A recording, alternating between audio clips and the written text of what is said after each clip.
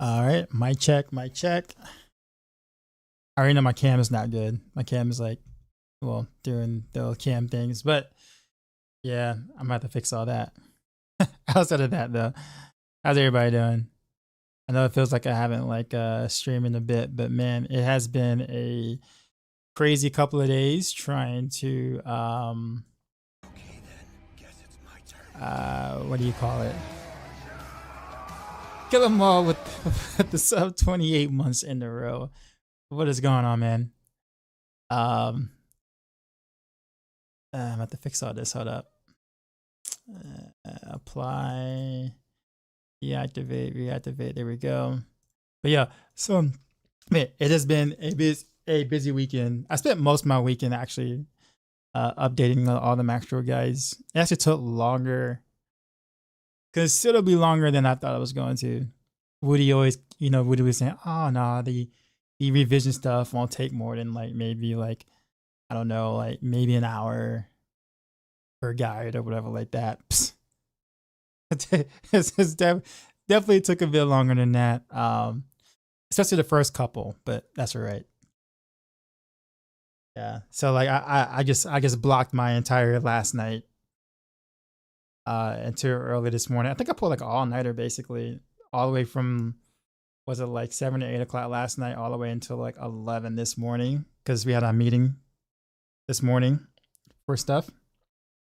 So, and then there's other things behind the scenes I can't tell you yet, but they're will be out pretty soon. I think you guys would find pretty cool that we've been working on. So, Orion, appreciate the sub.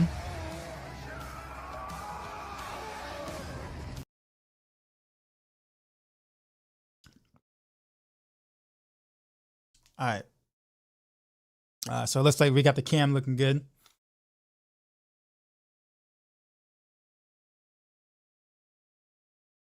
Did a lot of change for AOZ for rapid fire. I have two versions. I actually did decide to do two versions. So there was a AOZ victimized version, which follows exactly how the Maxroll guide is already. And then I have the close quarters combat version, which is played more like Barrage and Pen Shot. So I would just skim through that, through the victimized version, kill them all. Obviously with the Paragon board, there will be changes a little bit to the Paragon board because of the unique glyph. There's no getting around that. But it's not as big as people may think. So noted what's going on. How unlucky and you to do 1,000 Durian runs is still no Shaco, really? Oh man. Which I'm pretty sure with 1,000 Durian runs though, you probably got every other unique except for the Shaco, right? I assume. Larry Bird, what's going on? Which should you do? That's gonna be kind of up to you. The close quarters combat one is considerably harder to manage. But I need to include that one because it is a little stronger than the victimized one.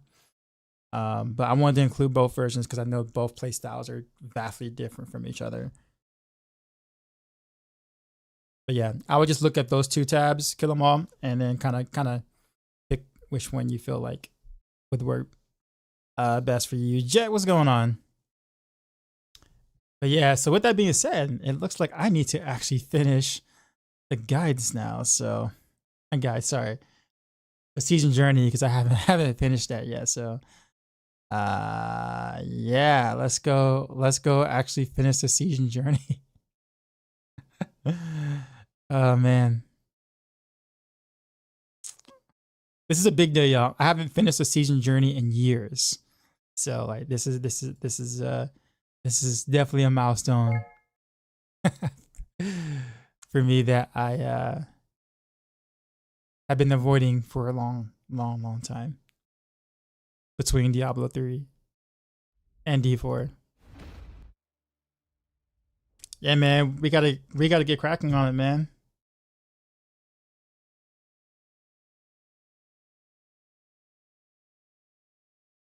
All right, hold on. Let me get my YouTube chat up. I got that. Peach, what's going on? I see you now. And you see me here, me on your mobile. Yeah, you did say that it looks better. It's better for you on mobile. The YouTube versus Twitch. Oh, what are my thoughts on the D3 patch? So about that, um, so first thing I want to say is that they didn't say which theme they're going to rehash yet. So, just gonna kind of put that out there. So we don't know which theme they're gonna rehash. They haven't announced that part yet. But in terms of the patch is concerned, they did quite a few different balance passes for a bunch of sets.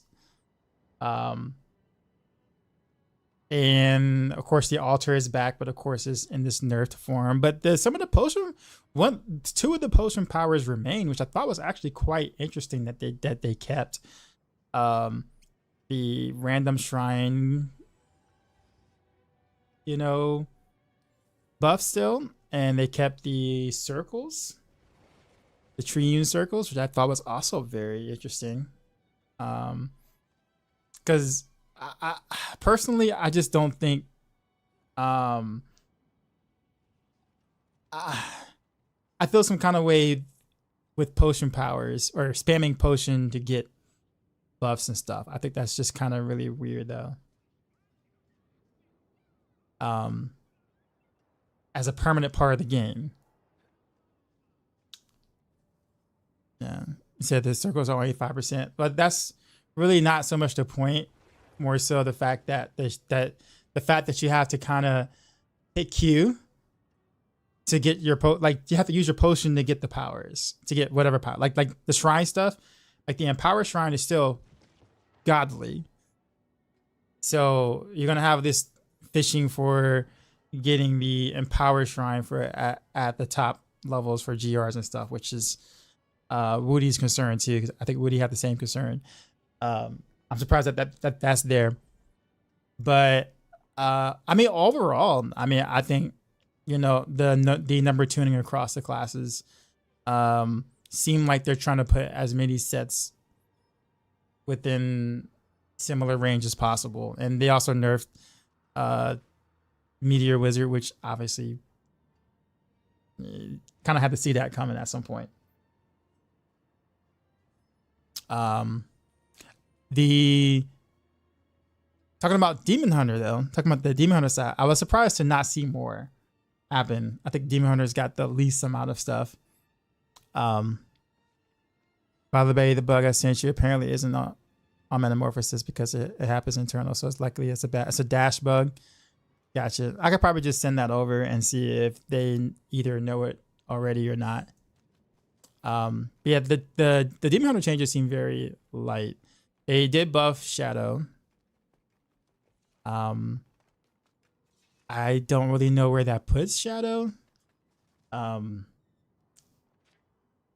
say God 6 is still a little stronger. But it does help Shadow a little bit. I'm surprised they didn't buff UE. I was very shocked that they didn't give like multi-shot some off. The Marauder nerf seemed kind of interesting too, because I felt that, honestly, I felt like God 6 and Marauder were pretty close, with Marauder being like maybe 4 GRs higher than current God 6. And the nerf actually puts Marauder in the same line as God 6, which is interesting that they did that. But the thing about it is that the thing about it is that like Marauders isn't an outlier. The outlier is Natalia's. Like Natalia's is actually stronger than Marauder. So the fact that they nerfed Marauder that doesn't make much sense at all, because it wasn't like the strongest Demon Hunter set. So I don't know what they were trying to do, other than maybe try to get us to play more Natalia's. I guess they want us to play more Natalia's at the top end for now. I guess because they did the whole rework, so they want us to actually play the set. I don't know. I don't know what the data is showing. I can tell you that at the high end, that Marauder was the set that people pushed with. So I guess Blizzard may have thought, oh, well, Marauders must be the stronger build. But the reality is that people just didn't want to play Natalia. That's all it was. People settled for Marauder over Natalia.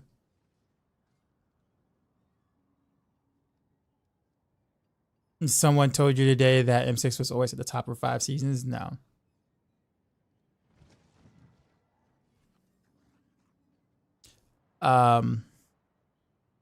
Natalia's just have a very high skill floor. Natalia's is just a really clunky mess of a set. That's what it really is. Riptide, what's going on? What do I have left for the season journey? No idea. I think it's like 4 things I have to do. Do I have to do the season journey? Yeah. For the for whatchamacallit. For the content on Tuesday.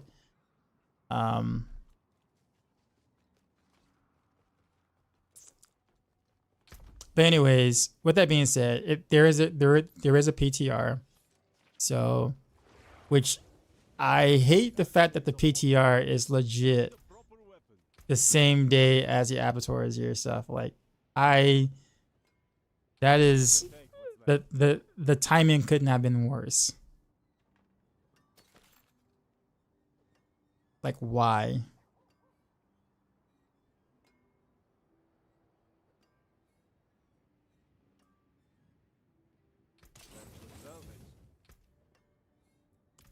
So I'm gonna have to try to find some way to actually get some playtime in for the PTR as well, because I want to test the PTR and I want to get feedback.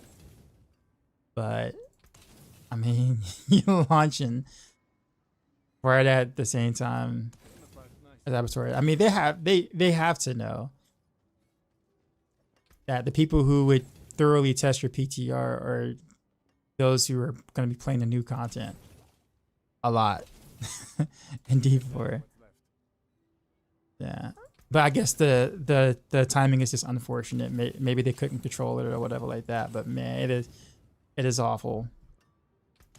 With that being said, though, I would have liked to see UE buffed a little bit. And honestly, I would like to see if we're gonna be pushed to playing Natalia's next season in terms of like the pushing is concerned. Like there needs to be changes to the set, man. Like I don't know if they're gonna actually do like actual changes, like physical changes to the set. But if they're going to push for us to play Natalia's like that, then yeah, I think changes definitely need to be made.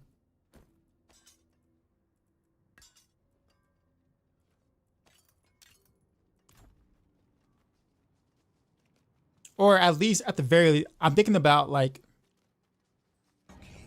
Jersey, what's going on? With the Prime, appreciate you.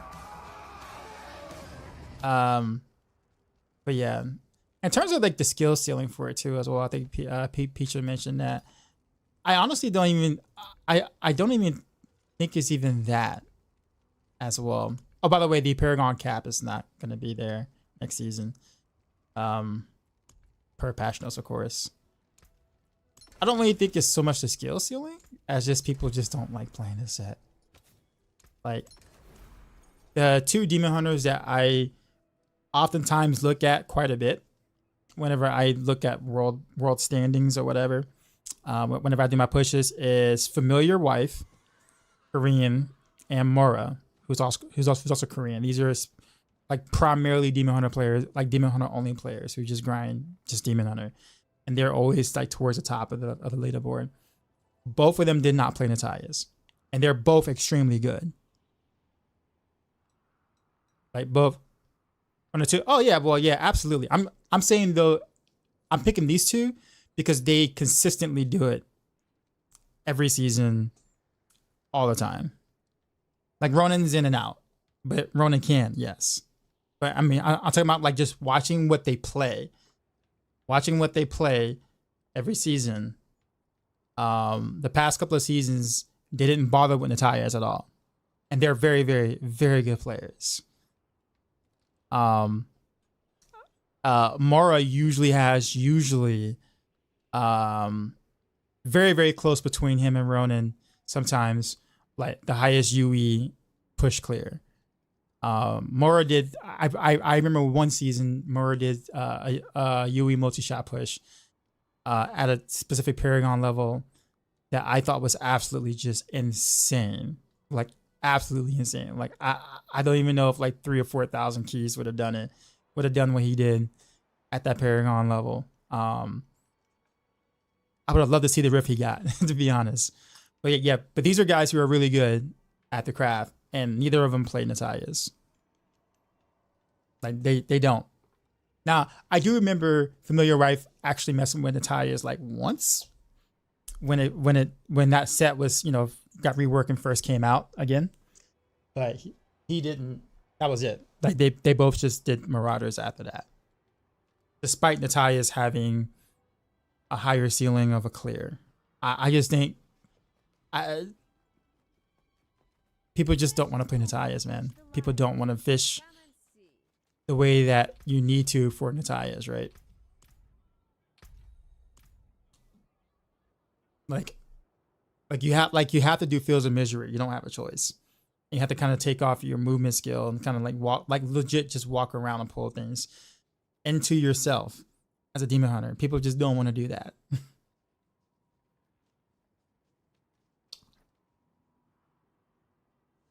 What's the mission tonight?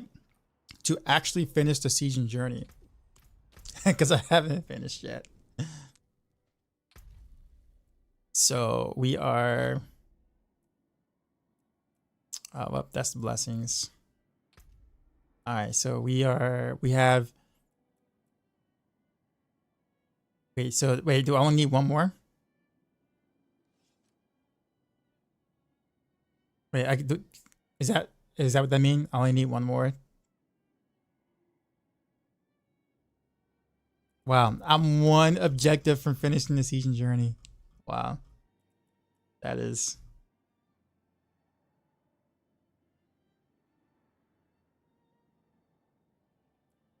Okay, so which one do I want to do? I can purify seeds. I can...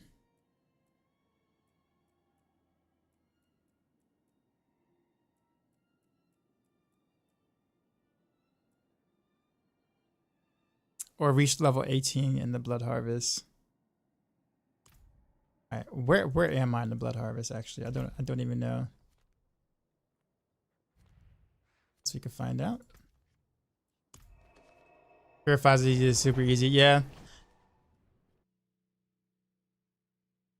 I just want to see how close I am for the Blood Harvest one.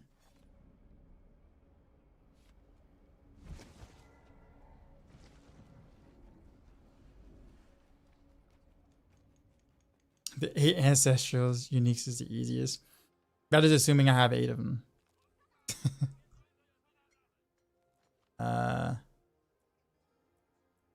Okay, I'm pretty far away, I think, from hitting 18 though.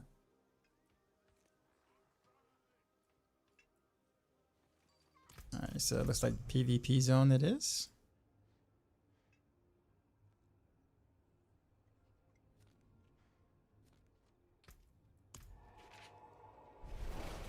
Probably gonna run into some ball lightning sork or a ridiculous Hoda bar damage and just get bopped.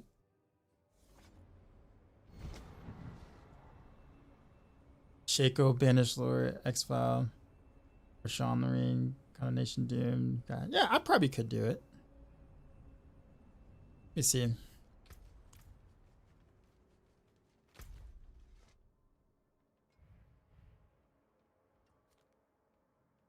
Who's that? Wait, what is this? Why am I able to see this? What is this? Just like a person or?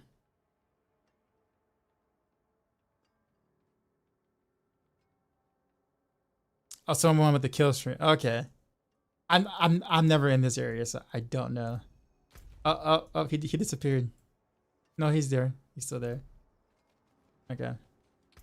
Where is the stash real quick? Let me see if I had 8 uniques.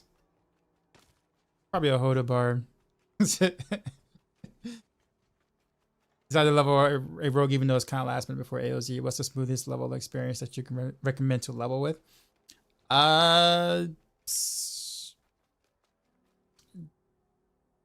Depends. I would say stay away from like penetrating shot and rapid. Well, you can't really level with rapid fire.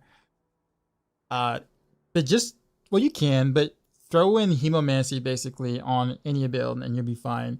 But Flurry, Twisting Blaze, and Barrage are probably your smoothest leveling experience. I think Barrage is probably the easiest to play to level. Barrage and Flurry are the easiest to play to level.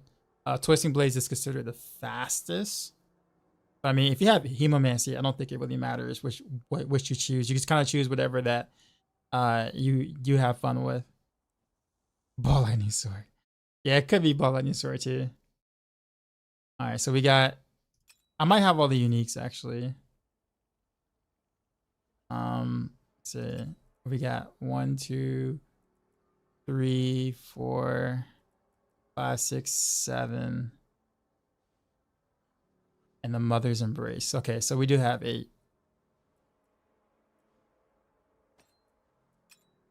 All right, let's do it real quick. This is probably the least. No, wait a minute. That's 2 rings. Never mind. I need one more shadow grasp. So I have a Shadow's Grasp still. Penitent Grease. So we can do that. All right, so there we go. 1, 2, 3, 4, 5, 6, 7, 8.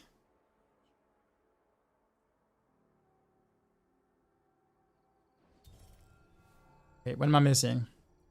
1, 2, yeah. 1, 2, 3, 4, 5, 6, 7, 8, right?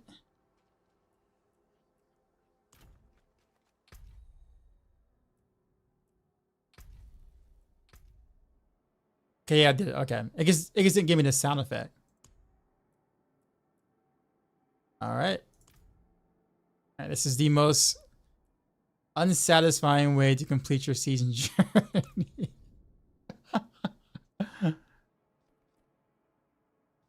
Battle passing required. Nah, I'm not doing that.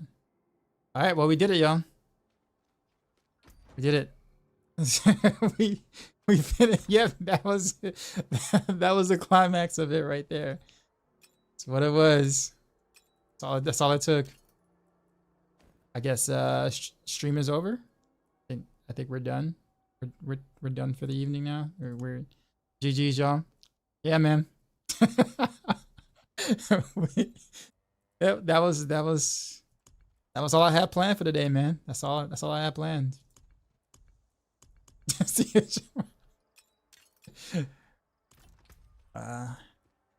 I'll probably do some wow. Oh yeah, that's right. I get all this blood. Sweet.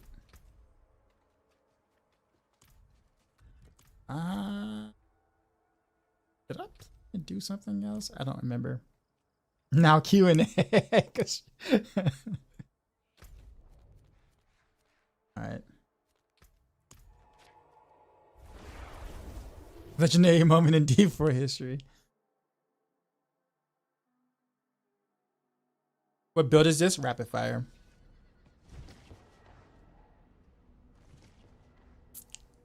Just what you want after all your time sunk into builds.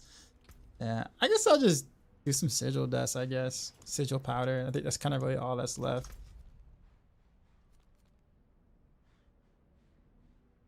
Sigil powder and materials for elixir, I guess, would be the 2 things.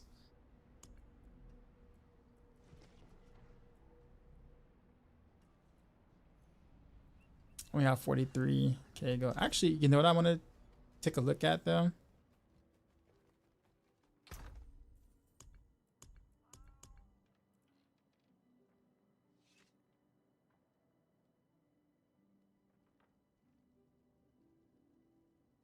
I kind of want to use this amulet, but I don't have a disobedience. Actually, no, I do have a disobedience. Now, I just extracted one. Yeah, let's do that. Kind of want the cooldown. This is lure time.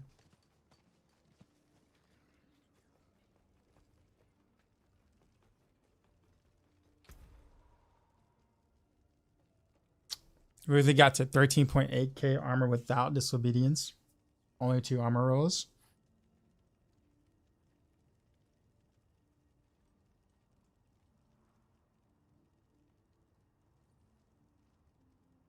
Do you have 2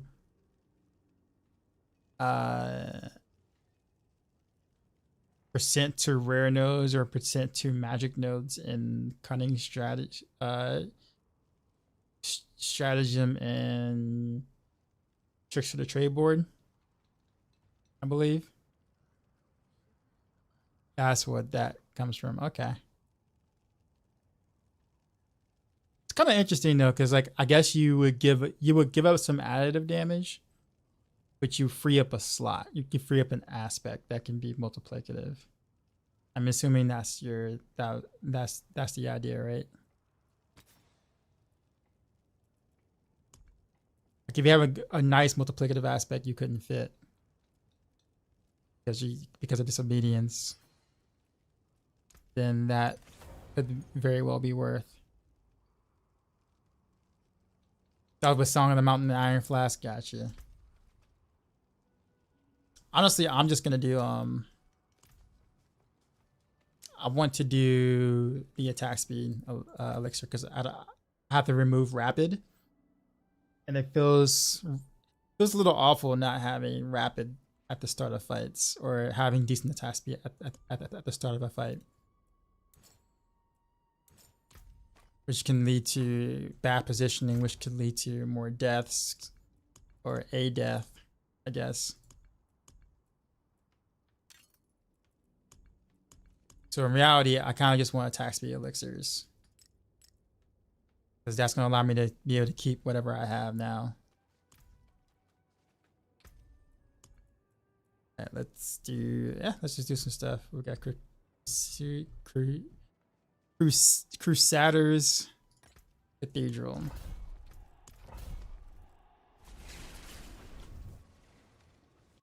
Maxroll updated the glyph. Haven't got back to it yet. I haven't checked. Like legit, I was just literally just rampantly just trying to key in and like update everything. What is this Party in the USA remix? This is Weird Al. Weird Al, who does like parodies of like popular songs. He's like a legend.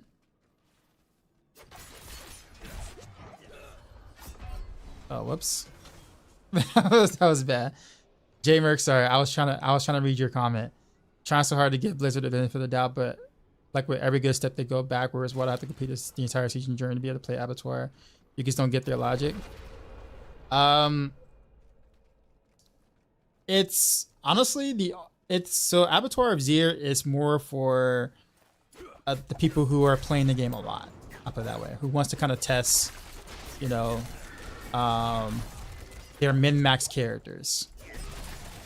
It's really not. It's the only thing that they've added to the game this season that really challenges like a grinder or a blaster. Everything in the game so far for season 2 has been very catered to the casual audience. Easy boss kills, super easy Lilith, leaving bug bills in the game, you know, much faster leveling to 100, very easy way of getting legendary affixes and stuff like that, which is a good thing. Like these are all good things in my opinion, because obviously your casual audience is your much bigger audience, right? However, none of these changes did anything for like someone who wants to challenge themselves in the game, because there was no challenge in the game. Abattoir Zir is pretty much that. So it's basically, you know, for people who want something challenging to do in the game. Like you get no like additional like actual rewards or anything that you don't get outside of Abattoir Zir. So it's definitely it's content you literally don't have to partake in or want to partake in, etc. but it's also challenging enough to the point where like if you don't have your season journey done, or if you're not playing, if you're not min-max for the most part, you're gonna get absolutely decimated in Abattoir Azir for the most part.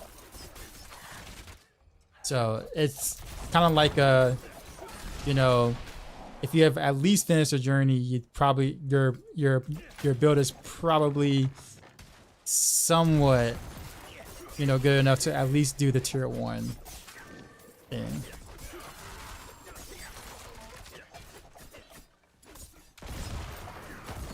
My tune is min-max and almost have all the Ubers I need, but now to go do PvP and farm pointless hell tags chest. Actually, you don't have to do the PvP at all. I didn't do it. However, I mean, I'm kind of with you on the season journey thing. I mean, I never do my season journey, so the fact that Blizzard got me to actually finish it is actually pretty impressive. Because I never had a reason to finish a season journey that I cared for. But it's really not that big of a deal. It doesn't take long. If you gotten all your Uber uniques, finishing the season journey takes way less time than like all the Durio runs you did. Like way less time.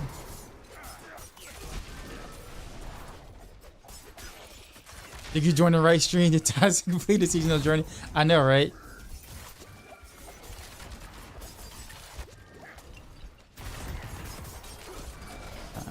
I gotta actually pay attention a little bit because I got the butcher.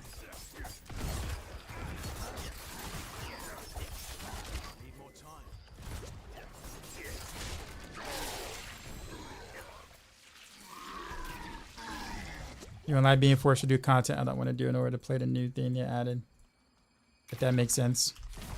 Well, yeah, but it's hard to appease everyone on that. How does Blizzard know which content people don't want to do?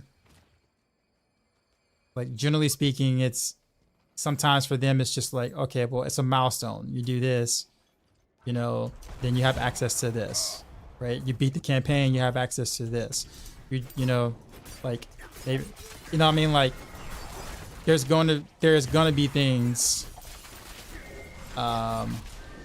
something in the game that we're not gonna want to do because we want said thing. Like how many people really want to kill Durio 500 times for Uber uniques? You know what I mean?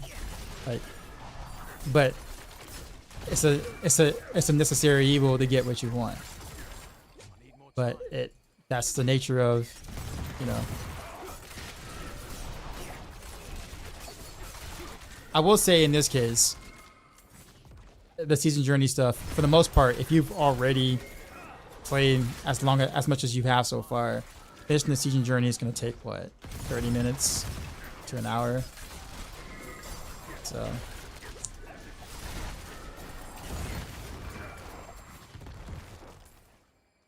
So it is an inconvenience, sure, for something you may not want to do. I don't know if it's enough for me to for me to get upset at Blizzard for making me play an hour of content I don't want to do. I mean, like I could find many different things to be more upset with Blizzard about. Personally.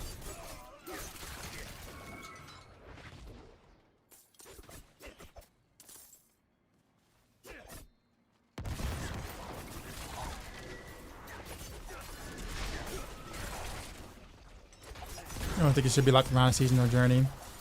Honestly, I really do think it really is to make sure that people don't do something they're not ready to do yet. Because imagine the flood of things where the game is super easy, right? It's been super easy in general. Like overall, it's been super easy. Now imagine all of a sudden you add Abattoir Azir, and you got like, you know, a level 80 character trying to craft a sigil, thinking, hey, I want to try to get this new glyph or whatever, and that person just get absolutely stomped, and there's only one life there and whatnot. And this is like your like casual of casuals. There's gonna be a lot of complaining, like a lot of complaining, because the game went from being super easy to being incredibly difficult for those individuals. So they kind of had to be some sort of like, I guess in their case, you know, they had to be some sort of, okay, we want to make sure that the game that you play the game enough to already know these things or have a better idea of you know, the type of things that can be challenging in the game, and then just not put you into something where your character just dies instantly. Like imagine the hardcore, someone who's new in the game who wants to try hardcore. The game's pretty easy. They jump into Abattoir's ear and they just get roll stomp, and they had no idea that it was going to be that hard because everything else in the game was easy. There'd be a lot of Blizzard, you suck. You know, how come you didn't say this? How come you didn't? You know, like they'd be way more complaining on the casual side if they kind of just allowed it at like level 50. You know what I'm saying? Like there had to be some sort of metric to be like, okay, you know, play the game enough and you know you'll have a better idea of what you're getting yourself into. They said it over and over, it'll be brutal. Yeah, but is that really, that's not going to stop a level 70, you know, whirlwind barb from trying to get into like an Abattoir's ear.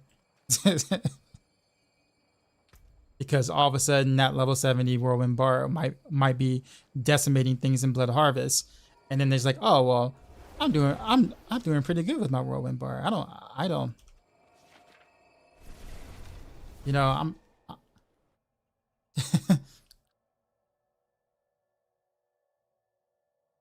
so I think they just kind of wanted some sort of soft gate, I guess you could say, in terms of like, you know, maybe you're just not ready for that yet type ordeal. And, you know, you're probably not going to be able to want to do this content if you haven't played the game enough at the time to be thrown into that, I guess. But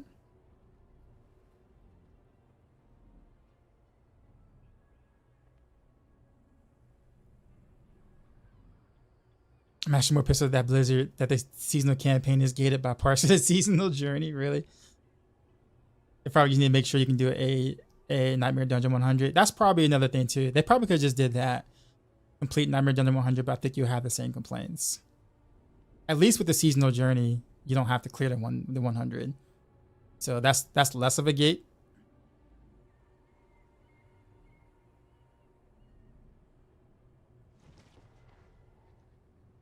Most concerning thing I have about Abattoir's ear is that the devs bouncing the end game around hold and ball lightning makes it feel like other builds might not perform well. Hope you're wrong. I think leveling the unique glyph will kind of solve most of those problems. I think hold it and ball lightning will obviously have an advantage early on, obviously. But I think other builds eventually will be able to do the higher ones once you level up the unique glyph. I think it's part of the reason why the unique glyph is there, is to give you the additional power to be able to do the higher tiers. Whereas Ball Lightning and Hoda may not need as high of a unique glyph to do some of the higher tiers, whereas the other builds would probably need to level up that glyph a bit higher to be able to do the higher tiers. But yeah, I don't disagree with you in terms of like the fact that they're throwing this into a very unbalanced meta / season. But you guys have already heard my rant about that already. I get it, but it should be, oh, I jumped in and tried to level 100 undergrade. Let me go fix my build. That's not how that works, man. J Mercs, I wish it was like that, but that is not how players respond. That is not how players respond. So as someone who's between Diablo 3 and Diablo 4, I guess 11 years of this, you'd be very surprised by people's responses and what people think the game, like how handhold the game really should be, or the games should be in a sense. There was a lot of people wanting free 150s in Diablo 3, and there were complaints about not having broken conduit shrines as part of a potion thing, or free 150s, like absolutely free GR 150s. And it's like, well, I've never done one before. I'm like, yeah, you have to work at it, but Well, I guess you don't really have to now. You would have had to at least try for a couple of hours, but but yeah, you'd be surprised. People aren't looking to work for that kind of stuff.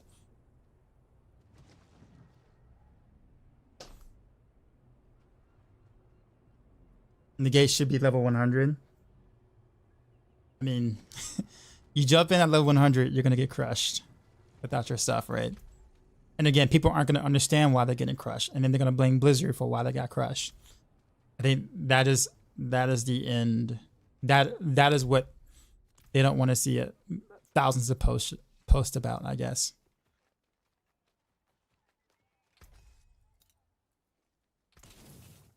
Because they went from destroying everything to getting mollywopped, and then they're not gonna understand why, nor are they gonna try to figure out why. They'd rather say Blizzard sucks instead. You see Adam's tweet yesterday about PvP? Actually, no. What he said? Yeti, what's up? Which class you plan on pushing with, Doxa? I know you level another one. Definitely Rogue.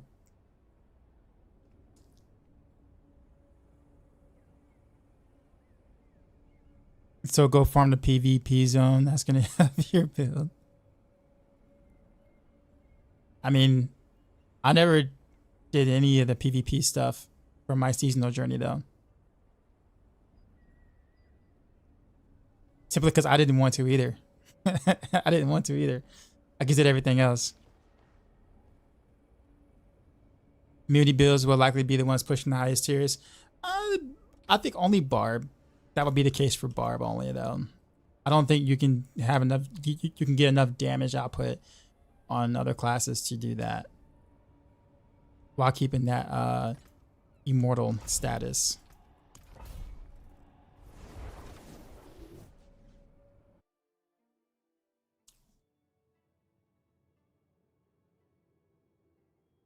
That glyph can be my #1 priority for bonus for next. Yeah, well, yeah, absolutely. Calculus said, in my opinion, hardcore is the only choice because our easy D4 is now T100 on Eternal. What's fun, but now it's mid. I mean,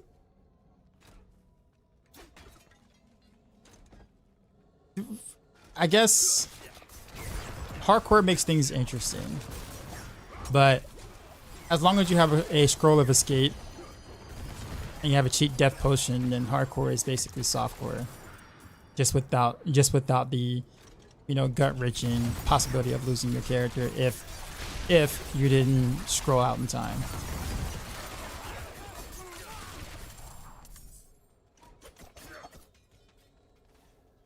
But you face all the same challenges.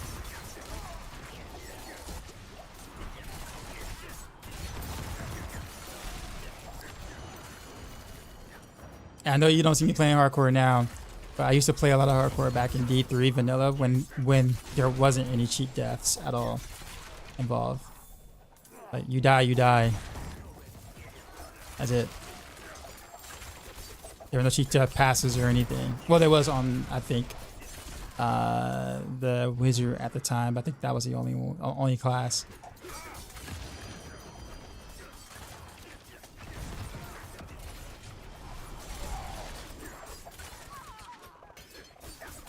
To give you a compliment, I'm very thoughtful. Oh, thanks, Corey. I attempt to try to look at the big picture, whether I like the picture or not. I try to look at the bigger picture to at least understand why the decisions were made, whether or not I agree with said decisions. Wow, that hurt.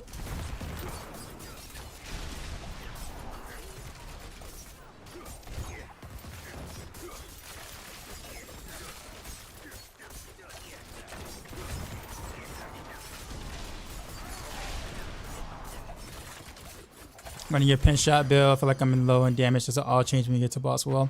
Yep. In fact, the entire build for the most part is based around the to boss wall bug. Most of the combo point builds right now on Rogue is based around to boss wall. So you're not going to do much damage at all until you get those pants. Especially pin shot, because of course you got the wind force involved, which also requires really to boss will to really shine. So yeah. Those pants are very, very important. I think it's mentioned like that in the guide too as well.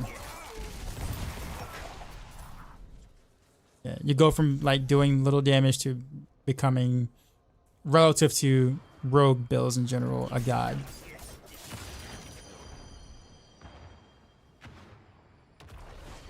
People will always want free no matter how much they carry the casual. WoW's a lesson on this. I hope they I hope they learn.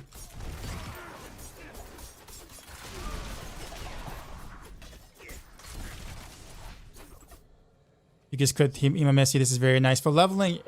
Absolutely. It is. It makes leveling so free, man. You say we get to get a scroller's cape and you're level 70.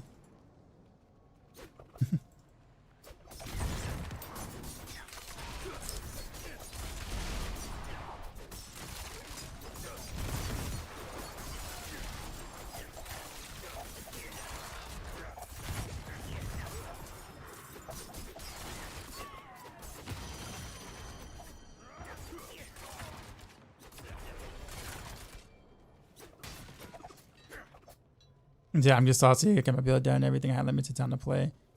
Not spending doing pointless tasks just to access. Avatar. I mean, that's a fair frustration. Not gonna lie. On the other side of things, though, Abattoir is optional. So, and you know, you can always access it anytime that you feel like. And my thing is, I guess that's kind of an interesting thing. Like, I guess you really wouldn't have time to really play Abattoir Zero much anyhow. And the biggest draw is really to push to higher levels, right? And get your unique glyph up high. It's gonna take a while for you to do that. So, yeah, you may not have much time to really enjoy Abattoir if it's the way that you're mentioning it.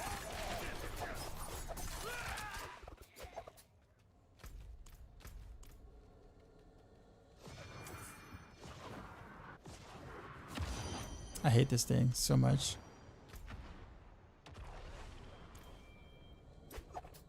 The melted heart of Selig will no longer count as a player spending resources when resources is drained from players in PvP. Oh, yeah. Okay, yeah. That part I knew. Yeah. Oh, yeah. I thought, yeah, that was mentioned in patch notes. Yeah, okay. I thought you were talking about like a tweet that Adam said that wasn't in patch notes. But yes, I did remember that, yes.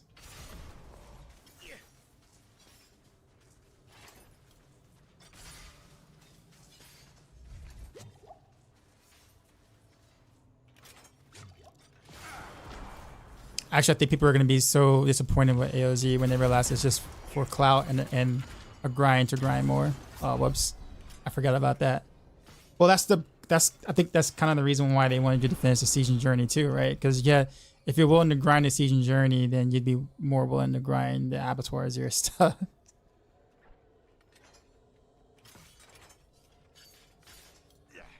I totally just wasn't even looking at that.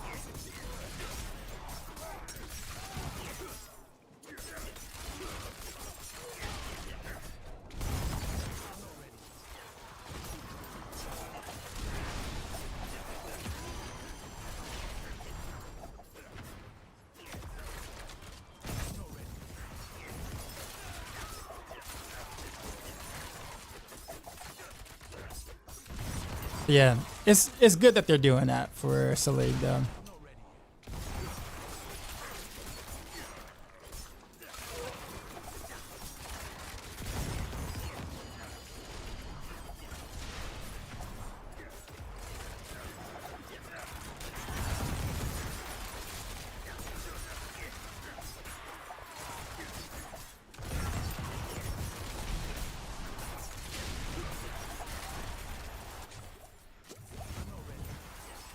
But at the same time, Riptide, I also think that like the people who will be disappointed with the grind at the end of the day, then it's probably content that's not for you. Right? There's many things in the game right now that is content that doesn't require you to grind for. You know, and then there is things in the game and that requires you to grind for. Right?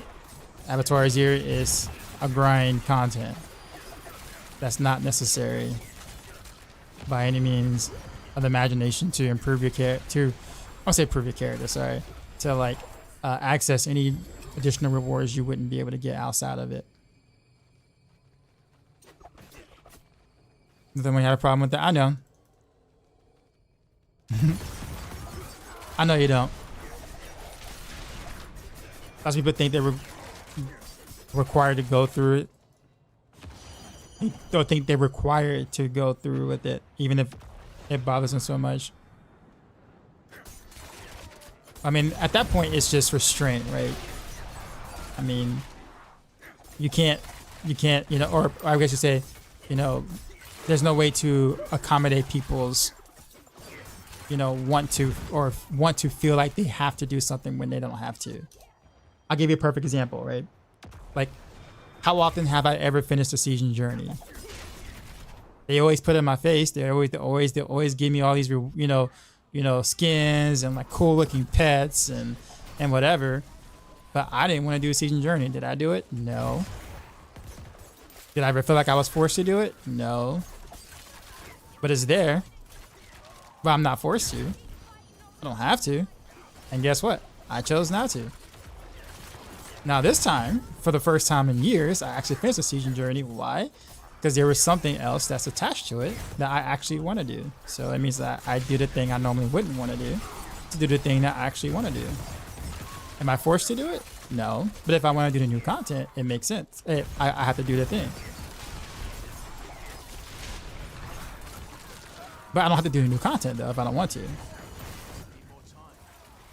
It's still one of those things where I don't have to do it. You know, there are going to be things or content, you know, in any part of the game that you might not like or be a fan of, you know. But as long as there's nothing to the content that is tied to it that, you know, you can't get elsewhere with like that, or you're gated from getting like specific rewards, then it's always optional content, and Apertura Zero will always be that.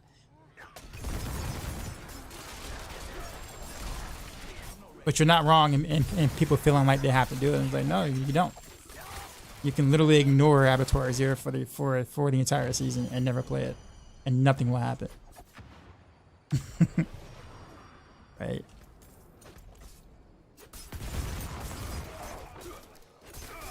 Without Melted Heart Select, which classes do you think that could push the highest in AOZ? Do you think it's Rogue?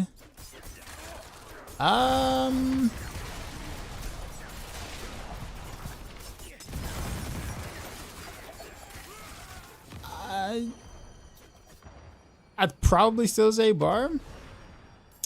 I do think it's gonna come down to more luck, or there's gonna be more luck required than people really think, because at the highest end, for the most part, it really is gonna come down to which shrine did you get, which shrines did you get. It's gonna have that Diablo 3 factor in terms of like the initial highest clears. Now, once the glyphs are leveled up, you know, like the unique glyph is leveled up pretty high, whatever. After that point, it's gonna be like, okay, you know, you don't really even care about the shrines as much. But the initial push to like 25 or whatever, to get to 25, there is gonna be some getting lucky factors in that. So it could very well be a class that people may not have thought would be first to get there, literally due to some luck factors.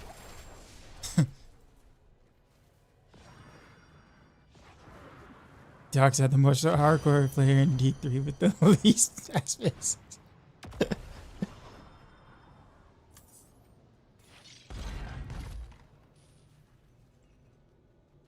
Make sure I answer all the questions there. It's been so long since the nerf to T100. I hope Zero can compare. I'd assume so. I think the HP might be.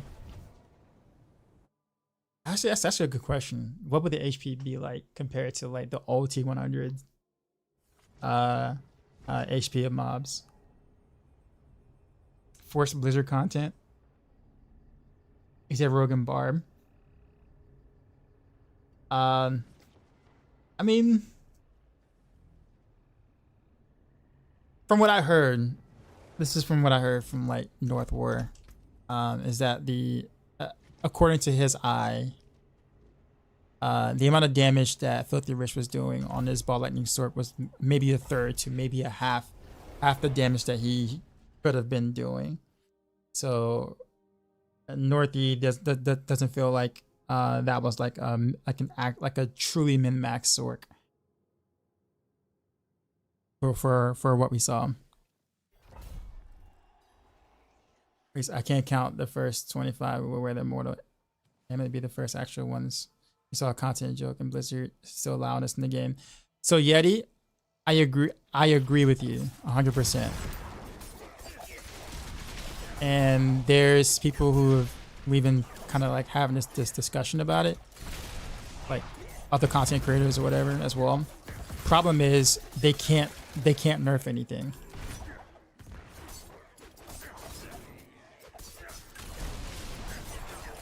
Like they legit can't nerf anything. Like imagine if they go in and nerf Selig for AOZ, like because of AOZ. Like the amount of people who will bring up that quote saying, you said you would not nerf Season of Blood, and then you nerf my Immortal build, and now I can't do the build, and now I can't do the thing without like, without guaranteed dying. How dare you, Blizzard? I hate you. You liar. Like, so yeah. That's what Blizzard would get if they touch Selig for Abattoir Azure. And unfortunately, those guys will actually be right. The people who would be complaining about that would be in the right, technically, because Blizzard did say they weren't going to nerf, these OP builds or whatever, or these broken builds, and immortal characters are technically considered broken, right? So, Sirik, what's going on, man? From YouTube? Yeah, man, you're welcome.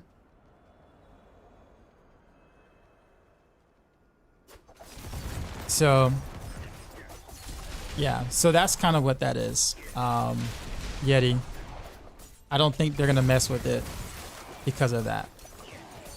So they kind of pigeonhole themselves into these types of builds, possibly dominating, right? And that's what we get, honestly. I tell people sometimes, I'm like, hey, sure, it's fun, I guess, to have all these broken builds around, but now when we're actually trying to get content that's supposed to be challenging, and then we have these broken builds running around, like, if Immortal Barb basically just makes the content, or invalidates the new content, now we have the problem I was talking about.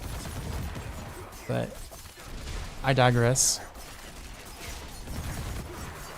Greetings from Poland. What's going on, man? Biota.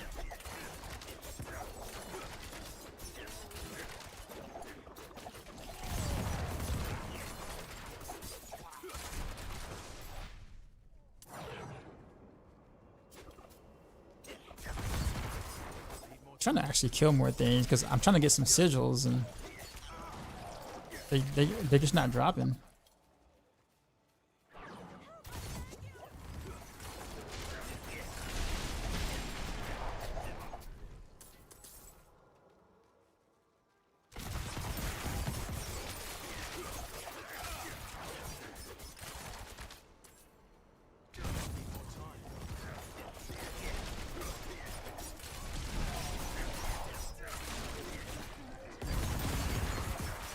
You got level 9, 91 Necro and 21 Rogue.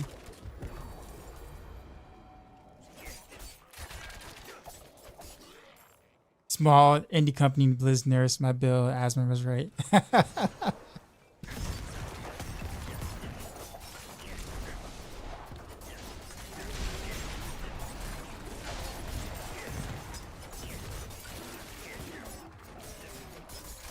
As funny as this is gonna sound though, I am looking forward to actually getting all of my ricochets to happen and then in a dungeon. Which you guys may not like see as much on like a rapid fire build or a spec or whatever. Oh, I didn't even go grab the whatchamacallits. I forgot to definitely do the objectives. That's how like out of it I am right now. Let me go do the objectives. Alright. Anyways, what you guys seeing right now is that most of my arrows don't ricochet because stuff is dying too quickly. So I'm actually very excited to kind of see how rapid fire's like actual clear potential can be when everything actually ricochets.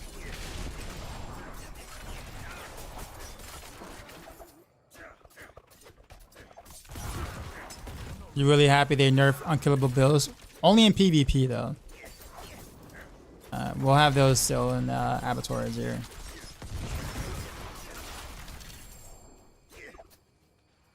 But in terms of PvP is concerned, most of the people who the PvP community in general already banned that amulet anyway. So, like generally speaking, if you took PvP serious, this didn't really do anything for you other than just make sure you didn't have to make sure someone wasn't wearing the amulet, kind of thing, right? Like you don't have to like monitor it now. But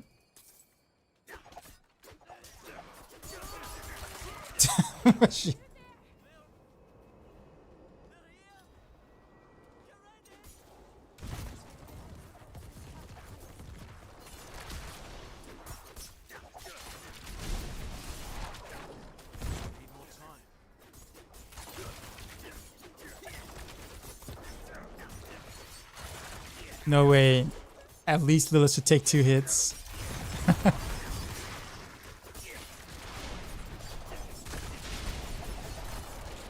Season 3 is gonna feel so bad once they nerf everything to a reasonable level. This season is one shot everything. Yeah, I mean, well, it's not gonna. I mean, I don't. Well, depends on what. I would say people who are used to one-shotting everything. Yeah, I guess, or didn't play preseason. I put it that way.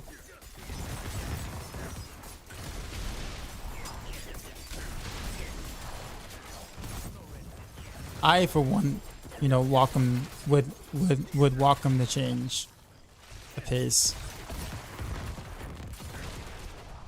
I'm gonna be like 100% honest with you. I await the day that I don't have to play close quarters combat on my rogue, on my ranged rogue, or a day where a bow basic attack is actually worthwhile.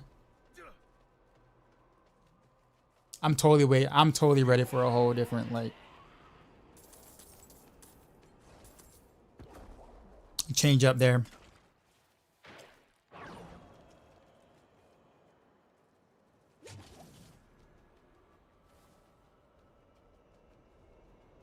I don't think we can go back to preseason T100 ever again. It'll be like season 1 minimum.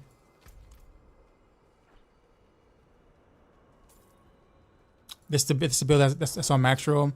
This is the I guess you could say Abattoir of Zir, close quarters combat version of rapid fire, just without the glyph, of course. So you can do it 2 different ways: victimize or close quarters combat.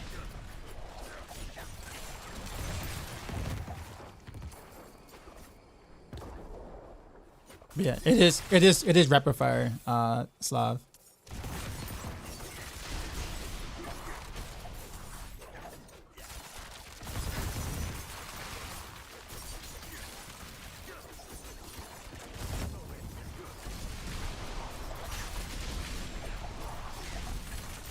That was good, actually. The probably got Udoga ejected.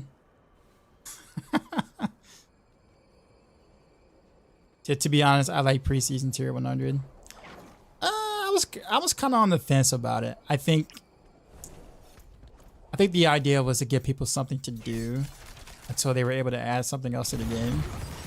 but considering where the state of the classes and builds were, most things that could do the T100 or whatnot, or to do it, you had to kind of be really gimmicky. And I mean, that's kind of a problem too. Like the challenge part of it, sure. But when primarily gimmicks were the only ones that were that you'd be able to reasonably do that, that's also like a problem. It's like a different kind of problem, if that makes sense. However, I do enjoy the, you know, something being challenging, sure. Just, you know, gimmicks aren't necessarily any better either.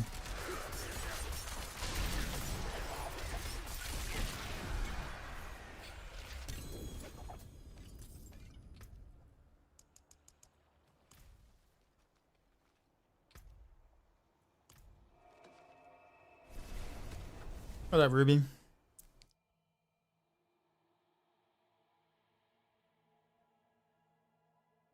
I do wish Lilith can go back to where, you know, to what she was though, like the old school Lilith. I think they nerfed her health way too much. Like way too much. Will people be able to do AOZ carries for people who want the glyph? Nope. Well, let me rephrase that. No, I'm right. No. Because what happens is, if you're in a group in AOZ, if the person getting carried dies, you all fail.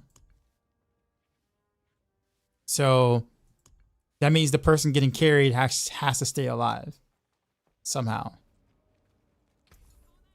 So the carry has to actually do something, or the person being carried actually has to do something to stay alive. And chances are they're going to get one-shotted if they're getting carried.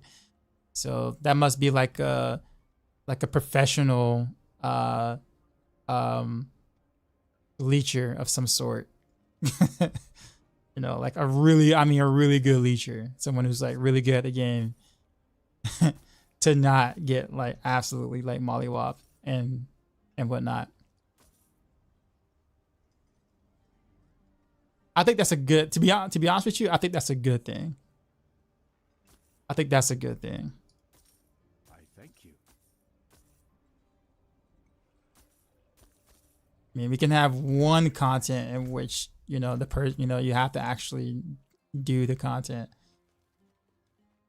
You know, it's okay for everything else. Like, I mean, I'm totally fine with it for everything else, but at least you have one content where it's like you actually have to, you know, play.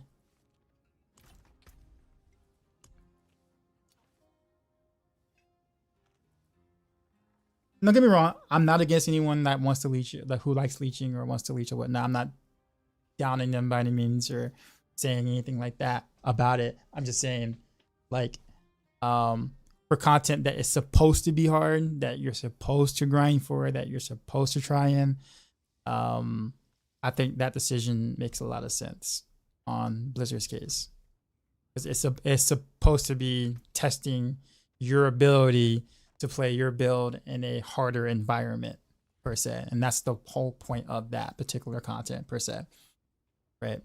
If you want to, you know, get carried everywhere else, that totally makes sense. It's all good, right? One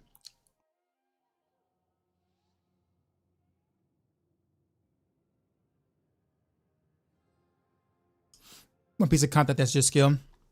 I will say compared to everything else we have in the game, that would probably that probably holds true right now. I really think they should have just left the shrines out of it, but in my opinion, but I know there's no leaderboard, nothing like that, so I guess it is kind of fun to kind of get a random shrine just to help you clear or whatnot when you're in a pinch or whatever. So I think for the fun factor, the shrines are fine. And the fact that we don't have any leaderboards or whatnot, then I guess that's fine. But I definitely would have been complaining if shrines were still there. and there was a leaderboard attached to it or something. Because I'm just being like, bro, really? Like,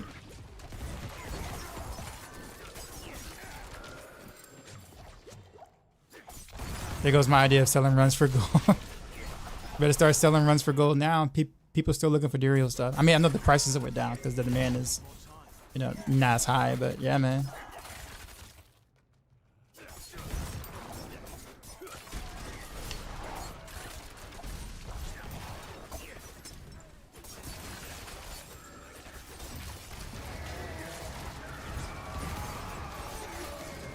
Is that Muck or Mook? Appreciate the sub.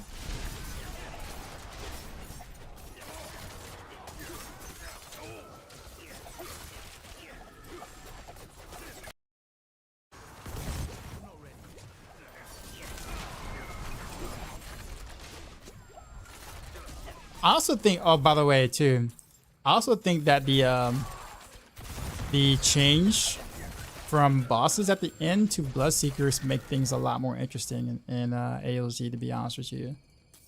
It kind of allows builds that just completely struggle with boss killing to actually have a shot at clearing in time. Which puts Necromancers, you know, that gives Necromancers quite a bit of hope. Because they usually were struggling relative to other classes for boss killing.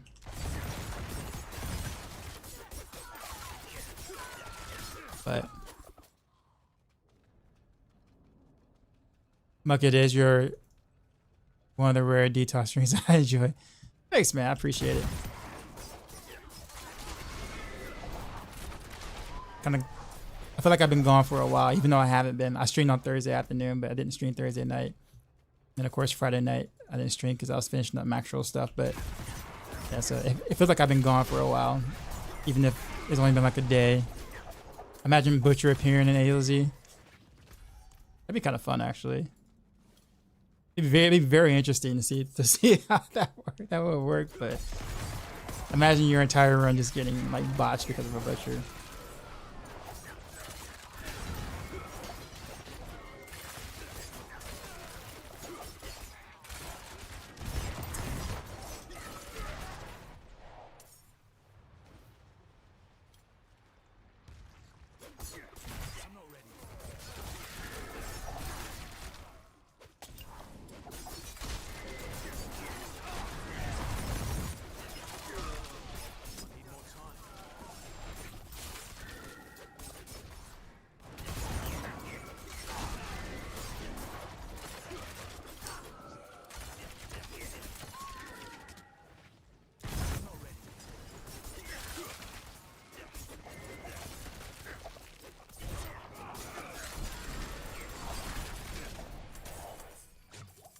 Alright. Bloodseeker on Butcher in dungeons. Bloodseekers are dangerous. So like the fact that you can crowd control them makes build like other sort builds actually like kind of worth it in a sense, like Blizzard and whatnot. Also same thing with Rogue stuff too as well, right? Because I mean Rogue is a lot of, you know, close quarters combat, stacks a lot of crowd control, stuff like that. So that's a big W for Rogues. But yeah.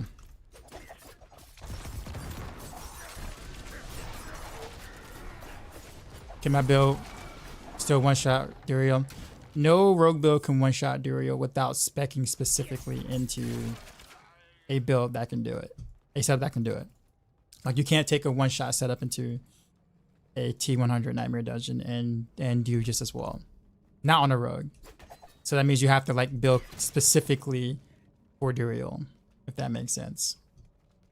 I mean, I could probably 3-shot Duriel with this, with my current T100 setup, if I get the procs and stuff. Like if everything panned out exactly how I wanted it and whatnot, and I get the max combo points on my elemental cycle and stuff like that. Yeah, I could probably 3-shot him with this. But yeah, one shot requires you to change up quite a bit of things.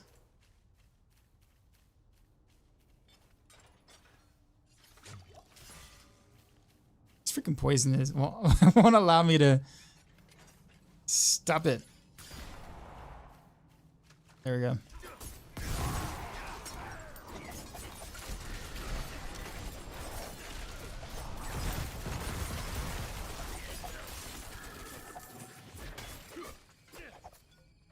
Are these builds going to be like when they nerf to boss will? Normal. I'm actually, it's gonna sound really weird, but I am totally, I can't wait until I don't have to wear it to boss will like legit ever again. Because once they fix it, I'm not putting back on these pants. I'm just not. Like, I'm gonna go with temerity with conceited on like a weapon or whatever, and say good riddance to freaking to boss will.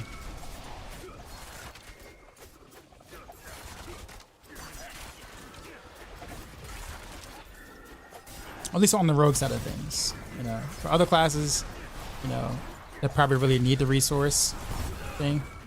Oh, whoops. That was a really bad shadow step.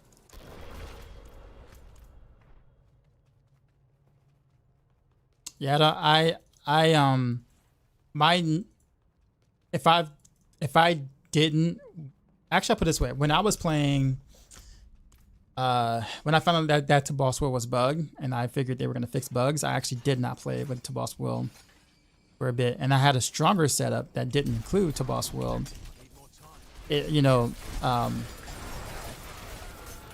relative to the non-bug to boss will. I don't know if that kind of makes sense. So I have a stronger setup coming for when that is actually fixed. That I will much prefer to play, to be honest. Because right now on a rogue, you know, I have no idea how many combo points I have, unless I like look down at the bar, obviously. But I have to like shoot like 5 or 6 times to ensure that I get the proc, and it feels really bad if you don't. Like your damage plummets if you did not proc the 22 combo points or whatever. So you're at the mercy of RNG in terms of this proc, and I don't like that at all, to be honest. I mean, it kind of is what it is this season. You do what you gotta do. I don't like puncture either, so, and being forced to use puncture because it's a boss will bug. But you just gotta do what you gotta do this season for Rogue. Ironically enough, the game is still fun. The class is still enough fun for me to be fine with playing this way, but I would much rather not. If I had a choice.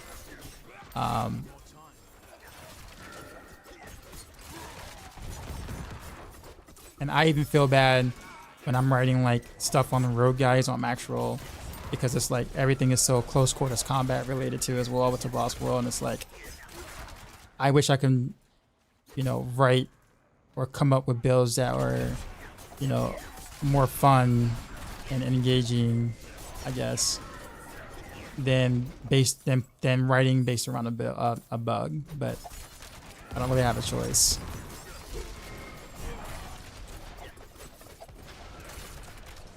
Rasico, what's going on? I think I saw your post earlier. I forgot what you said though.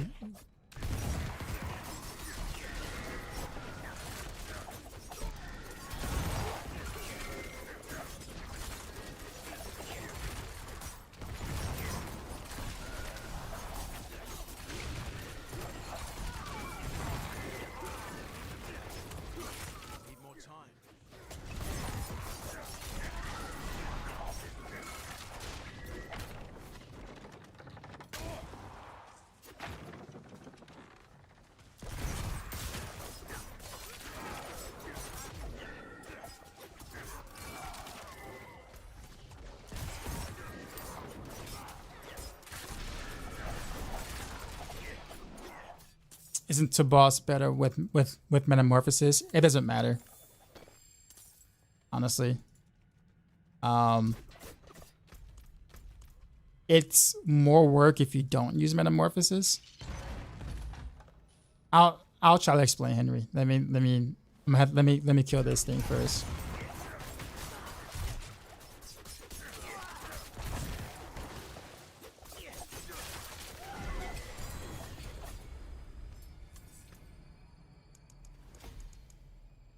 All right. Personally, I don't like metamorphosis. Personally, because he just says it gives Flurry a chance to shine. Oh, the Bloodseekers versus the boss. Yeah, yeah, it does. That's very true. So I don't like metamorphosis personally. I don't like the lag at the end of every uh evade with the teleport port. I wouldn't even call it teleport, but that's kind of what it feels like. There's like a little delay when you get on the ground, and that delay prevents you from being able to do certain things. If your muscle memory is to like evade and then immediately start attacking, you can't do that with metamorphosis. You have to kind of wait a little bit, like almost like I would say like a fourth of a second or so, or half a second before you actually start trying to use your imbuements because you can't do it. And that's a problem. Like that for me, that's a problem. I don't like that. It does provide you with unstoppable for a little while, which allows you to be able to get, about 7 to 8 seconds or whatever of the to boss will like damage buff. But the way that I play anyways, I can also do the same thing with Shadow Step and get the Unstoppable from Shadow Step without having to use Metamorphosis. Now the Unstoppable from Shadow Step with the Toboss will only give me about maybe 4 to 5 seconds of the damage buff from Toboss will instead of the 8 seconds I would get if I did Metamorphosis, if you're still following me. However, I don't mind that as much because my Shadow Step has a 4.5 second cooldown anyways. So basically I will Shadow Step, dash out, use two charges of shadow imbuement. By that time it's done, my Shadow Step is up again. I do Shadow Step, evade, 2 charges of cold imbue, and I guess rinse and repeat. So my rotations are in 4 to 5 second cycles versus 8 second cycles, which would have what it would have been if I did Metamorphosis. So all in all, I say all that to say that Metamorphosis is definitely easier to manage. I just don't like using it. But I have it on all the guys on Maxroll because it is by far the easier option.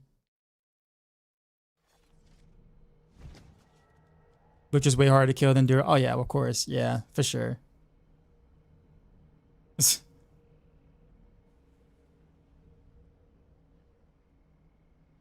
You said Butcher doesn't hurt like Bloodseeker.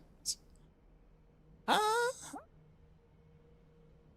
I don't know if I agree with that as much. I guess it probably just depends on the build you're playing. If you're playing a build in which you can face tank, then yeah. Like if you're like really really tanky, then you can out heal his hits. It still hurts. Your sustain is just better than the amount of damage he can do to you per second. But those hits do hurt. You're just sustaining them. You're out sustaining them with undying. I guarantee you, if we didn't have this vampiric power, undying, we'd see a lot more Butcher characters that die from Butcher easily.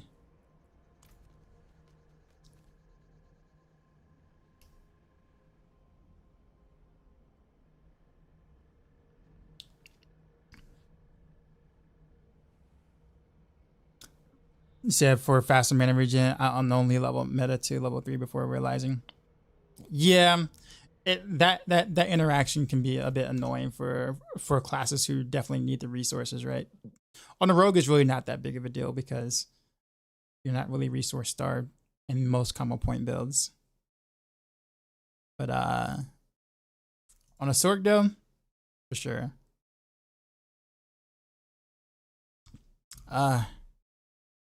Risico, you're using using D4 Armory. Okay. I'm like not familiar with this with this format at all. I was hoping for like a Maxroll planner. It'd be a lot easier for me to like check exactly what you're doing. For me, what do you want me to look at though, Risico?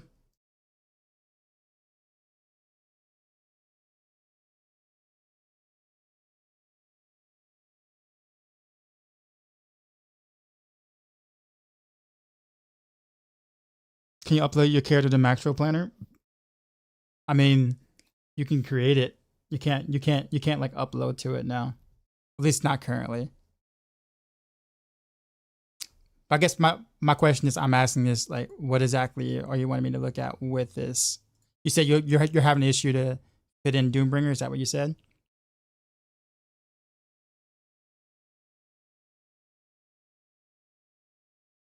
You don't know which aspect to drop from the guide? The guide should tell it.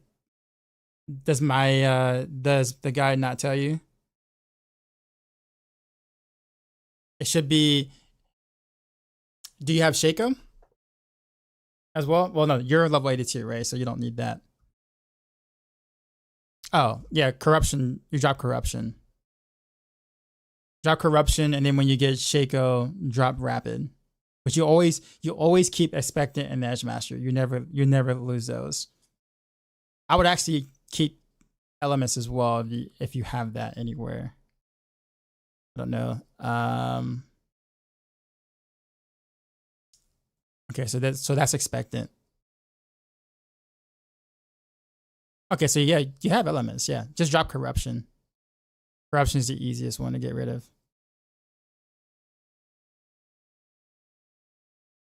Okay, so this is rapid.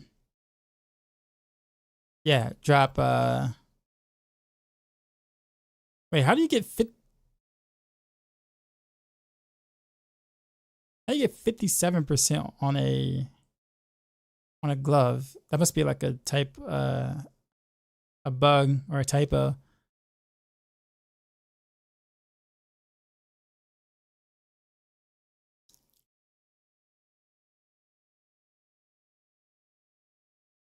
Yeah. But anyways, yeah, drop corruption. Keep everything else. Like corruption is nice, don't get me wrong. Like it really is nice. It's like the icing on the cake. It's one of the ones that isn't necessary. Like isn't necessary for you to hit hard or to like deal good damage, but it's like a good to have. If that makes sense. Hold on, let me pull up the YouTube chat again before I lose it.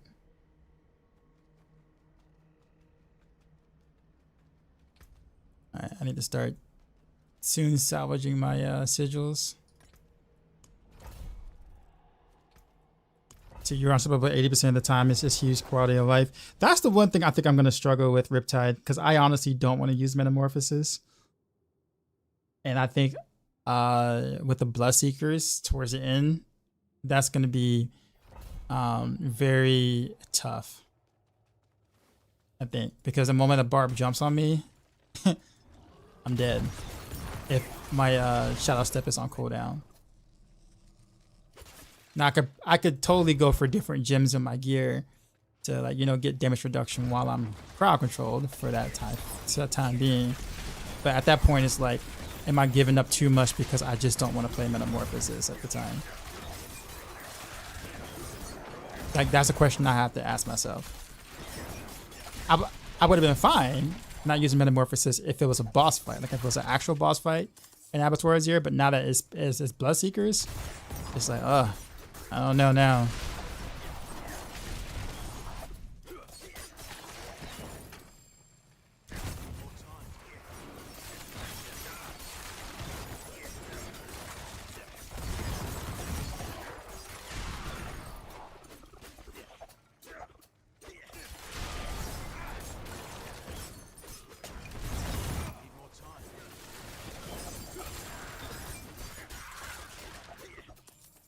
Whisper Cash. Oh, Buck Crazy. What's going on, man?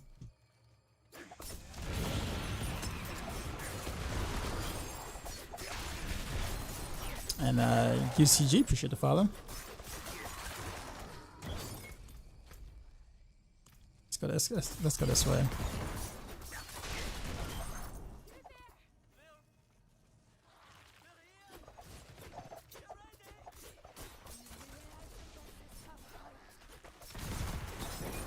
You gonna try to get Andy's at all? No, not really. Nah.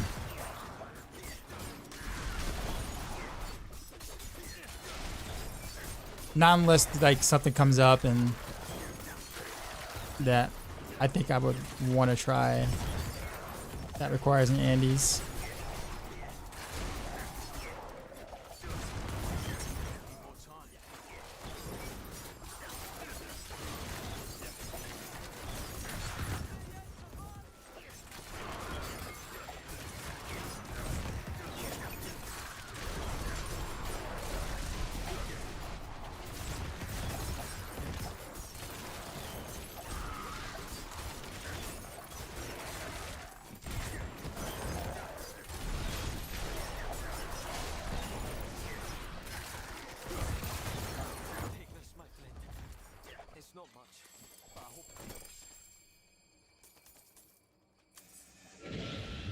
So no, I appreciate it, Father. Speaking of which, though, let's. There we go.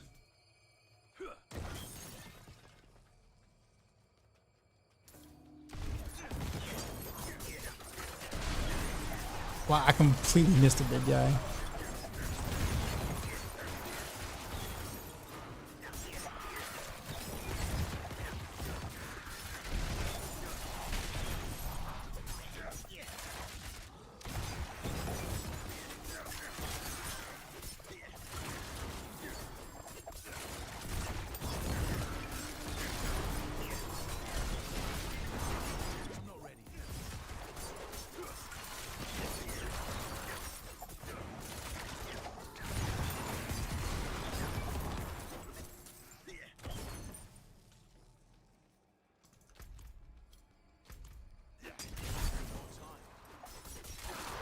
Wait, did I evade? No, I did.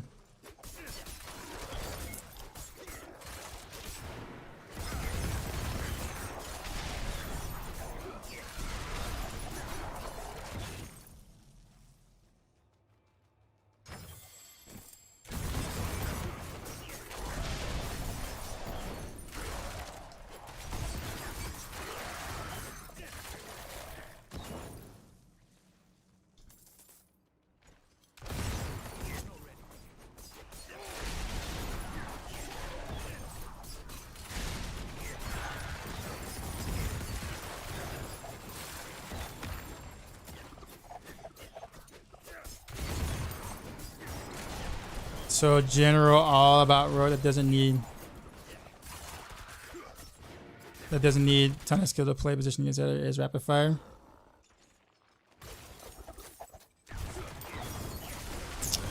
Let me make sure I read that right. Are you saying that rapid fire is the one that doesn't need a ton of skill to play? Is that what you're saying? Are you talking about the Maxroll guides, Sir Duncan?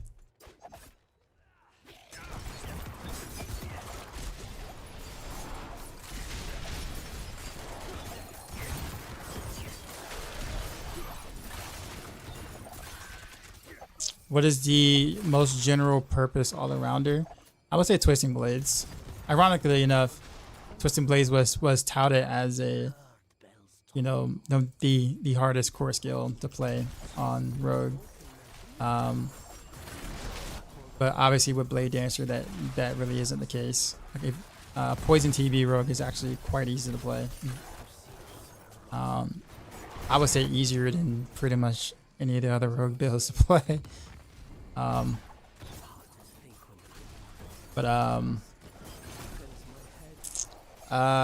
would say on Maxroll, the Victimized Rapid Fire Rogue is actually pretty easy to play.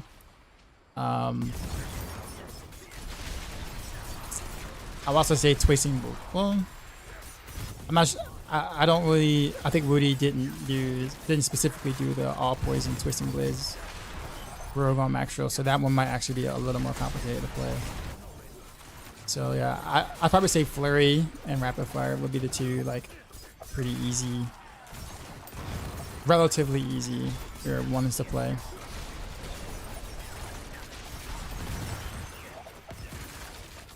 And totally stay away from any close quarters combat,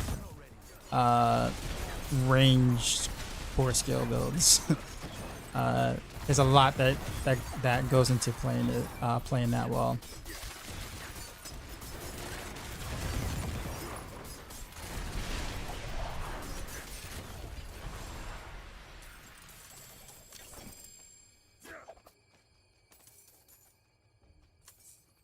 Trigger has 4 points at fast out teleport, fast nova, 9.8 second flame shield.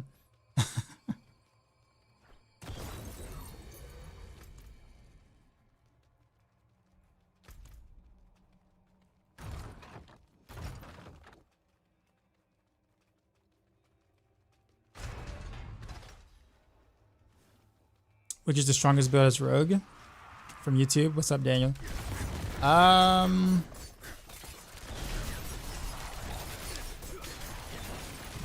I would say Twisting Blades. Poison Twisting Blades. But it's not so cut and dry though.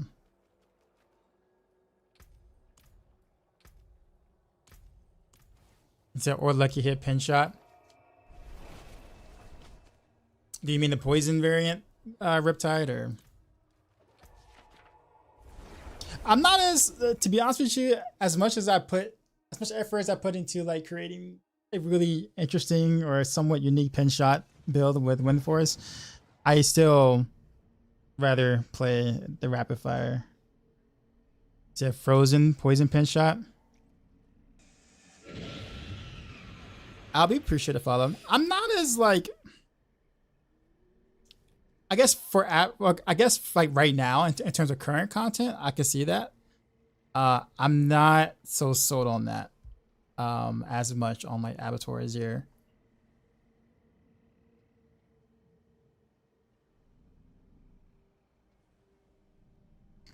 I think I'm not saying it wouldn't do it wouldn't do good.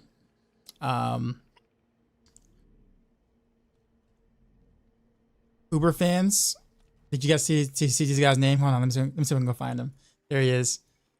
Uber fans.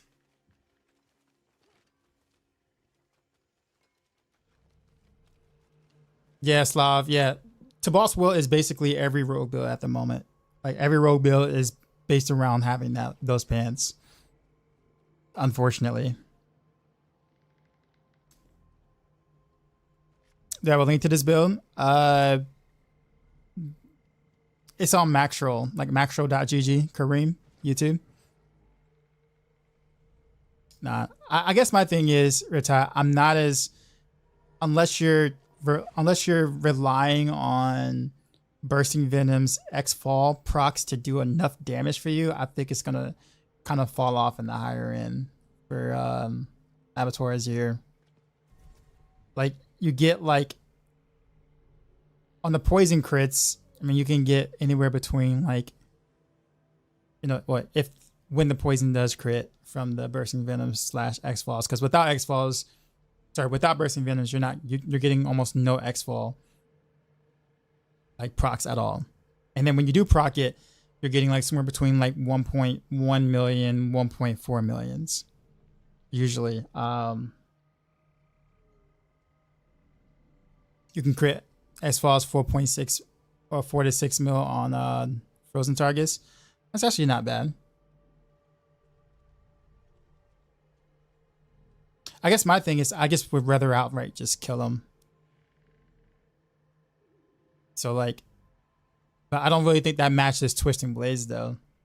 Like if we're talking about a point, like if you're talking about like 2 specs back, you know, head to head that deals with poison, that's not gonna touch Twisting Blades. I mean, you got at the high end, you got Twisting Blades being able to like get up until like almost 100 million on like ticks on just the poison imbuement itself. Now, obviously, you have to sit there and like keep hitting for that to happen, which chances are it's probably not going to be likely that a person's going to be able to stand there and just continue to keep doing it on Twisting Blades.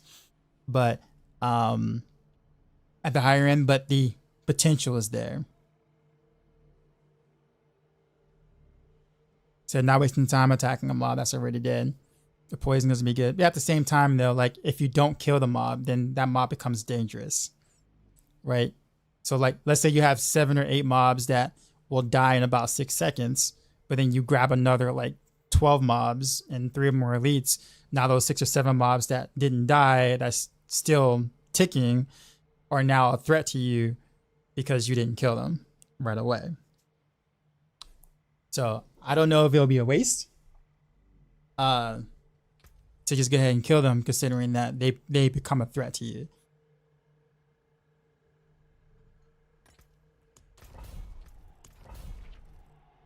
But at the same time, though, you can always, like, you know, maneuver them into their, like, you know, where they become into like a bigger pack or whatever, and then you can like use the piercing or a pin shot to get an even bigger number.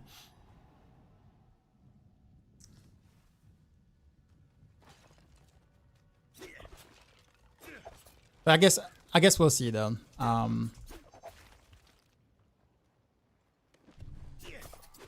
I think it'll be cool to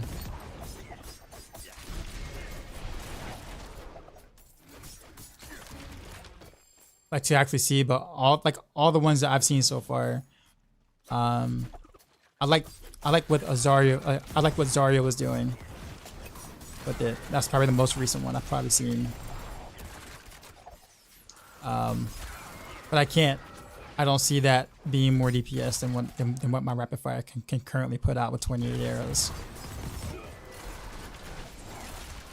But I can see the appeal. Like, it's really cool, and it's pretty safe.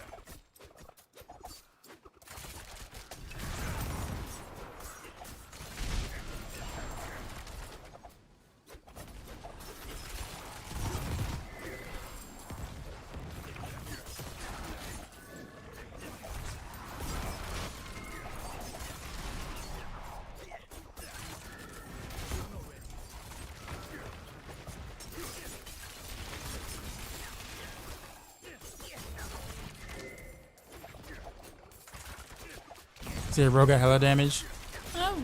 Rogue's damage is okay.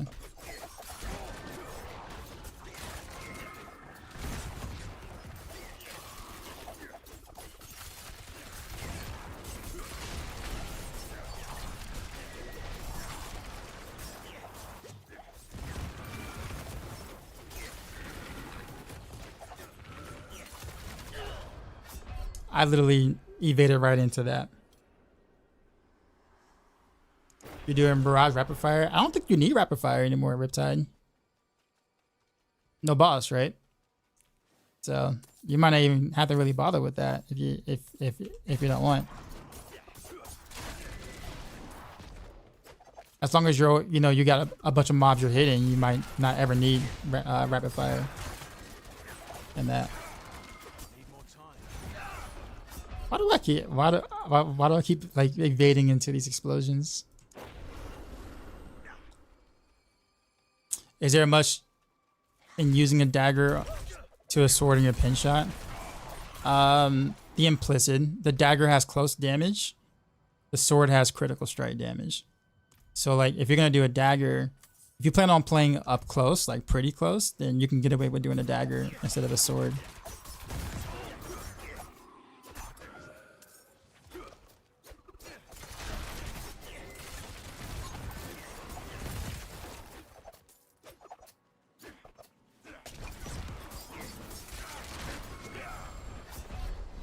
Oof, I'm playing bad. So yeah, you said you thought about that? I'm playing I'm playing awful. By the way, semi-track gathering mobs reset when they walk too far from where you got them. That's also true. Yeah, that actually would be kind of annoying, yeah. I just realized that. Although it would be good for what Riptide was saying though, you know. If they can just reset, well, I guess no. If they reset, then their health resets, right? So that's not good.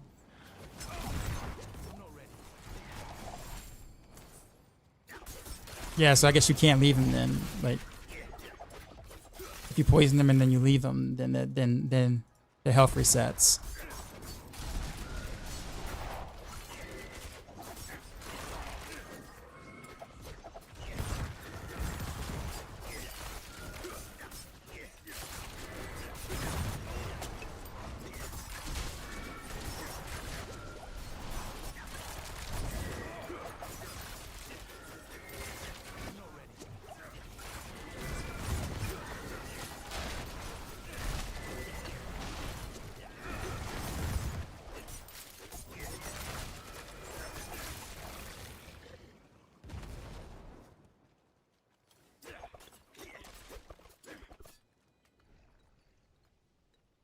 You can leave by the spawn, yeah.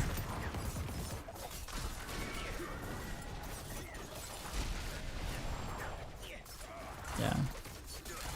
But I do think poison is like really valuable though. I'm kind of back and forth whether or not I'm gonna do triple imbuement or if I'm gonna do smoke grenade. I just really like smoke grenade, honestly.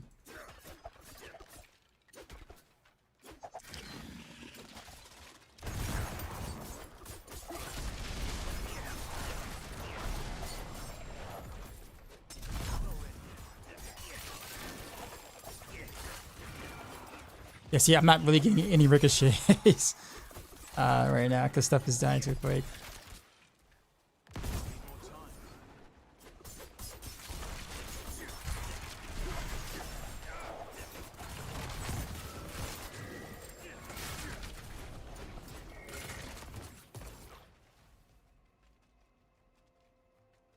You prefer this build over the pin shot for AOZ event? Yeah, I do.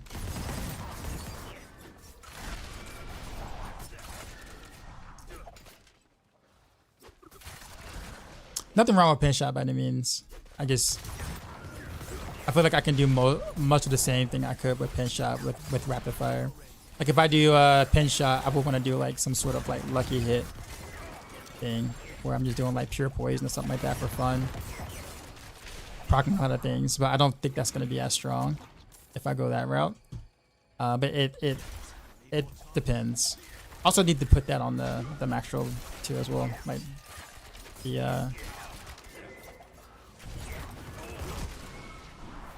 the lucky version, I guess you could say. The poison. Bo, what's going on?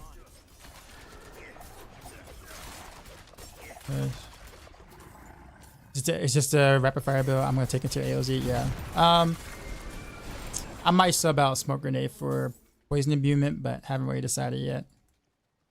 I also think the smoke grenade would be better versus the bloodseekers because then I can stagger them quicker for more damage. So, and safety. But yeah.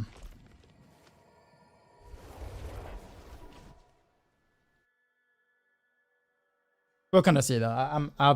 I won't know until I get in there. In terms of what I want to do.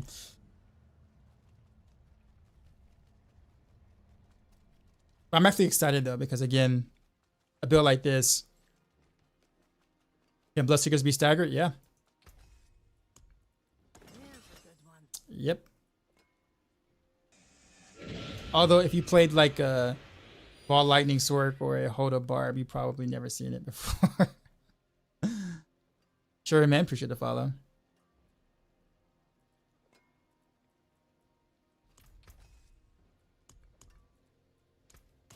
What's left, you ask?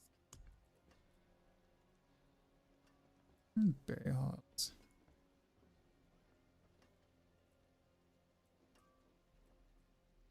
Put an underpass, sure. Actually,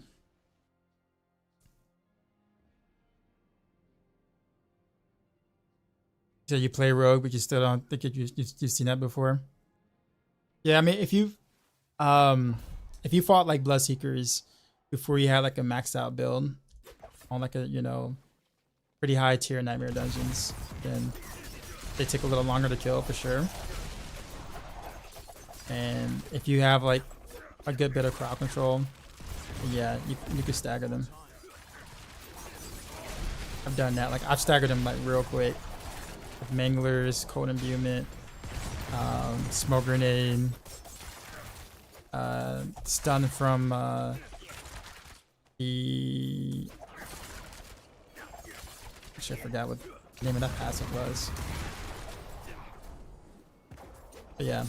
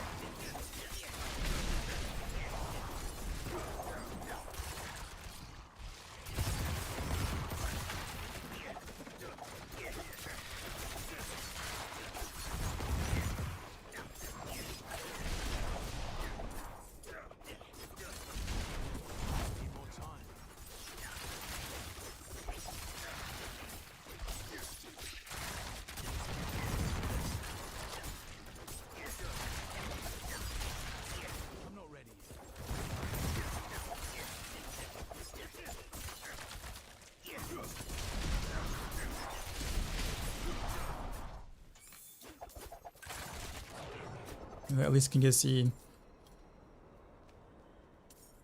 the commanders are the ones that can get staggered.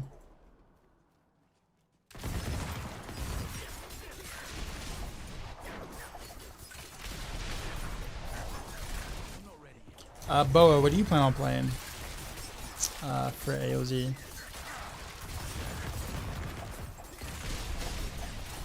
Heard many people are taking off of work for AOZ. I think they're trying to. I think this is gonna be like a, you know, contest to see who can get the highest, the quickest, or whatever. Is what it's seeming like from what I'm hearing across the communities.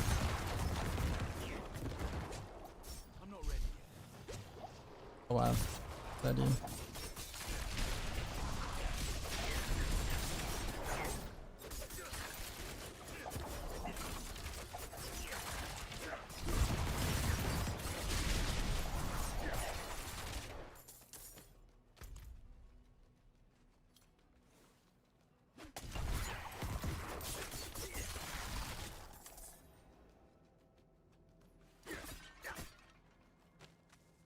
Live in the poison pin shot room, but no to possible version. Okay.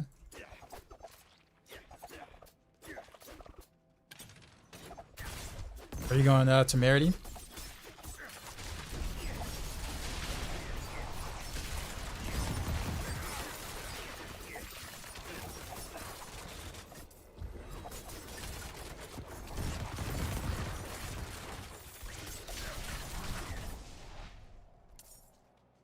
You're saving your vacation days. You already get a week off for Christmas and New Year's. You're pushed then.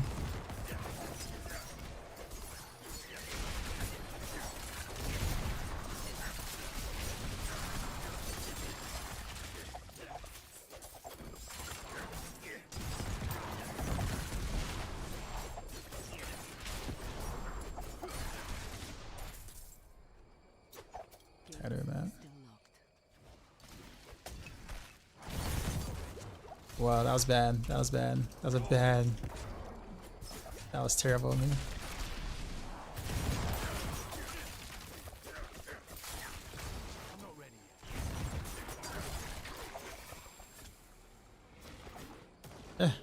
So much stuff on the ground. What do I think about the Rogue Shadow Clone Ultimate Being bug? Yeah, are they planning on fixing it?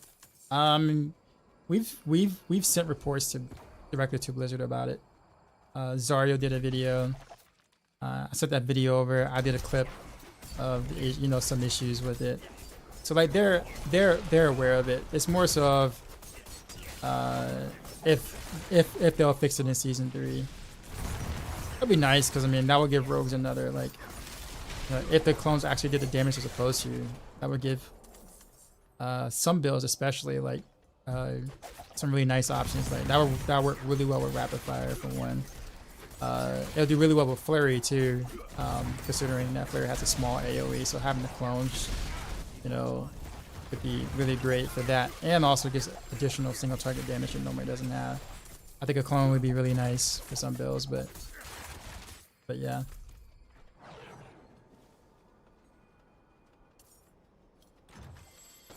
Where do you gamble for a celebrating aspect? I would gamble gloves.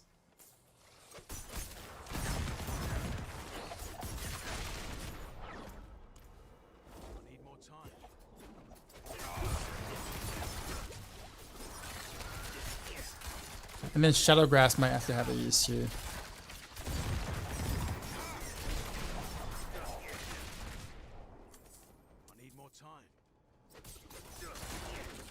Oh, baby here played with me. Have a good one. Alright, bud. You have a good one.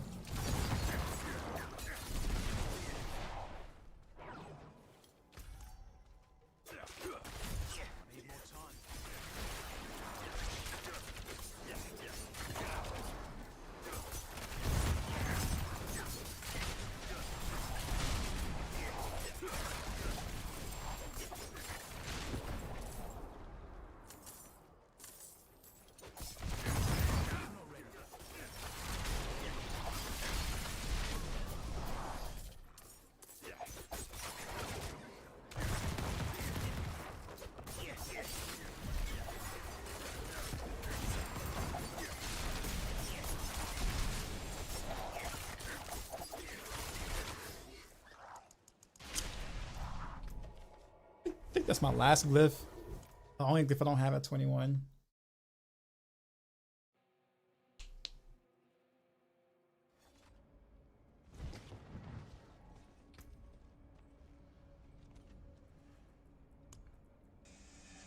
One more. Appreciate the follow.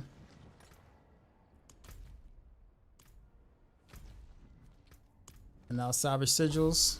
At least a chunk of them. Why doesn't YouTube chat show up in your chat? Because you have to. I have to get a specific program to do that, and Twitch doesn't like it. They tell us not to do it, even though people do it anyway.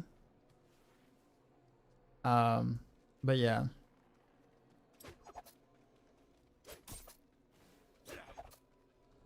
Yeah, you need like a third-party program to, you know, bridge the two.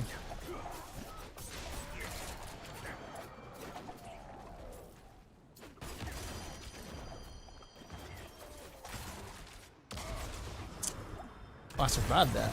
It's crazy.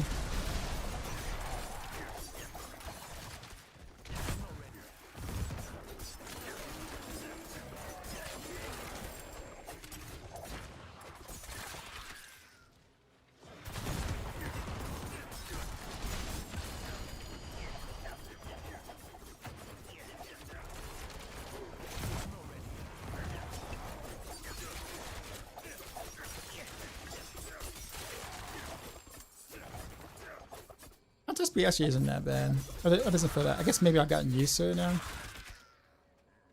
But initially, I didn't like not having rapid. So yeah, I guess I kind of feel okay with it now.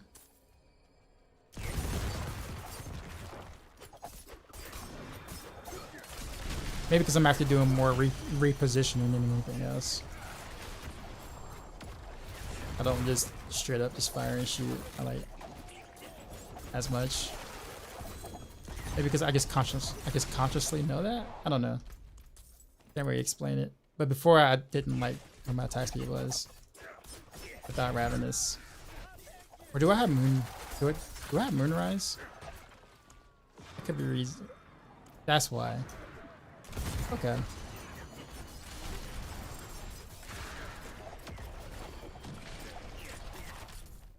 Almost took damage there.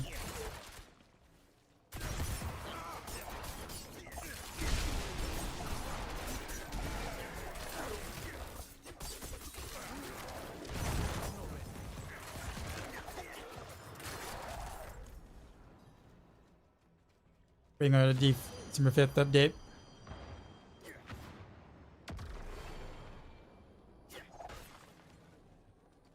Do we know Shadow Clones from the Ultimate are just bug or the one from the gloves as well? Both of them. Both of them are bad. What I mean by bug is just that they're not getting the damage multipliers and aspects and stuff that they're supposed to get. That's kind of what it is. So they just naturally deal way less damage than they're supposed to. Way less. No matter how much you spec into it.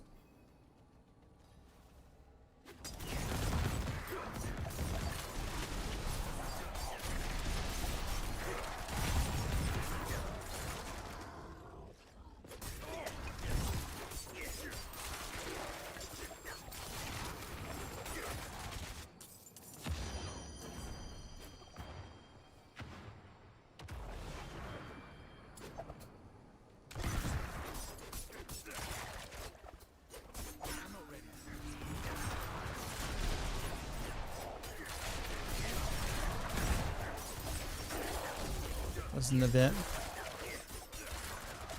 X Curse was going on. So what build is this? Looks fun to play. Rapid fire. Type of exclamation mark build.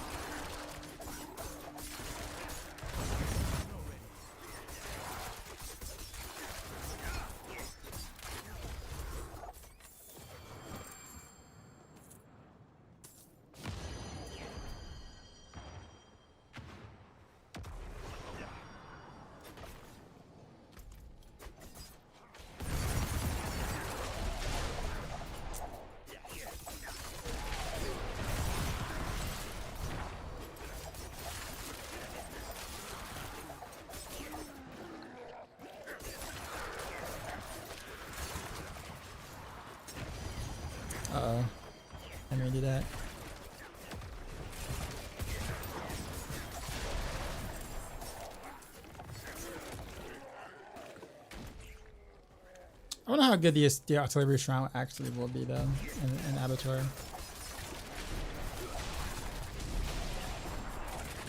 It is percentage based though, right? I assume.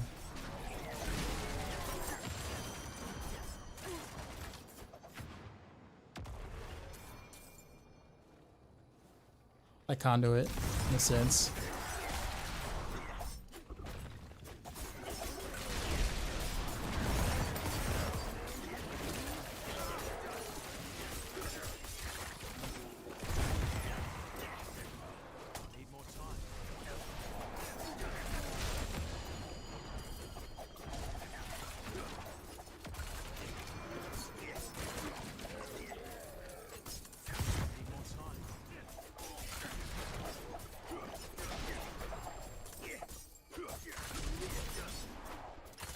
Hit 100, but what pain shot does it make sense to switch to full rapid fire? That was a really bad shadow step. Sorry, looking like a full respec and gear change. Not necessarily. If you play, so if you look at the recently updated rapid fire guide on Maxroll, look at the AOZ variant, where it says close quarters combat. AOZ variant. It's built very much like Barrage and Pen Shot. So if you don't want to try to well, redo all of your gear per se, I guess you could say, you can just take the Pen Shot rapid fire Paragon board and just use it for a rapid fire and just play it with just pure rapid fire. Or you can play it with Victimize, where you're playing it, you know, completely ranged. You never have to jump in or anything at all. So you can actually just try it with just rapid fire by itself without having to make a big switch or anything. Same Paragon board, same stats on gear, practically the same glyphs.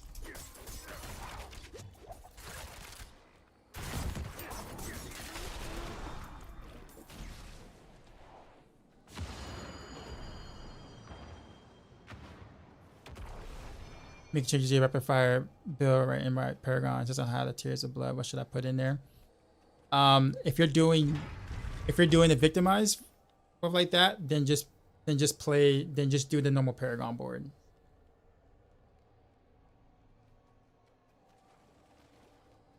Yeah, so like don't change anything. Don't switch to the AOZ Paragon board because there's no Tears of Blood glyph yet. So at the moment you'll just use the same Paragon board you have been like in the original part of the guide. That makes sense?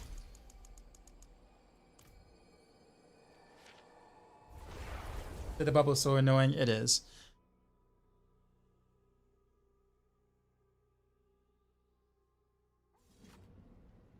Speaking of which, I'm actually kind of interested to see what that other aspect is going to be. You know how we're getting a new aspect or something? Appreciate the follow. You know how we're getting a brand new aspect in the winter event thingy? Winter reveal event or whatever. I'm like very curious to see what that aspect is like. Author, appreciate the follow.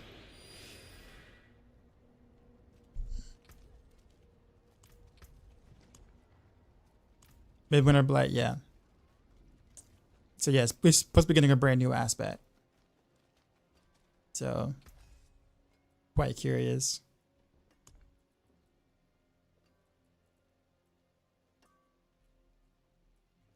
Chapel, good friends.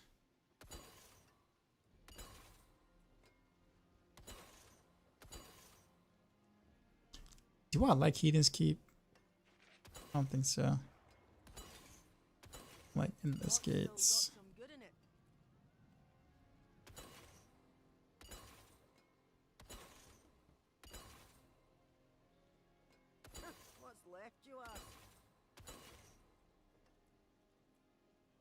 I don't like Jalos visual either, but I do need the bones though. The crushed bones or whatever like that. materials, so that's the only reason why I play that map, a dungeon.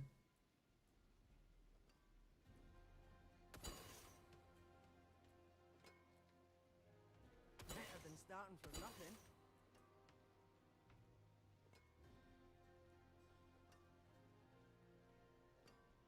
I'll keep my forge hot.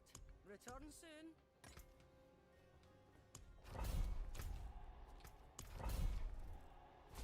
Shamise, what's going on? Crust Beast Bones, I love you. I like the layout of it. I don't like the mob type, but I definitely like the outside dungeons. The mob type is extremely dangerous.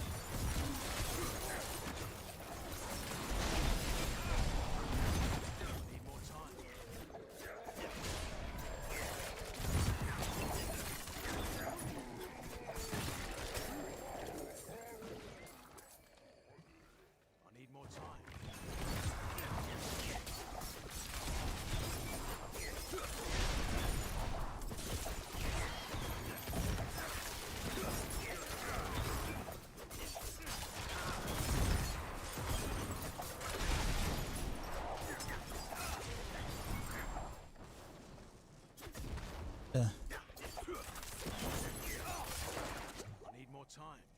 So you love mapping no doors? I agree.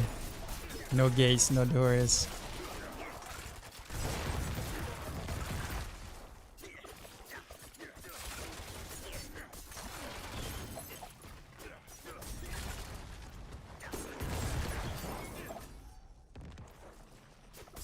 Second door around.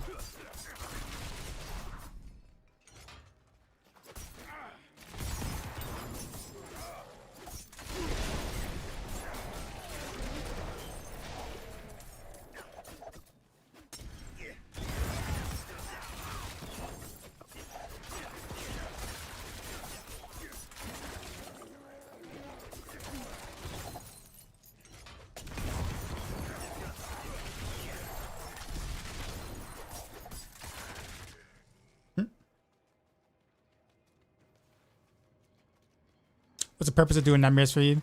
You have everything. Is there Duriels? What can I get from Duriel that I guess what want right now either? Actually, Duriels would be there'd be less a reason to do Duriels than to do Nightmare Dungeons. At least with Nightmare Dungeons, I can get Sigil Powder, which is going to be quite nice to kind of have on reserve for Abattoir Azir. Like, whereas with Duriel, at the moment, there isn't a piece of gear that I actually need at the moment. I already got Shaco and Doombreaker, which is the only two uniques I really wanted. So, not to mention, at least Nightmare Dungeons are at least has a little bit of a challenge to it. Duriel is just face roll.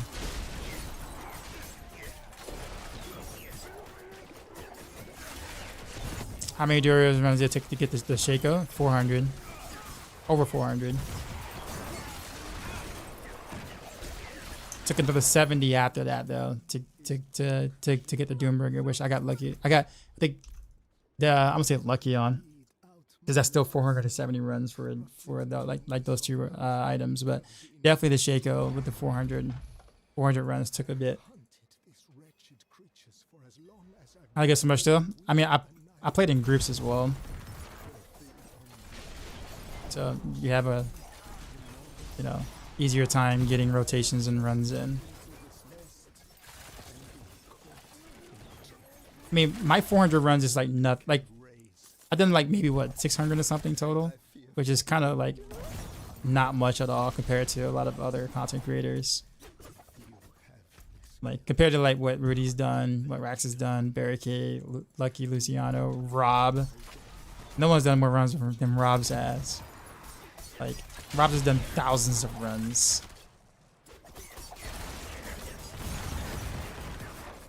Yeah.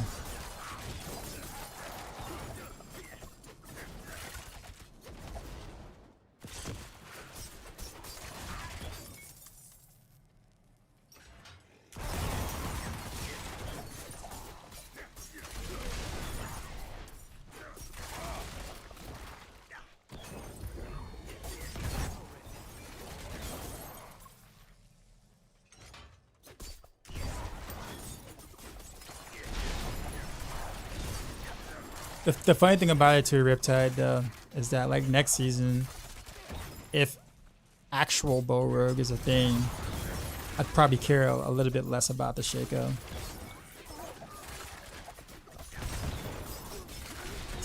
Especially if they introduce some pretty nice new aspects that are kind of like, you know, offensive related.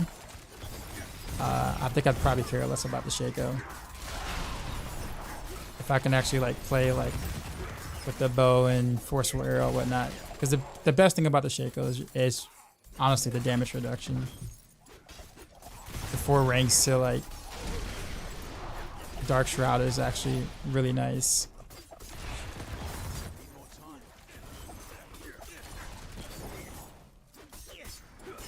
And the plus 4 ranks are okay too. Obviously it's not bad, but it's like it amounts to roughly like 23-24% more damage on my rapid fire shot. So kind of nice, but if I can get another aspect that gives me more damage than that, I'd rather take that while keeping a different defensive aspect. I don't know.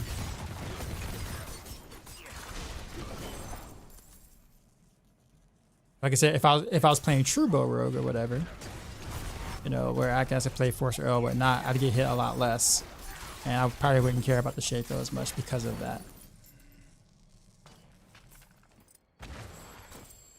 Same thing with Doombringer. I probably would care less about the Doombringer as well, simply just because I wouldn't get hit. I'd barely get hit at that point. Like with this whole close quarters combat thing, like, and puncture, of course, I'm gonna take damage. Even if it's just like a tick here or a tick there, but with the other thing, I don't have to take any damage at all. I'm just legit chilling.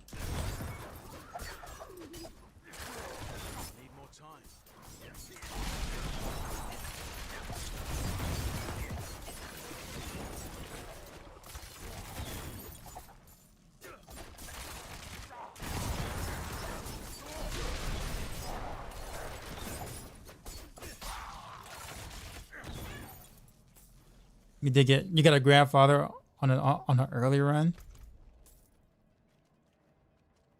There's about 200 runs and you have Selig and Doombringer.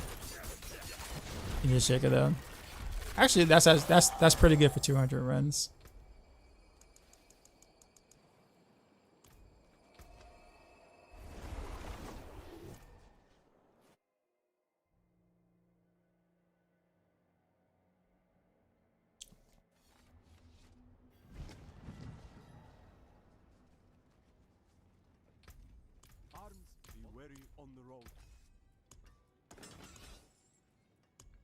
Salvage some items here. We got.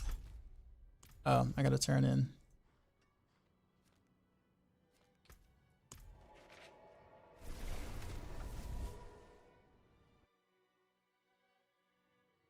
Actually, I'll be right back.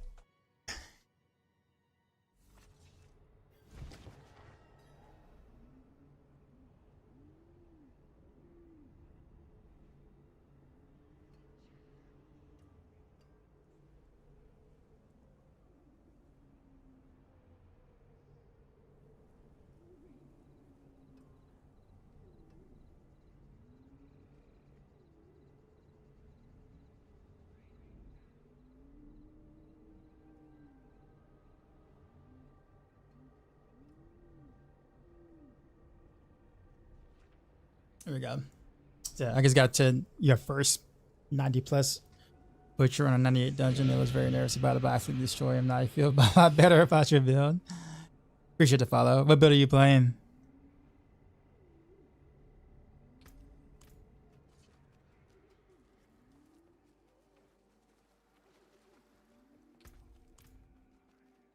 It is done.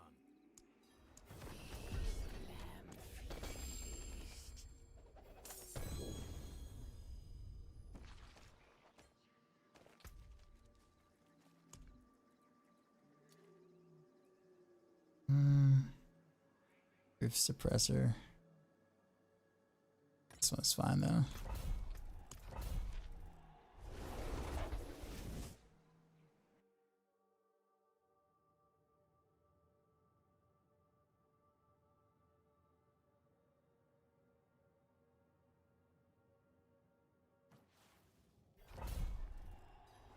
So, question for chat. I know that when you finish a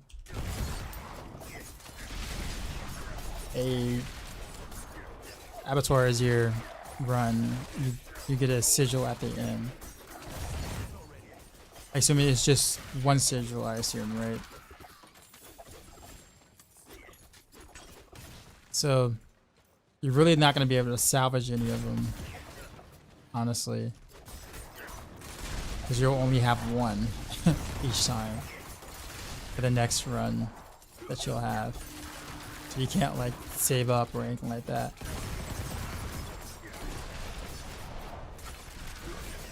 And of course, if you fail, you don't get a sigil at all.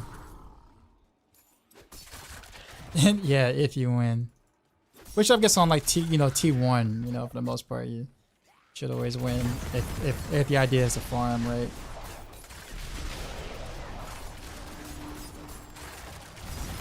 I think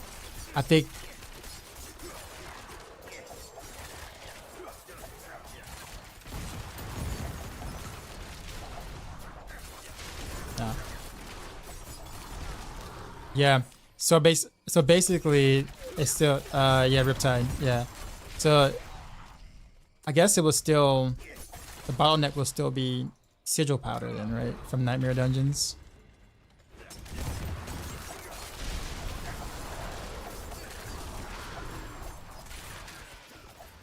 Yeah, because like if you're gonna only get one sigil, and the only way you can do them is to use that sigil or craft one, then So I think like yeah, I mean that's basically it. Yeah.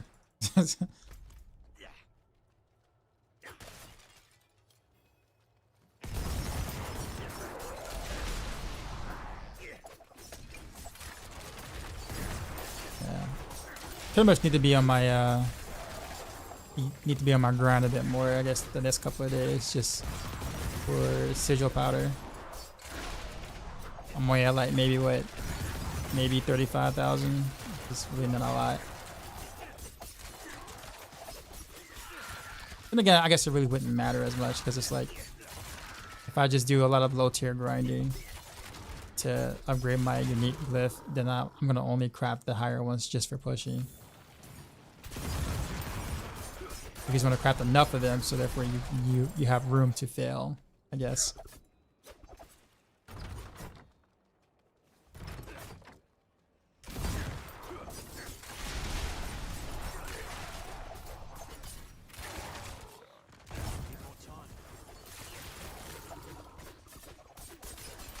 Yeah, Rob has 200,000 sigil powder.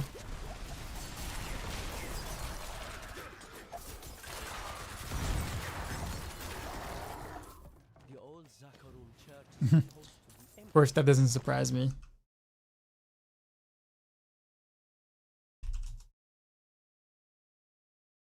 I must release them. This holy place leaks. So he kind of cheeses the system to get it. Does he?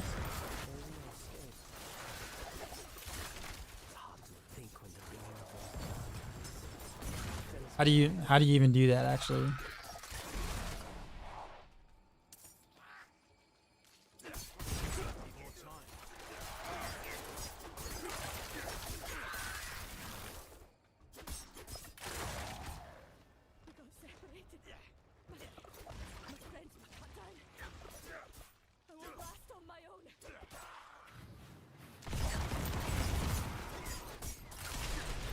When is AOZ out? Tuesday.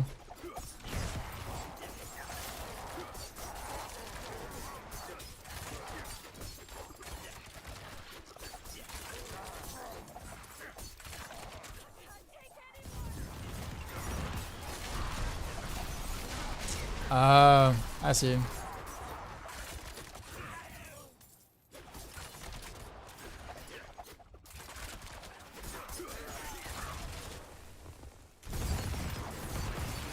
Oh wait, so he just resets the dungeon, the nightmare dungeon, and it's still the nightmare dungeon, like the same one.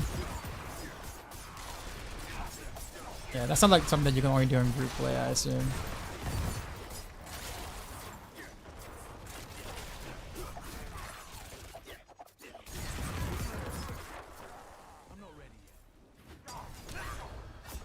Oof, that hurt. Whoever hit me hard.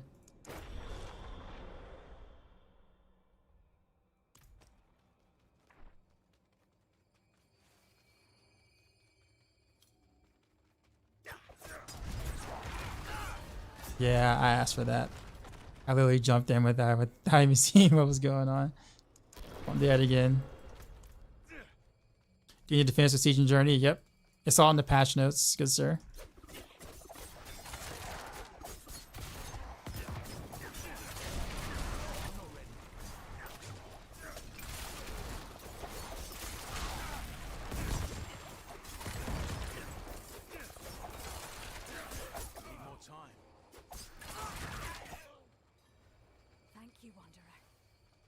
Yeah, late stream. This is prime for me. 2 a.m. I guess you could say that. Yeah. I guess when I say late stream, it's like I started late. I guess I started like 2.5 hours later than I normally would.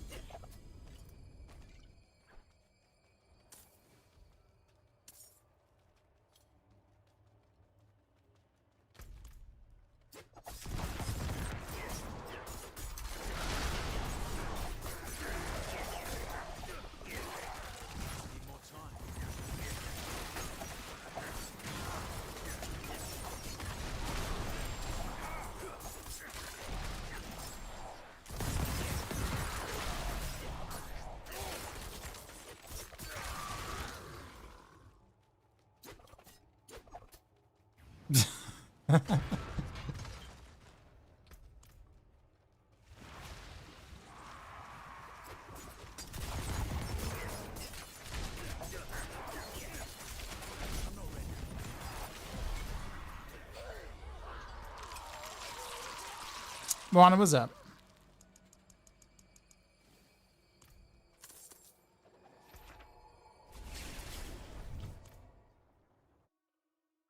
Posture chat.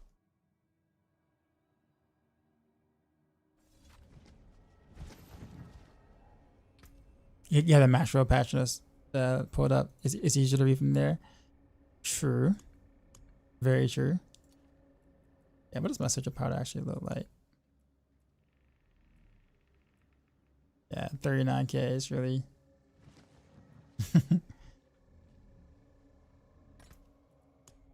pleb numbers at the moment. Adam Fump, how am I doing? Doing all right. Doing all right. Kind of relaxing after a pretty long week / weekend.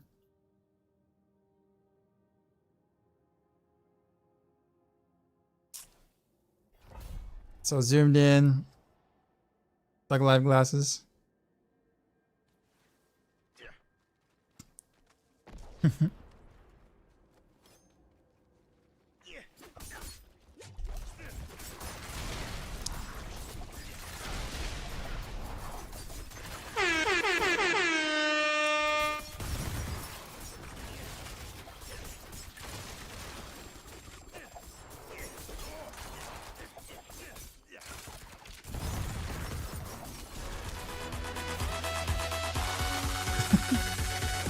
You guys spamming your points.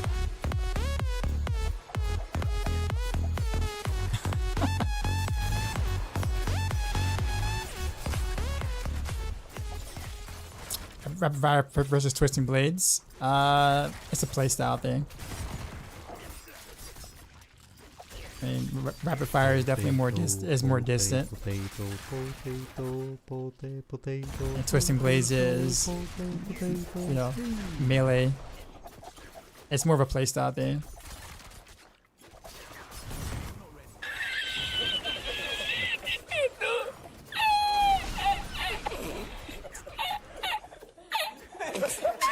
Okay. I love Kick W.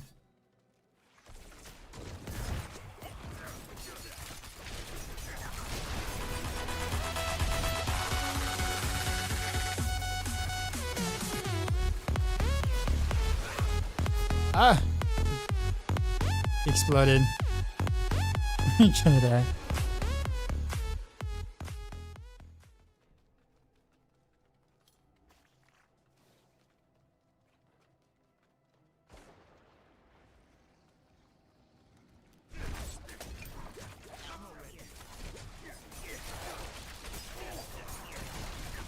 Let's see.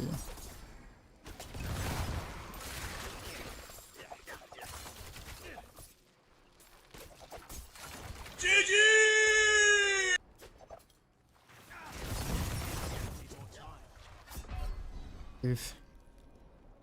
I think I was crowd control at the moment. The foreshadow. Alright. Maybe build some dark trail shadows. Alright.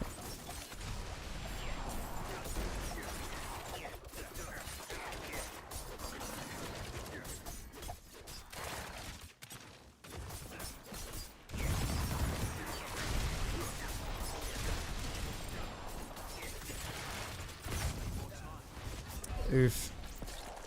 Alright, I'm about to play like really careful. Cause I can't see when they're gonna explode before I jump in.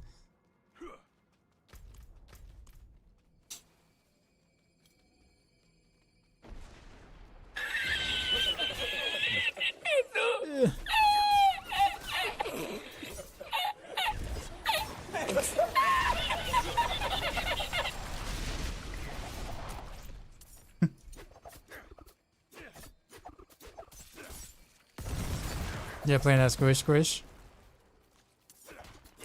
I guess you could say that. It's more so I can't avoid what I can't see. Which I guess makes, you know, zoomed in way more entertaining, right?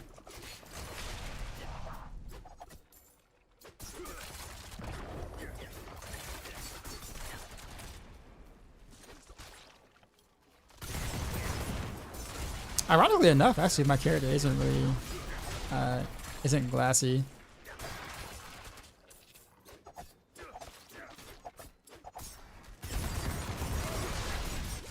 Almost kind of can't in this game. I'm gonna say not can't, but the whole like capping your resistances and capping your armor kind of like makes you have to have a certain perceivable amount of toughness.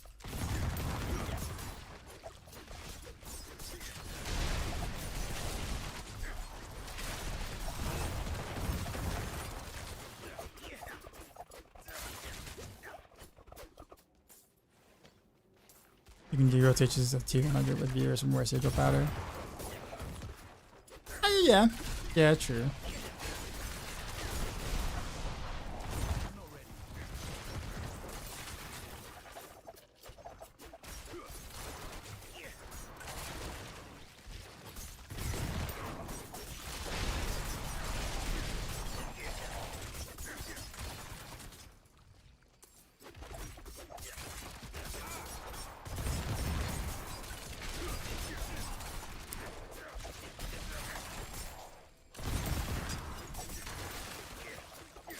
But what up, Djibouti? What you been up to?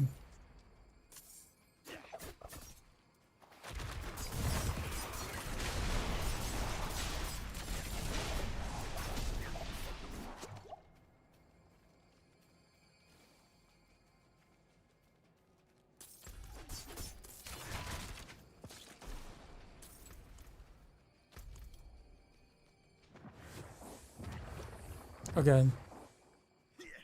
I didn't see that blister there.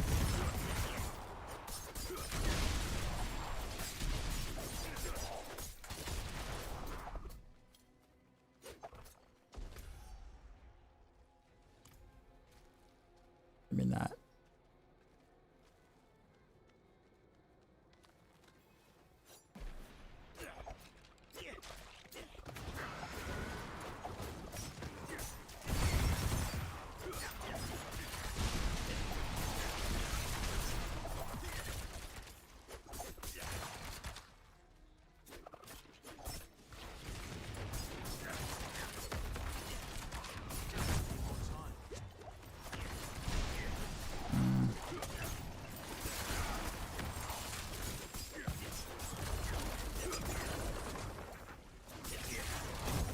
I feel like I should have died like 5 times in there. I'm gonna die right there. That suppressor, dude.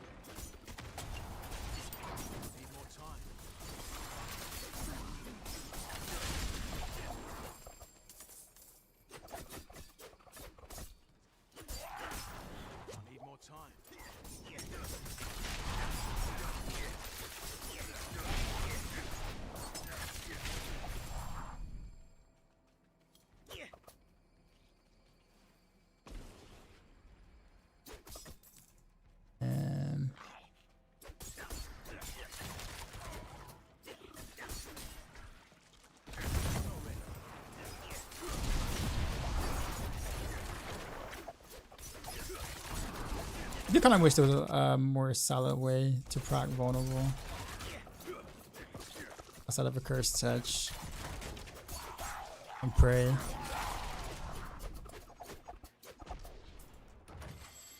I know the initial answer would be like exploit glyph, but I'm hesitant with that. Only because of like, you know, for Tuesday when things are supposed to last longer than, you know, 3 seconds and your vulnerable is gone for like 17 seconds.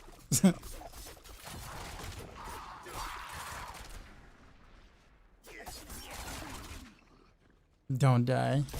Got all these exploding mobs. I think you waited to pick. You waited until I picked this dungeon on purpose.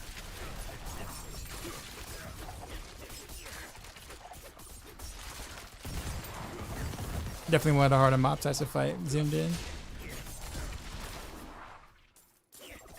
Aren't they fixes random for the Abattoir dungeons? Yeah, they are.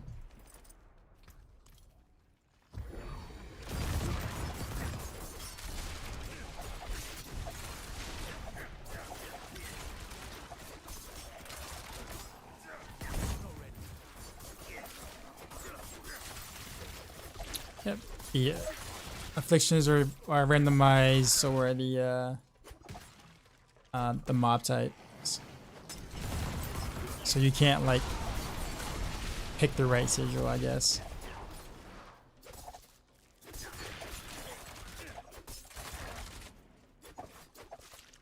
But I'm actually quite curious to see which ones they're gonna have. Like, if they're gonna have all the ones that can normally roll on like a sigil, or they would have like a set ones or whatever. Because if one is like suppressor, oh man.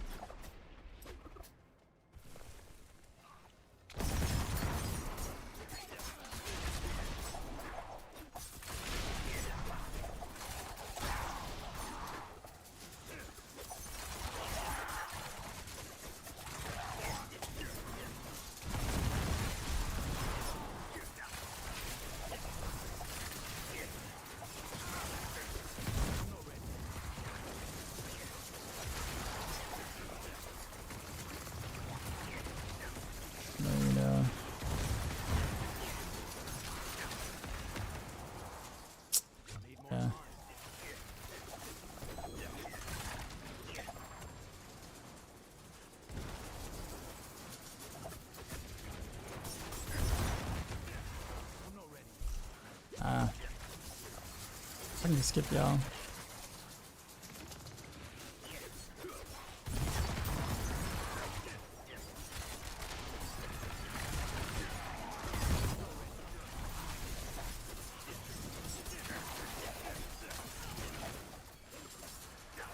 There we go.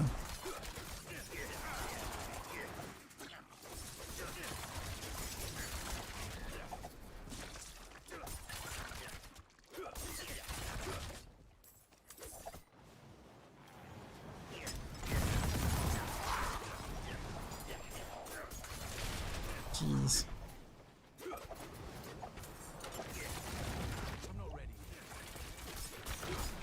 I can't see him and there's way too many explosions going on. Yeah. There's a blood blister.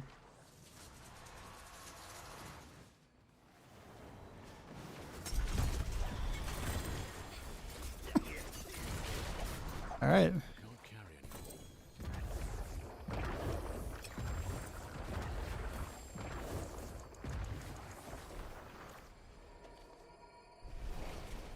Is it interesting that the fixes are random?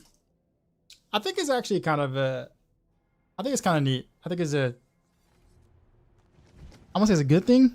It prevents a lot of I'll say, well, I guess we would just hoard them anyway. I guess it's a different type of fishing. I guess it doesn't really prevent really much of anything. Because I mean, let's just say like you're pushing and like you are in the rift itself or in the dungeon, and then you obviously see the fix you don't like. Or it's like, in my case, it's like if I see suppressor, like I'm leaving. Period. Like if it's an actual push one, I'm just leaving it. Like I'm just not even gonna bother trying to finish that. Because I mean, I'm going to die at some point.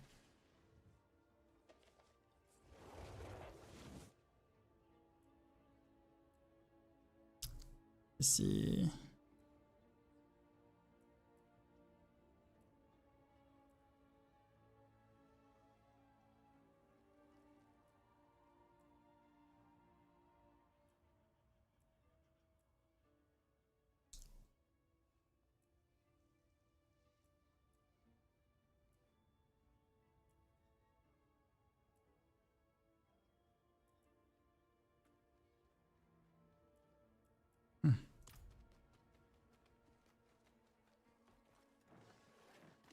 That is neat. I'm gonna play any fix at this point.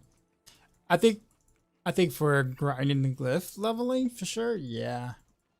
That would make sense. Because they're too expensive to just completely leave. Right? Just leaving it just like that's a lot of powder gone.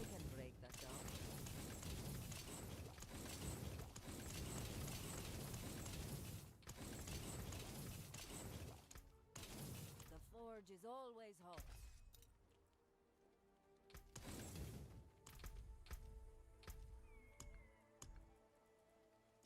I get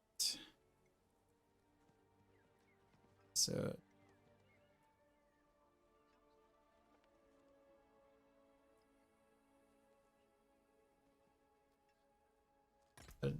that's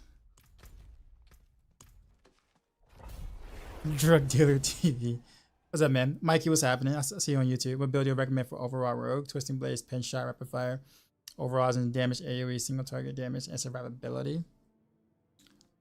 I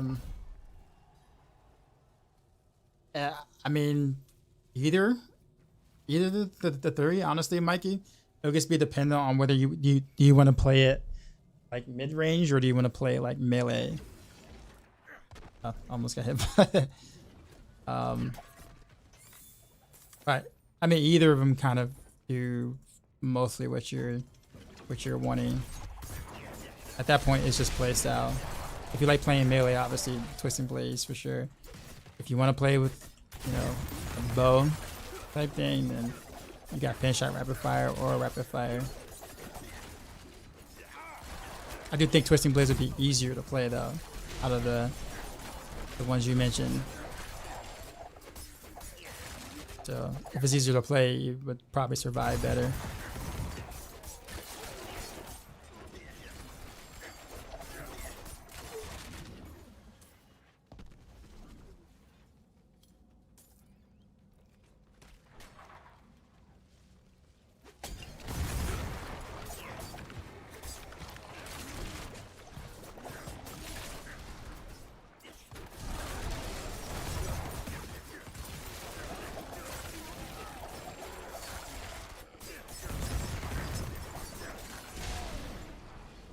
That was a big smite.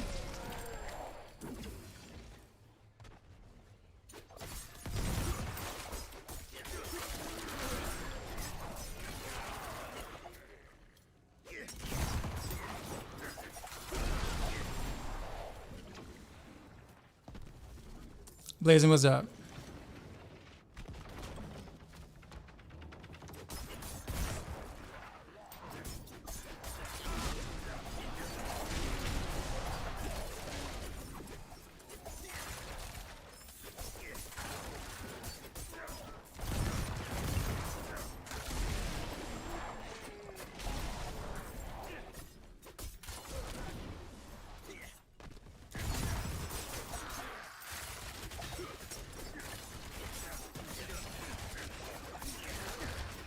Also blazing with the prime, 18 months in a row.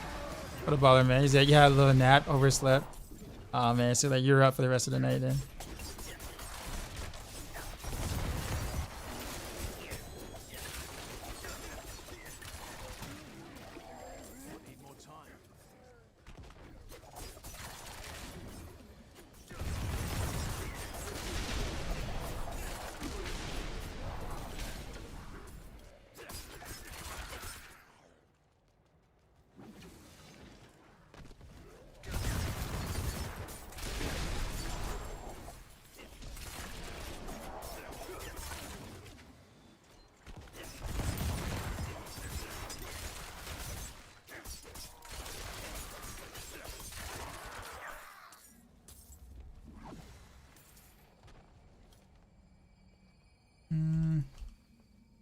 I can't shout that to him. You got the finish the season journey? Yeah. Yeah. I have one more thing. To do when I finish it today. And that was literally, I just picked it, equip 8 uniques. And that was like the last thing. Generally speaking, if you've been playing quite a bit, you've already done probably a chunk of the season journey already. Like naturally. Without, you know, you thinking that you did anything.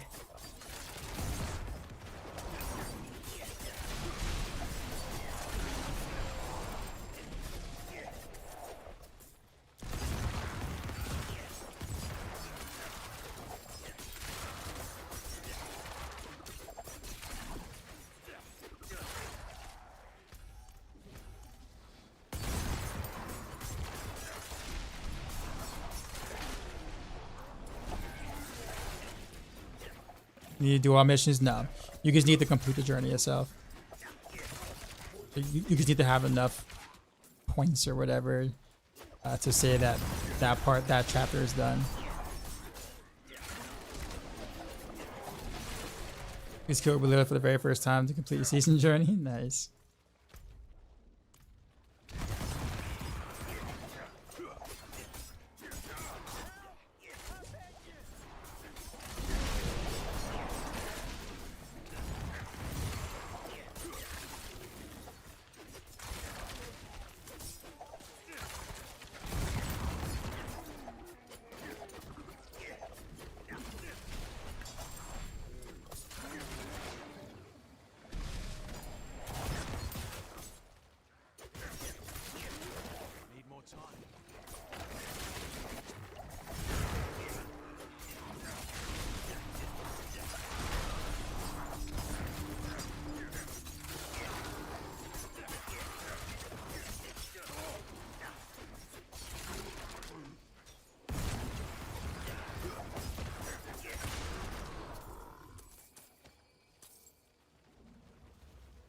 Yeah, oh, so it's ready for done for you.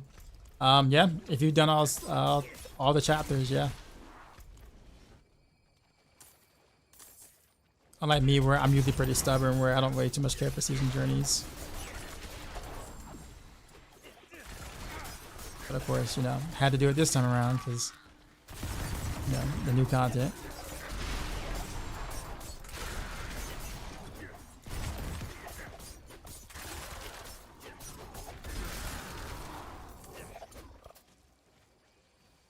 I do need to actually stop evading like forward so much. Like that gets me into way more danger than I need to be in.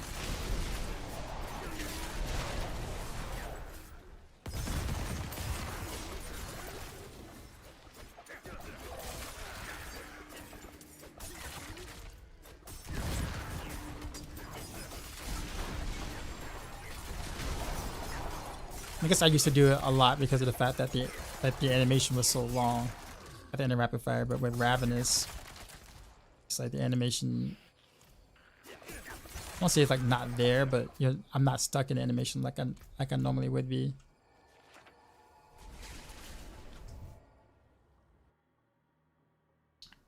Mikey says, I've used all three. Is it better to use Shadow and Beam for TB? And to clear AoE and stuff like that. Single target damage, but poisoning beam and seems like is not doing justice. Well, generally speaking, like poisoning beam is single target. It's really good if you build into it. If you just kind of just slap it onto any particular setup, but don't build around poisoning beam, then your poisoning beam is going to be kind of meh. Even with the bugged Blade Dancer poisoning beam interaction, poisoning beam in itself, unless you build into it, is gonna only just be mediocre. Like you're not gonna see like some of the like ridiculous poison damage that you see like pure poison rogues do, unless you build like that.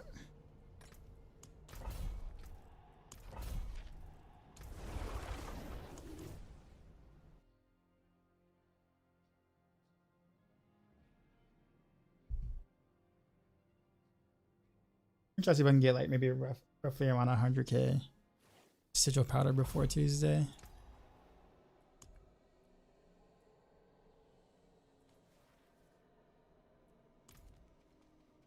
Might be like a lot. It's a lot of playing.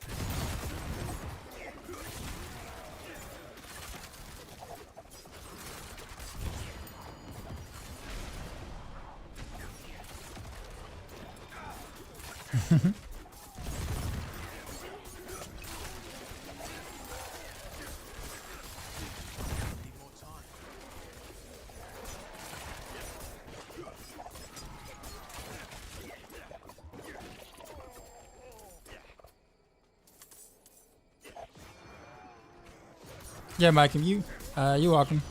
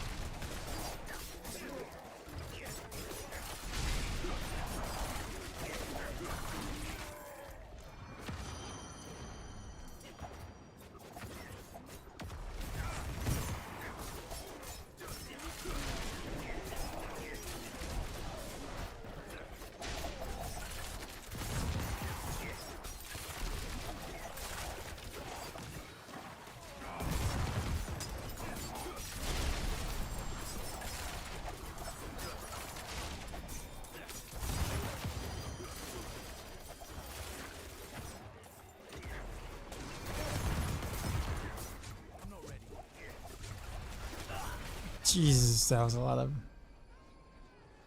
dot damage.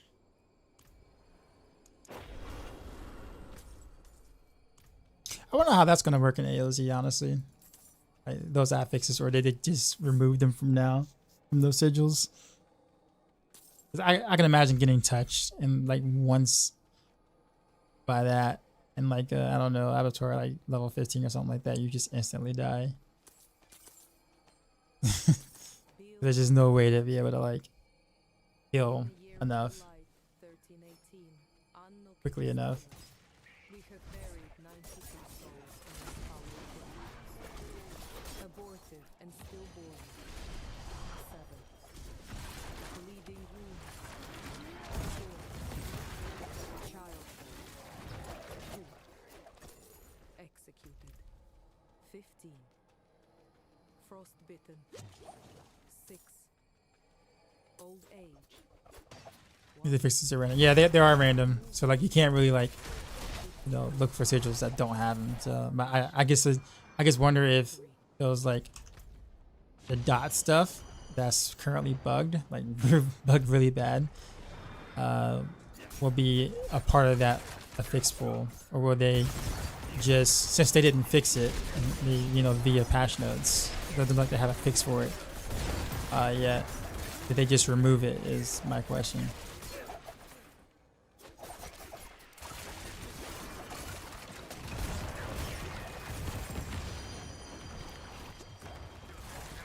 Wow.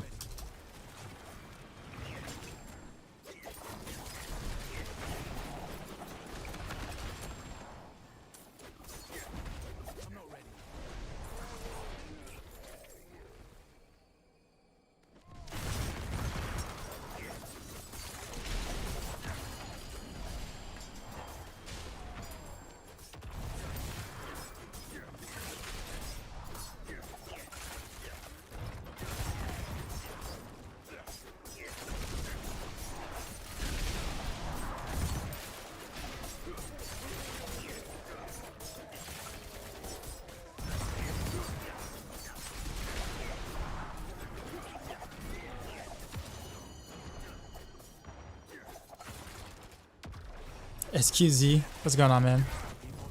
Or toxic. I'll probably just say that.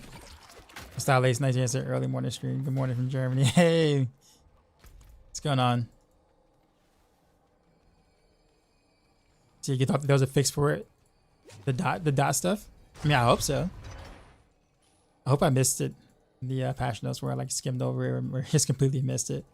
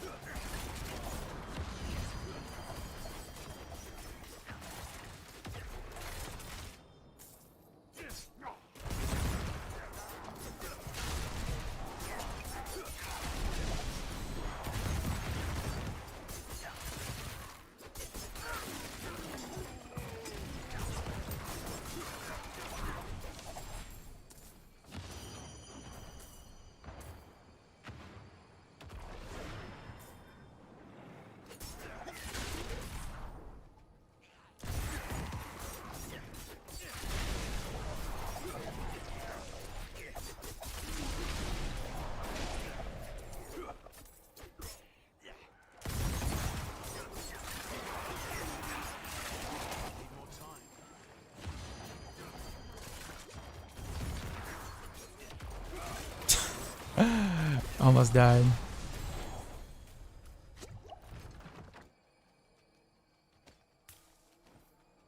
That's much a panic and dodge in.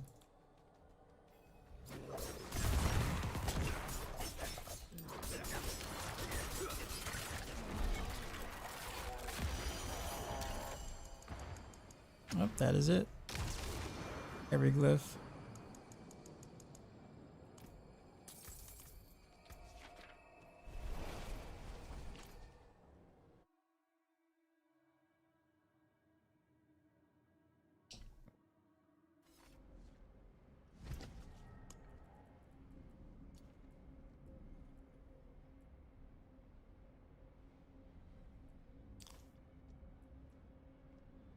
But I also think too at this point though, like it might be quicker if I also do something like a barrage setup and just do like maybe T80s, tier 180s or whatever, or tier 80s. Because those would be quicker. Just kind of just blast that way. But the blue ones. They appreciate the follow. Am I using the Paragon on Maxroll? I'm using the AOZ close quarters combat variant, just with the close quarters combat Paragon board. It's still rapid fire, just a little different. Just a different variant. What about the blue ones? Yeah. How can you level the blue ones? I never have to try leveling the blue ones. Usually I don't do nightmare dungeons as much as I'm doing it right now, but like last season. Fix an issue with bonus elemental damage that fixes the nightmare dungeon skill. Their damage too low or too high for the respective tier.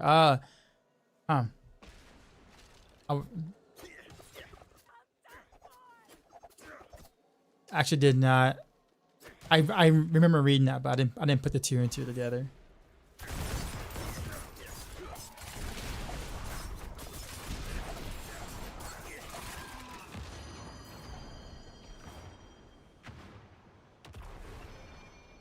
Or would I slap in the cheap board or cheap shot board instead of tiers? Control.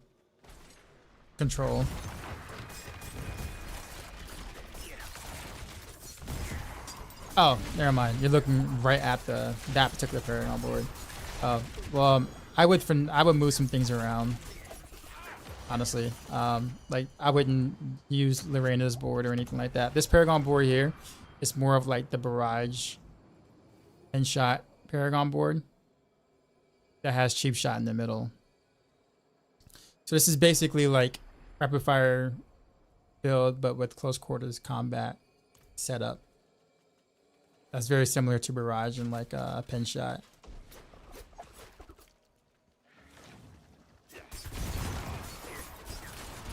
Either way works just fine, honestly. I'm just so used to playing close quarters combat that I just decided to just keep it that way versus playing in Victimize. Do you think sigil powder is going to be an issue for AOZ? I think it's going to be a bottleneck for sure. Because it's appearing that you're only getting one sigil back from doing it. And that's if you didn't die, of course, obviously. So like if you finish it and you level up your glyph, you get one sigil. So you're not going to have any extra sigils per se that you can salvage for powder or something like that. So like if you fail, you have to craft another one. So you need enough powder to craft another one. Right, so yeah, your sigil powder is going to be your bottleneck.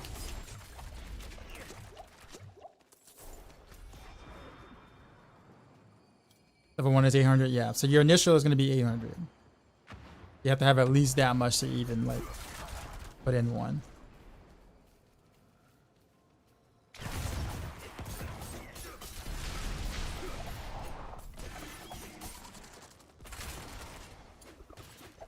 We tried not failing. Well, yeah, but the thing is that even if you didn't fail, like if you never failed, you still have to be able to craft the higher tier sigils if you want to go higher, right? So you're gonna need a lot of powder, even if you never died.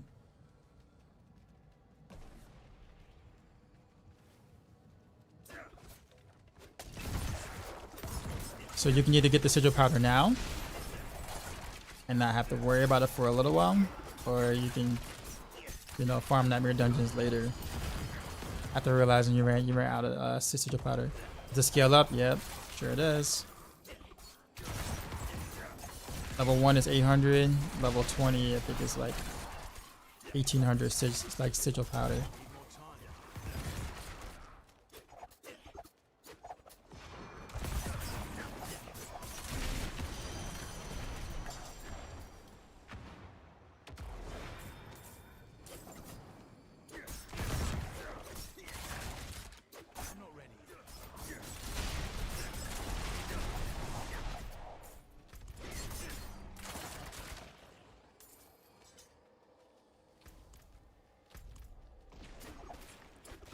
What matchup was going on?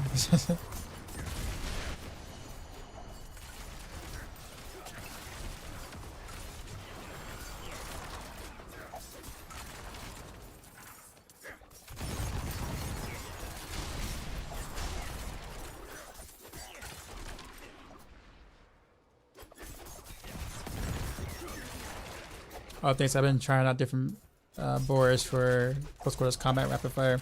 Yeah, I would just use the Barrage one or the pin shot one, which are both really like the same. Accomplishes the exact same thing.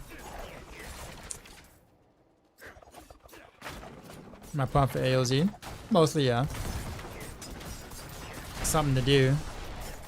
I am kind of sad that it's coming out. That and the PTR for season 30 for Diablo 3 is coming out on like the same day. So it's like I won't be able to do much testing on a D3 PTR like I would like to. But yeah.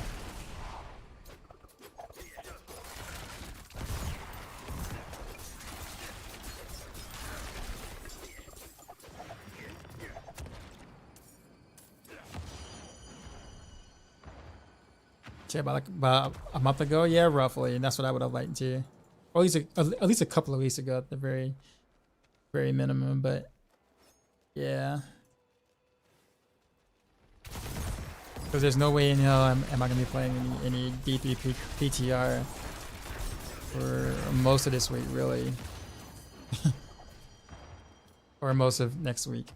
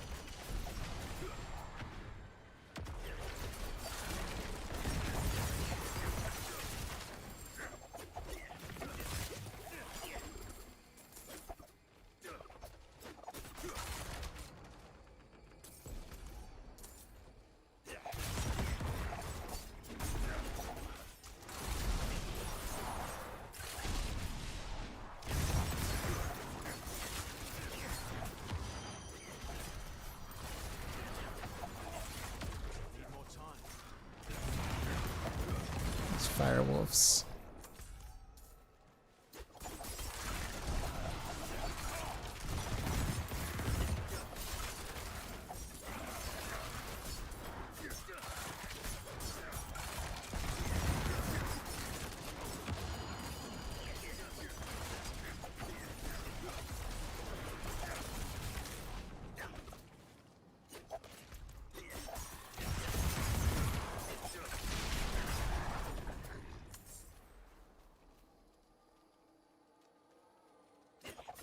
What Ubers were I able to get? Pretty much the two I want, which are Shaco and Doombringer. They're mostly for, you know, toughness purposes.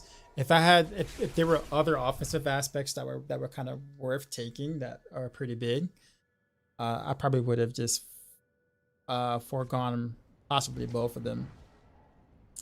But that's being kind of greedy.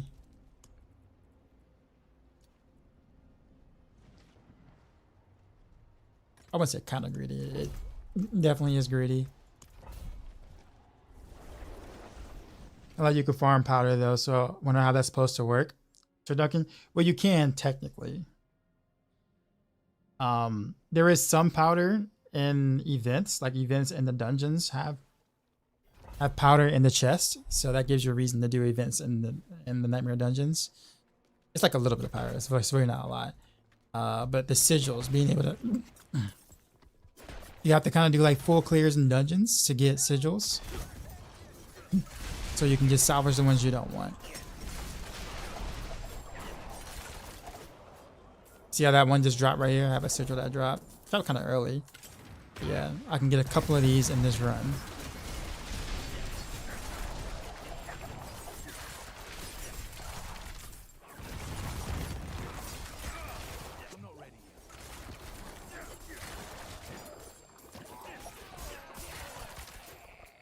Nick's off. What's that, man? Yeah, I have time to check one build. You have a Maxroll planner?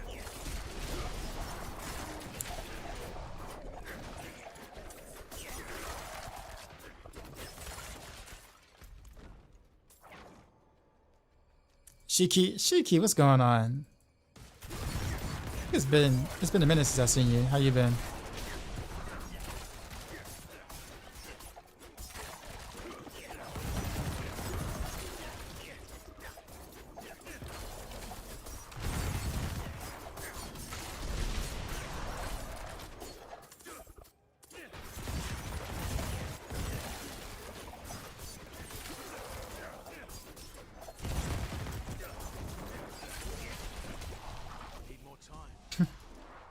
Right into the prison.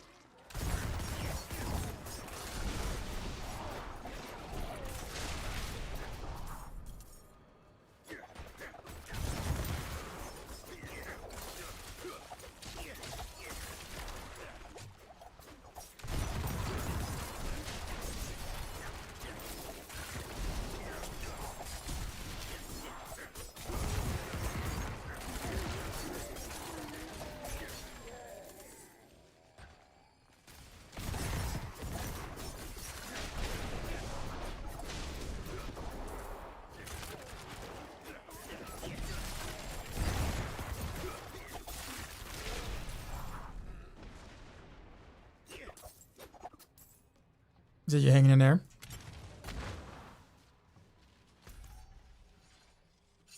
I'm doing alright. Had a long week, mostly Maxroll Rogue stuff. And then there's exams next week. For the school stuff, so yeah. It's part of the bait for sure to follow.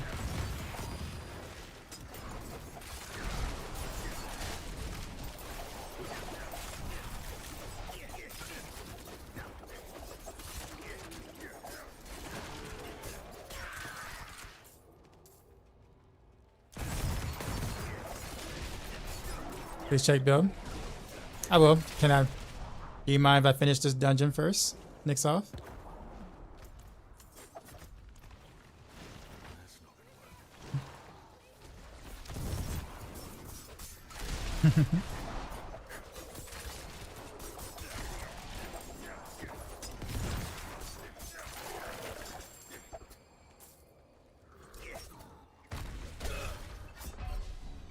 I saw that and I legit just walked right into it.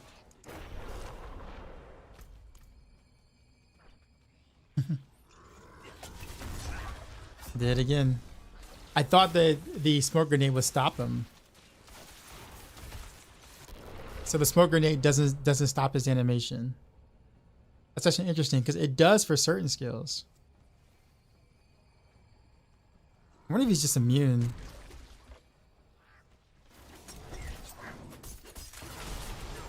Yeah, because he should have stopped his ground attack.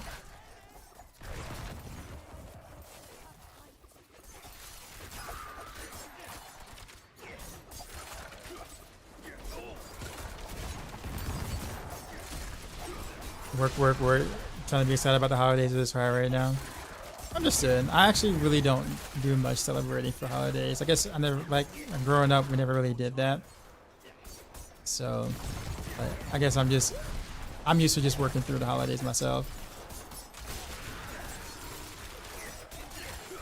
Because while I may have been off from teaching school, I've always worked my restaurant job throughout the holidays, which obviously is more money, but it's also more hours and more work.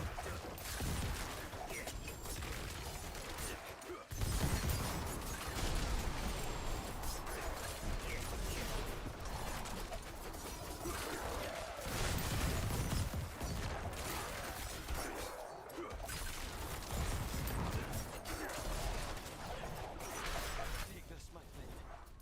It's not much, but I hope it helps.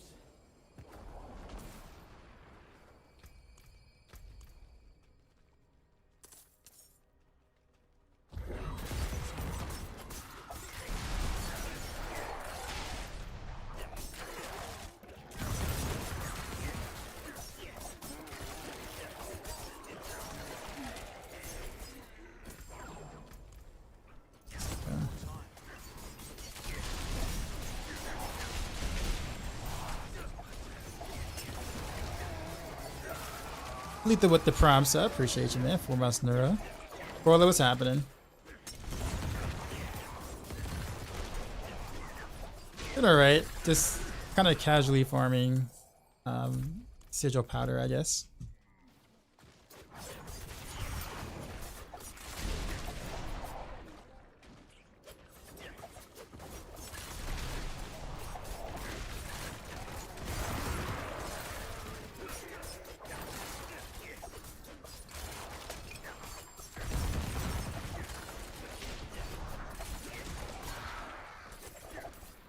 In relationship or something, I'd probably have to be, but my kids are at the rare age where she's just like, it's Christmas. It's Christmas. Fair enough.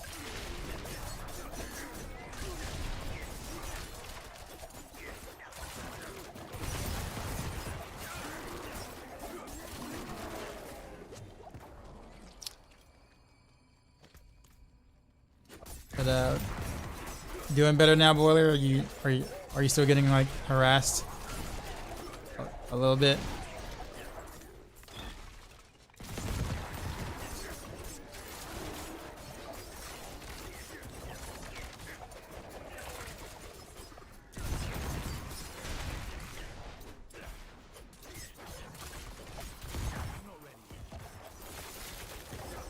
Wait, so we're calling you that? Yeah. Well, I mean,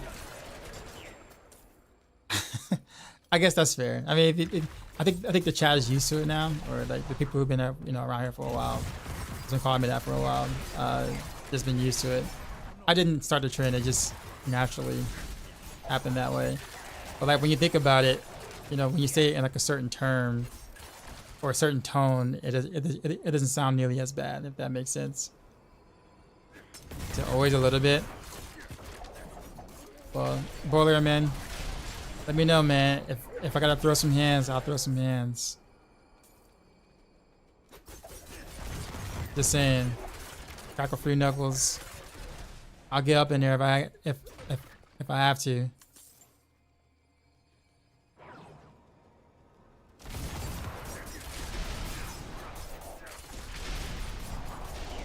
People can be unreasonable at times, man.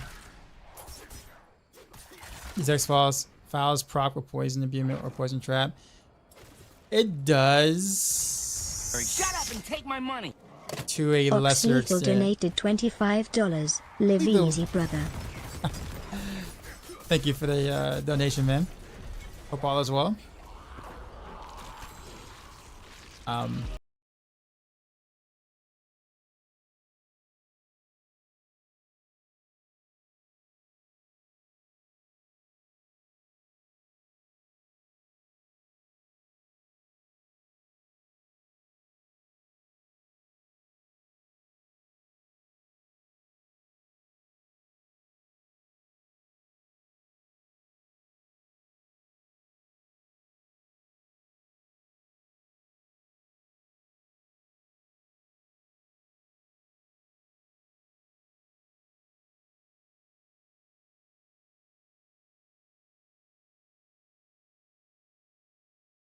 Dashizi out. Manwitoad raided my stream with 1 views. How's it going? I gotta look at whatchamacallit's bill. Who's it? Nixoff? Is that your name? Letho, appreciate the tip, man. Hunt Showdown. Said don't work too much. And the thing about it, man, as a teacher, you're a second job is basically a necessity. You know, when you get into the profession, you kind of like, you know, expect that, especially in like today's, you know, world boss. Okay. All right, Nick's off. Let me do this world boss real quick, and then I'll look at your build. Because you're not responding to me. I'm on my D4 back. Nah, but thankfully though, I think eventually I think the whole content creation thing is gonna kind of take over as like the second source of income for me versus the restaurant thing. Like I quit the restaurant stuff to do more of this. So obviously I would still make a little more working at the restaurant just because I'm not big enough yet off of content creation for that to kind of be the to make up for not having that second job. But I also know that I got to put in the effort and the time with content creation to get to that point. So there has to be some sacrifices made, of course. My East Coast, yeah, I am. I quietly watch almost nightly. Well, appreciate you, man. You've been a chef for 17 years. Many different many different places. I spent probably most of my serving jobs at like Darden restaurant companies. Back when Darden owned Red Lobster, where they sold it. But yeah, I've been so many places, man. Thank you. The Darden, your Red Lobster, yeah. I started Red Lobster. So I started at a restaurant called Sticky Fingers. Then I did just like Southeast, pretty much United States. It's like a barbecue place. Then I did like Red Lobster, Olive Garden, Longhorn. They have Roosters, which is kind of like an upscale restaurant. For a bit, Harper's, which is also somewhat upscale. Kind of been around for a bit. York, PA, from 2012 to 2016. I did Red Lobster when I was from 2000. What was it 2004? 2004 to 2000. Like, no, sorry, I did Olive Garden for a year, 2004 to 2005, and then I did Red Lobster from 2005 to 2010. I went back to Olive Garden from 2010 to 2016. It kind of just goes on from there, but yeah, I've been just. Yeah, serving is just such like not easy, but it's manageable side income that I can just, you know, pick up shifts or schedule myself certain things and just like, you know, cash take home. And the better you are at it, you know, generally speaking, you can do really well. So yeah, serving has always been like a second job that I've kept for like a long time. Teachers should be paid more. Yeah, I think I would say most people would agree with that. Just that is just not the that's just not the nature right now. What's still got some good in it? Oh, let me pull up Nixoff. Are you still there? Before I pull this up.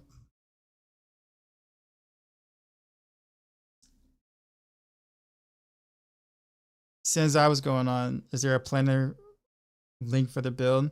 It's on Maxroll.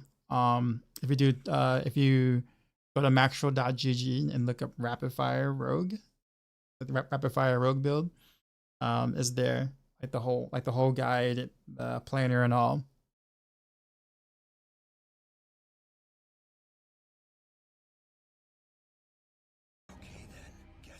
Let me see. Appreciate the sub, man. You got it? Okay, cool, cool.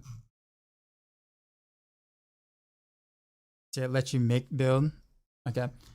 So as I'm looking at this, or when I pull it up, what exactly are you wanting me to tell you whether it's good or not, or certain aspects, or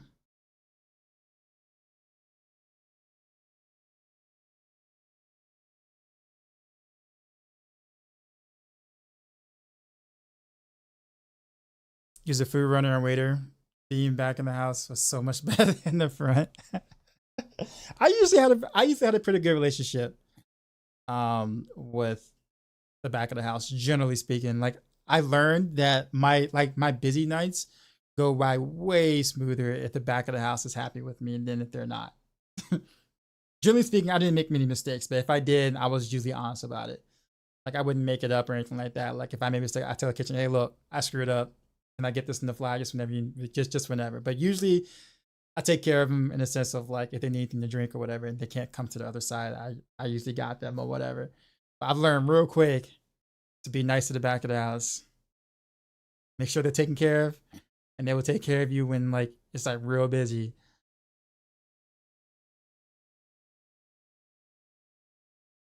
But that's used to be good back then, but now it's the Applebee's of seafood.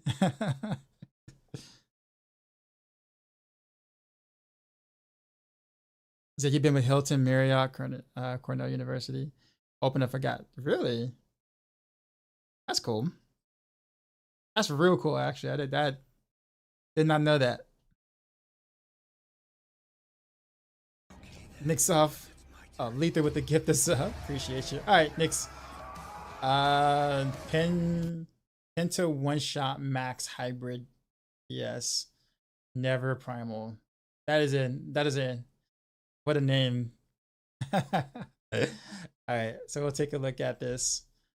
Period powers. I'd probably look at getting rid of Fortify. Fortify is actually not as great as you think, especially the more like actual health you get, because it's based off your base health. So like things like Doombringer and stuff like that, and hard like Shaco actually makes Brace worse. So I would probably find a different vampire power to put here. I don't think it's really worth.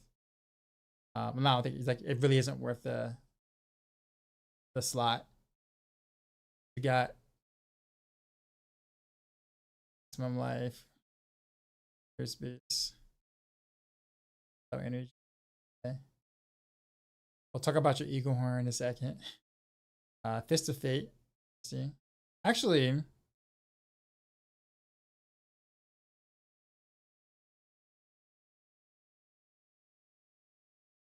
so if you got fire resist, lightning resist, cold resist here, right? And on your boost, you got shadow and poison. Why do you need the? Never mind. I'm looking at this differently. Yeah, I know I'm right. The diamond. Why do you need diamonds? Your jewelry. If anything, I would go armor. I may have disobedience, but having a better base armor will make it easier. Make it easier for you, since you already should be capped out in Paragon. Let me check. Yeah, so you have this already. So since you already have this, yeah, you should already be capped out. You need to resist here. All right, we'll get to your Paragon in a second, but yeah, I would probably consider armor. Skulls here. Got vengeful aspect. Trick shot. Fist of Fate. I'm assuming this is combo points, right? Yeah. I would also do vengeful. Isn't really that great. In fact, vengeful is probably probably one of the worst aspects you can kind of put on Rogue. No one uses this for that particular reason.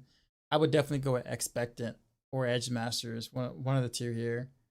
Expectant would be the bigger boost. Since you're going to build combo points anyway with your basic attack, Expectant like considerably better here. Fist of Fate is interesting. Not saying you can't, but I think if you're gonna do that, well, let me look at your Paragon. And Eagle Horn is another one. It's such a niche bow, but if you really, really like it, sure, hold on to it. I think it's just one of the worst bows you can definitely use on penetrating shot, believe it or not. Wind Force is better, considerably better with Boss Will.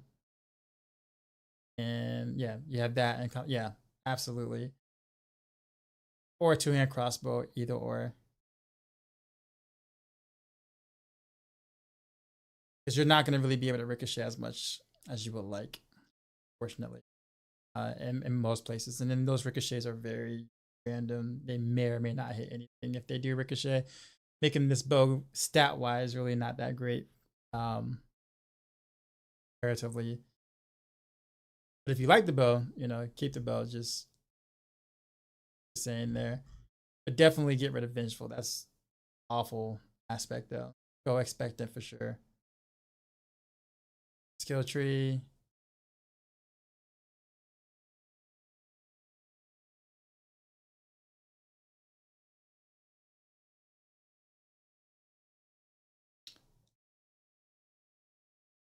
This is for the lucky hit chance.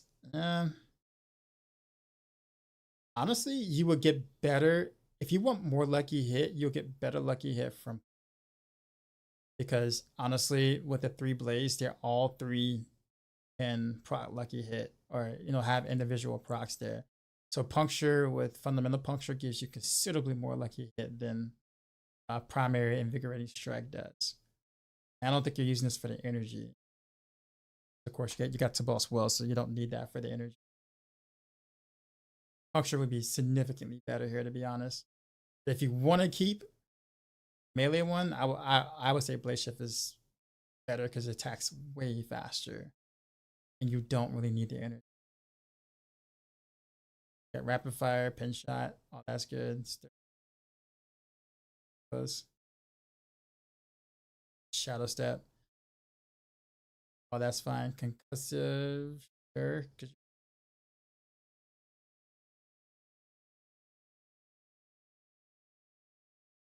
Yeah, Manglers, so works.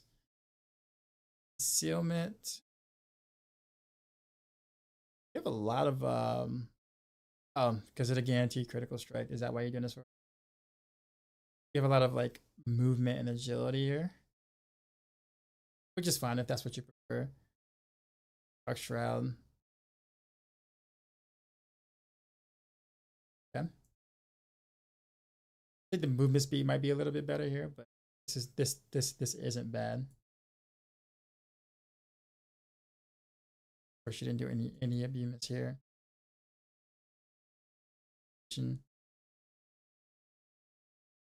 Fine, that's tier fine. Close quarters combat passive is fine. Yeah, I mean, most of this works.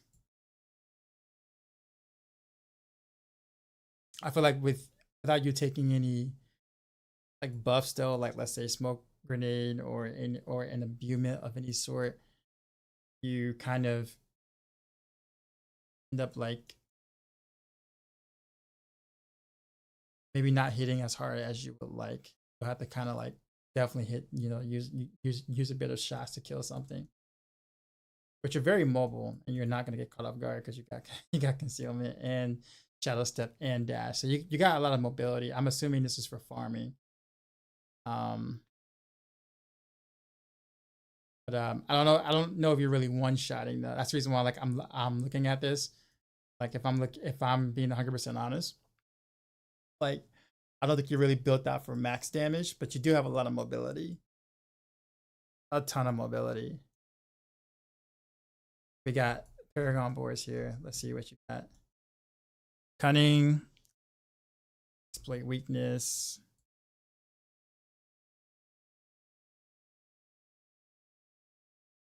Starting board is there, cheap shot, and no witness.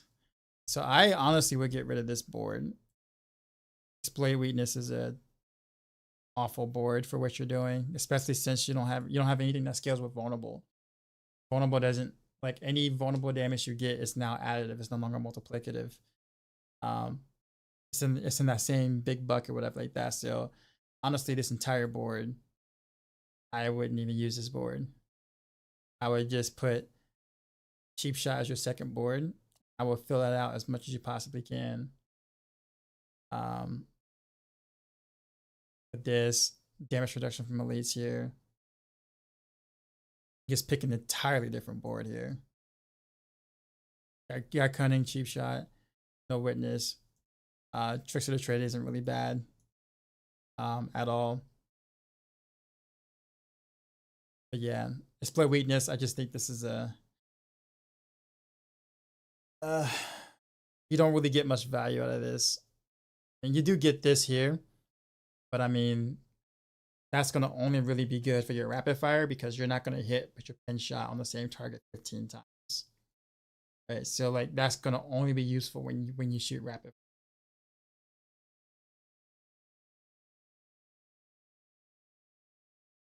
So I don't know if this is if your rapid fire is worth just taking this alone. But got here exploit glyph. Okay, that is assuming to proc vulnerable. That's fine.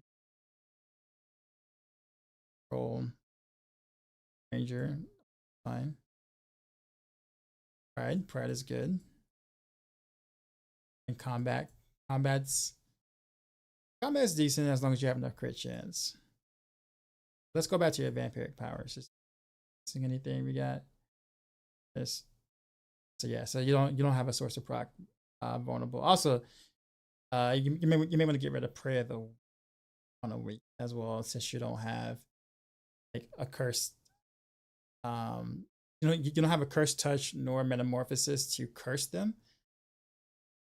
So like you won't get the perma vulnerable, if that makes sense. So like I would probably go with a different one here too as well. These two.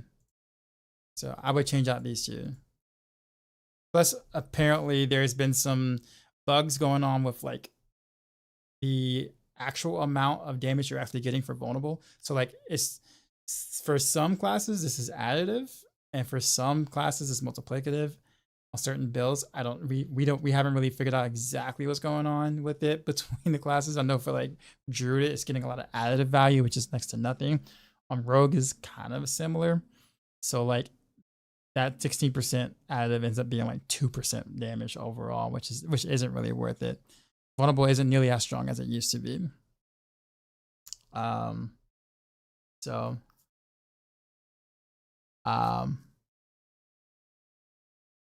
But yeah, I will get rid of these two vampiric powers. Most of the stuff you do on the Paragon board is fine. I just would just take a whole different board here. You're just not getting the value that you need. And if I had to do one more thing, it would be the vengeful aspect, to change that to expectant, because expectant is way better than vengeful. It's like not even close. That the 9% crit chance is really not even, especially since you already have a lot of crit chance. It's just not. It's not worth. Aimbot Chrissy, what's going on? But yeah, looking at your stuff, let's see. Movement speed, cooldown reduction, damage reduction, energy cost reduction. That's another thing too as well. Energy cost reduction, I don't think you need that.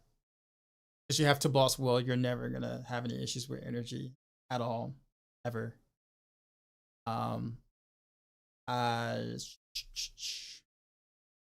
mean, you could just do a passive instead, or armor percent, or percent armor, because you only got percent armor in one place, right?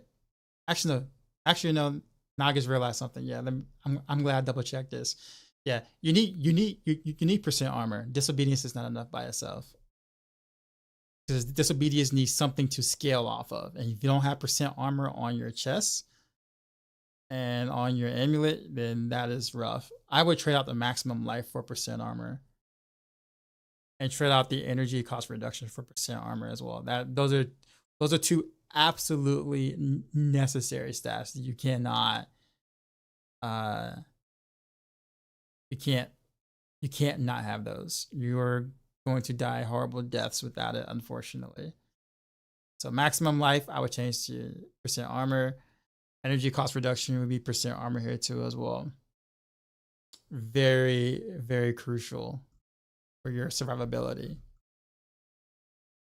And that's pretty much it. I know I kind of said a lot, but if you can kind of clip it or like do like a highlight or whatever for yourself, nicks off for everything I said, those changes would be pretty massive for you in terms of your damage and survivability too.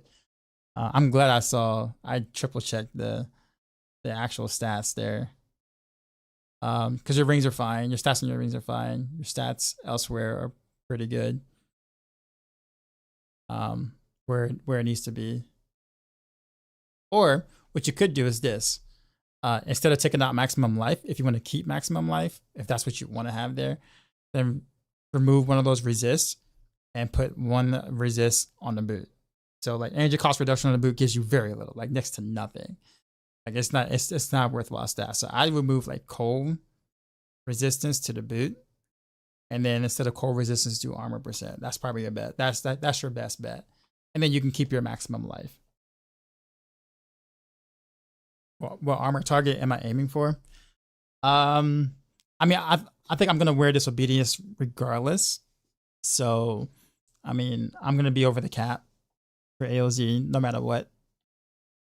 So, I just think that I do think that it's important that you probably have two rolls. Yeah, a roll on chest and a roll on amulet, or at least at the very minimum, a roll on the amulet, and then maybe if you want to do a different damage reduction on chest, you can.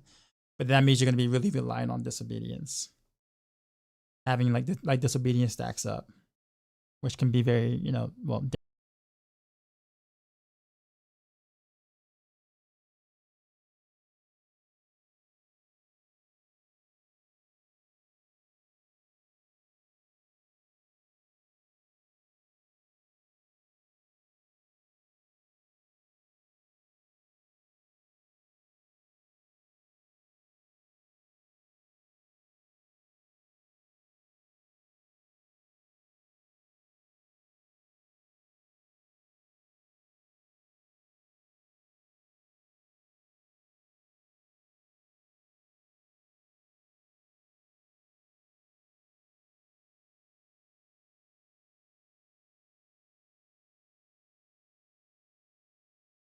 Like Panda, what's happening to you, man? Tyler blind guy raided my stream with 21 Also, views. Slug, appreciate the follow.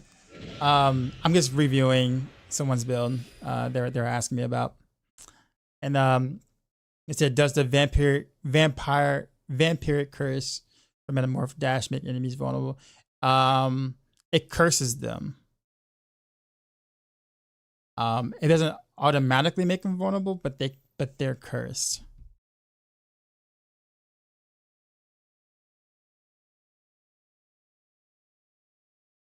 Actually, I'm trying to think. Actually, are they?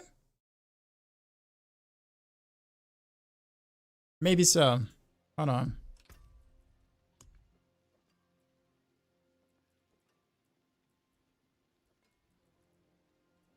Let me like triple check that. No, it just makes them curse.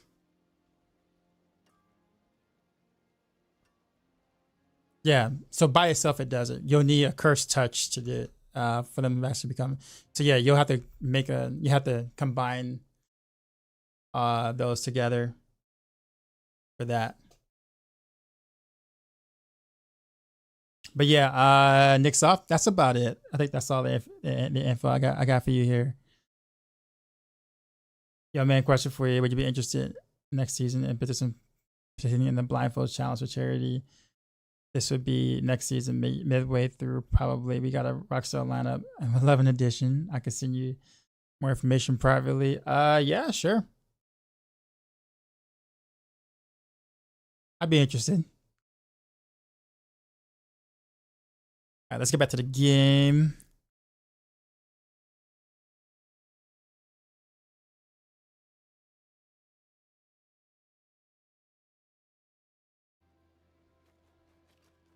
But yeah, if you can highlight that, or if you want to highlight that for yourself, but yeah, that should help you like quite a bit.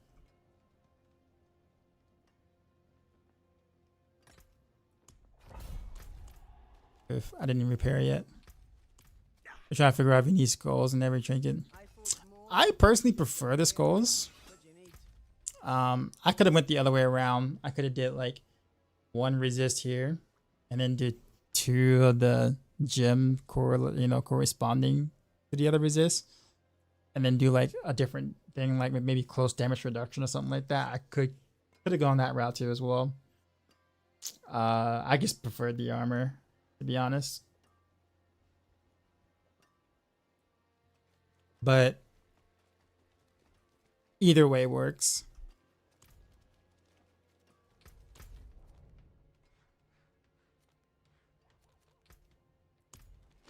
I think if I was playing like, let's say, Twisting Blaze or Flurry or something like that, if I'm like really close, then I would do it differently. Just because like, like damage, versus close enemies would be very good. But that's because I'll be playing like, close all the time.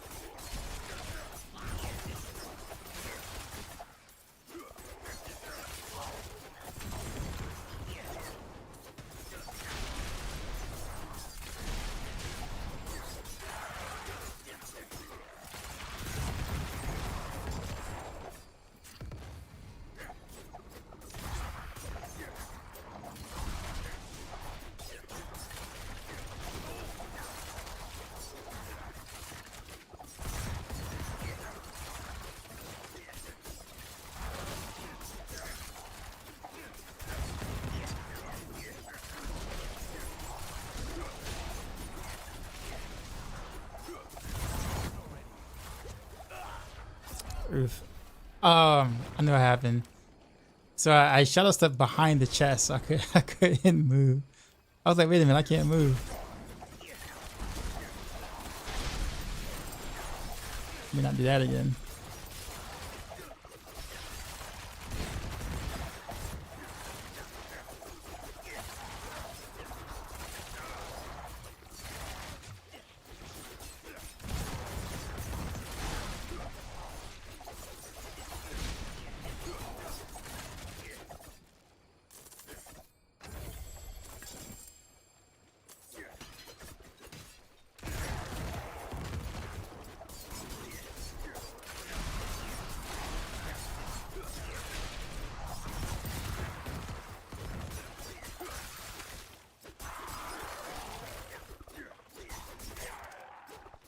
Is it like a Lupiana pinata now? Something keeps popping up. What is that?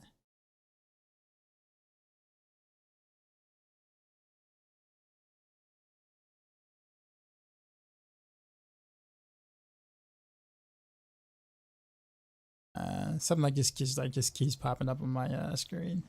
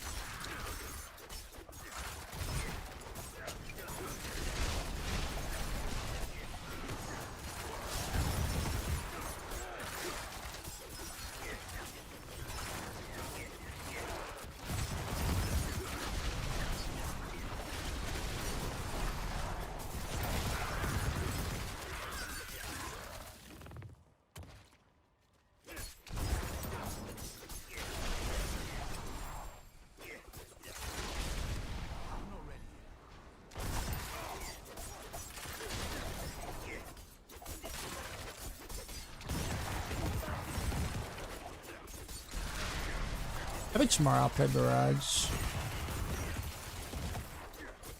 Change it up a little bit.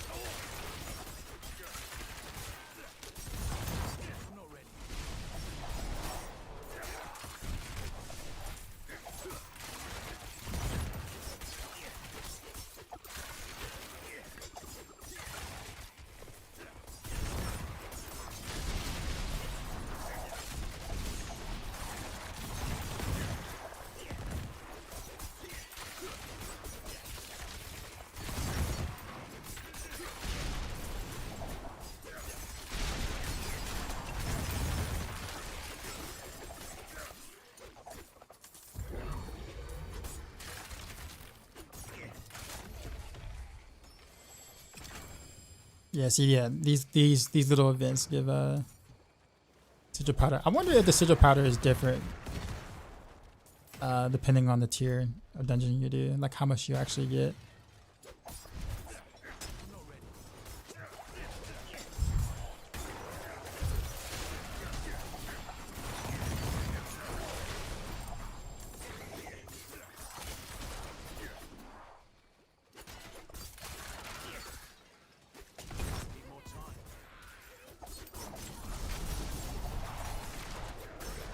This is the third event in this dungeon.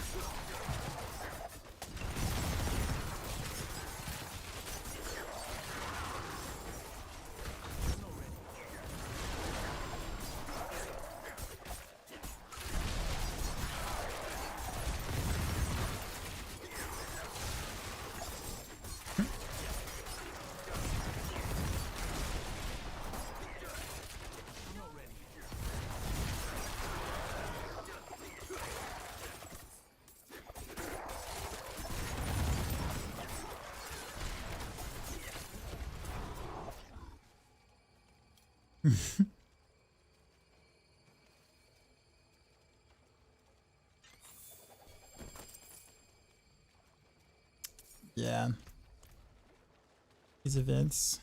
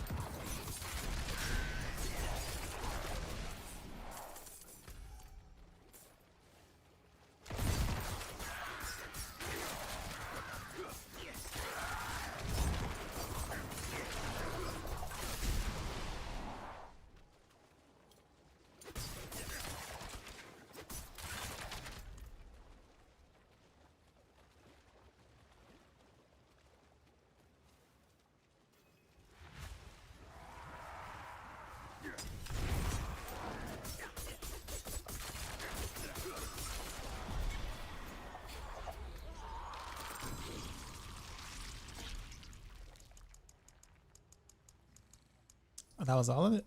Hmm.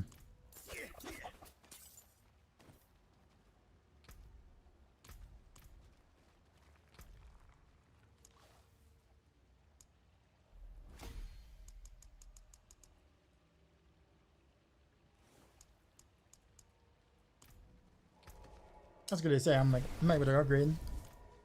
No why.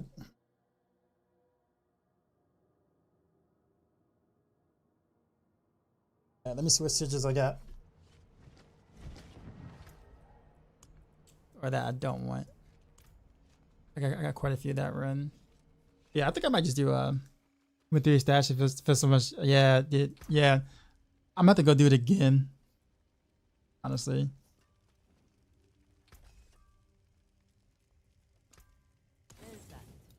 I did it once in this season. I kind of kept it up pretty good. Like it stayed decently looking throughout.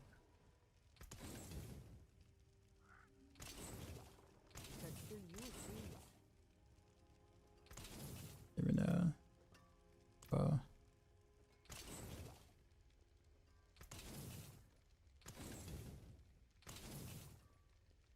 I can break that down. Yeah, at this point, am I even looking for anything?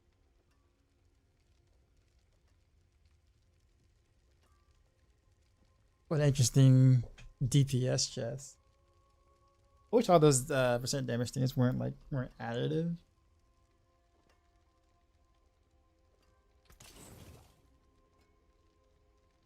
There's that.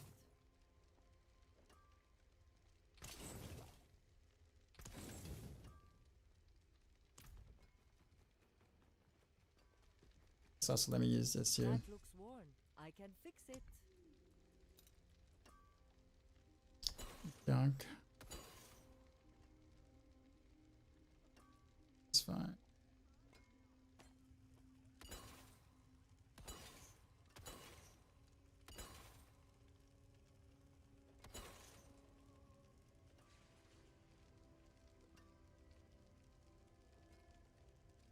You can still use these.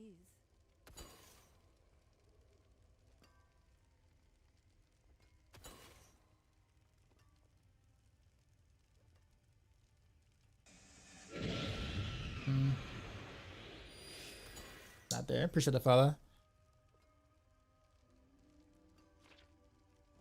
Watch this.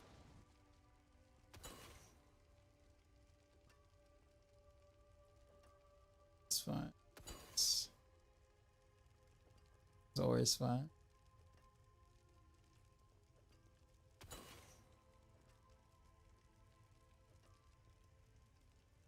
Quite a bit of allows.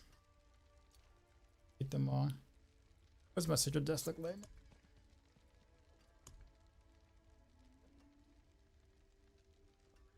My code went down to 67 point. Probably have a point somewhere I could.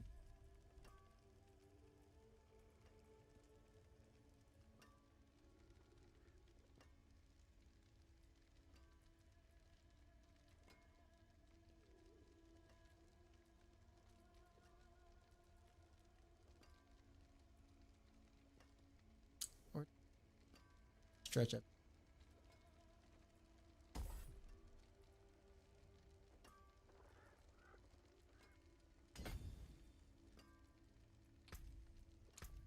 Not much, but I should feel a tad bit better.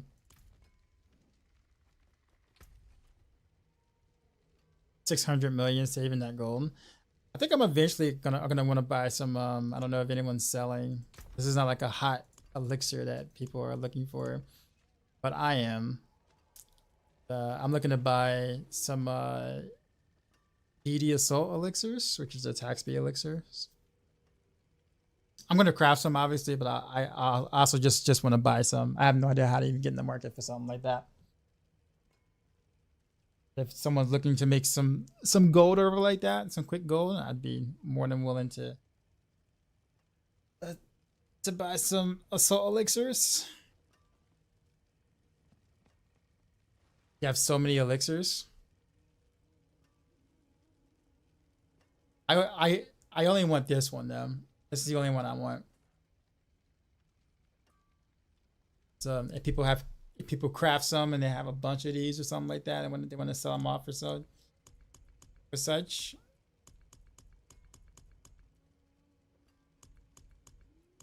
I will absolutely buy some.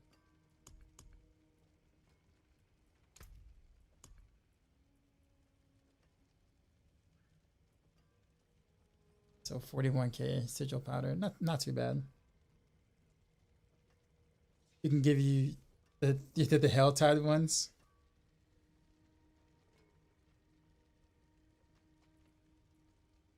Also, people want them, but why? Why would anyone want the attack speed elixirs though?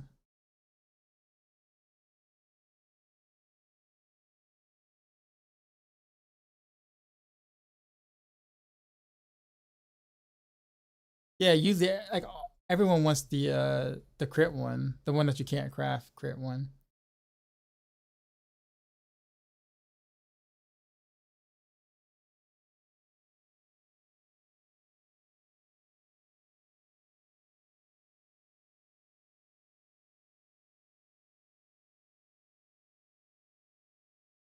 Okay, well I guess it looks like I'm gonna have to stock up this way then. Save some gold, stock up.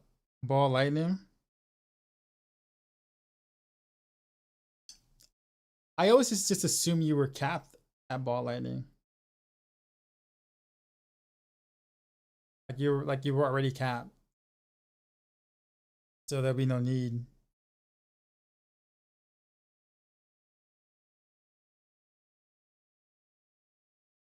Can you buy my Diablo trade? I'm actually looking at it right now. I don't necessarily that's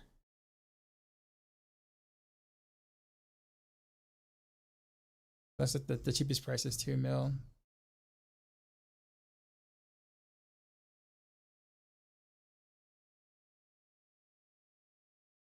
It's a little more expensive actually than I thought they would be. All right. As farmer the goal isn't too bad. How many can I craft? Like 40 something. But I'm gonna want like a lot.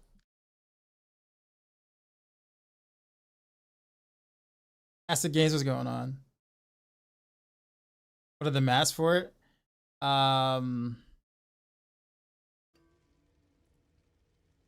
Actually kind of forgot. I know it's Galavine and Angel something. And also Crushed Beast Bones, I think.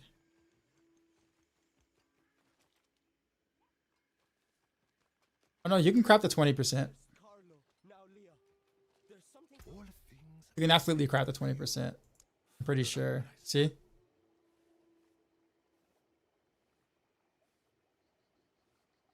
That's why I'm just like surprised it's going for as much as it is online. Yeah. That much is Hoda getting the best of your nerds tonight. Yeah, but I'm gonna want like a ton of these because the idea is to not have to use Moonrise. If I can get rid of Moonrise, put it in Resilience, and then just kind of always using the elixir, then I would rather do it that way. This is like min-maxing.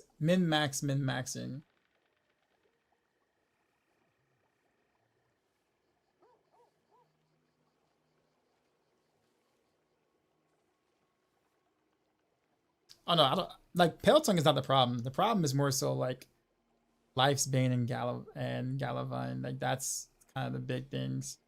You can't convert for Life's Bane. The only way you can convert for Life's Bane is from Galavine. The thing about it is that like it takes a while like just to like move around and farm them. Like, you know, just like the best place for this is like Kyrgyzstan for the most part, running around like picking up flowers and stuff from Kyrgyzstan. But like that's like very time consuming. Because I also need to farm for like sigil powder as well, so I'm not gonna be able to do both.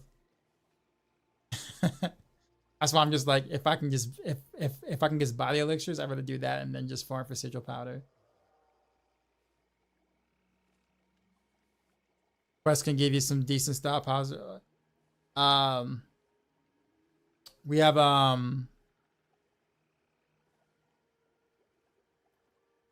some quests can, not all quests give you mass though. Like if every side quest give you a little bit of like materials or whatever, sure. But like you don't really know which ones actually give you. Well, I guess you could. I guess I can go to Maxroll and find out which quest, but like that's at that point I could have just been running around grabbing stuff.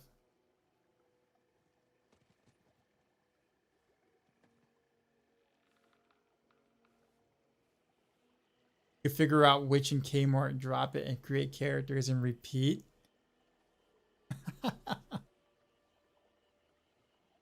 You know what?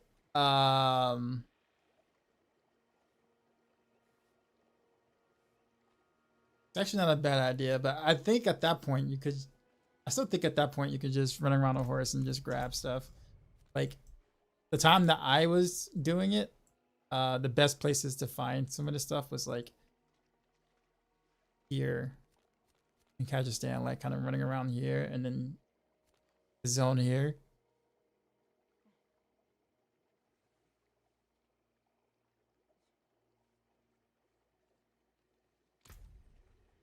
I can mix anything you like. Best place for Angel's Breath? Not quite sure.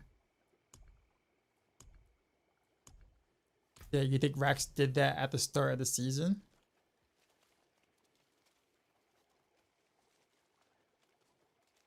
And he didn't make a guide on it? I'd be very surprised he didn't make a guide on it.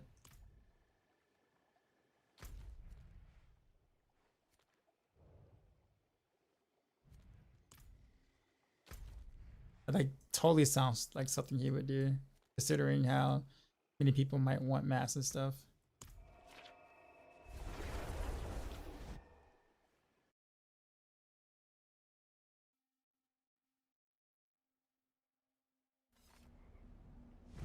Someone has probably made a video. See, right, I'm about to turn in a side quest over here. It's already there. Guess the question is how far I want to go. I mean, if it's efficient at getting the mats, I'll take it. That one was just veil crystals and the sword. Like, yeah, I mean, if you can get a ton of mats that way, I absolutely would do it. Not in town. Very least though, this gives me a reason to use a horse.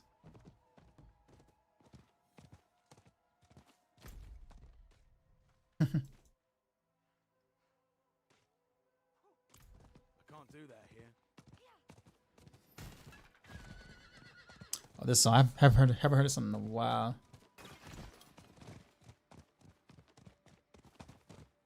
Galavine.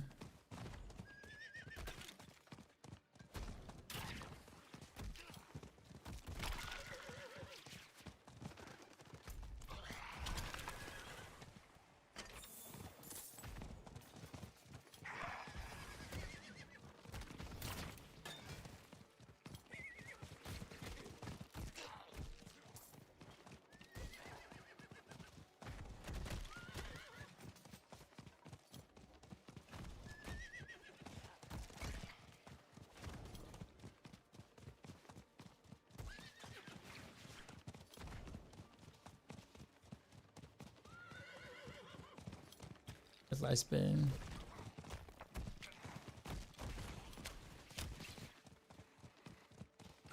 Spin. The part that sucks too is that like the amount you get is so random. It's so RNG. Sometimes you can get a lot. Sometimes you can just get one, and you're just like, oof.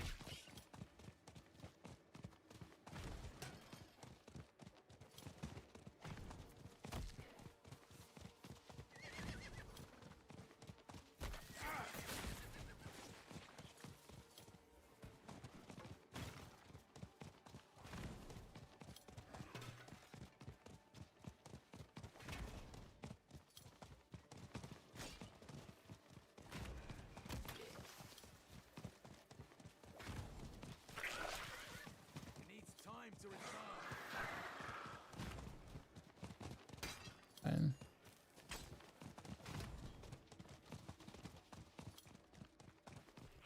Create a new character and then grab the first side quest and kill the shaft faster. I don't know.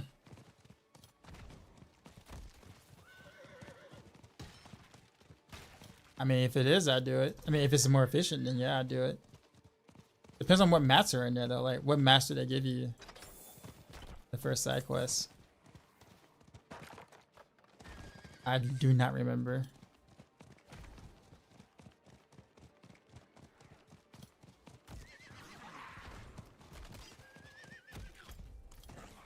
Remember, there's like nothing in here.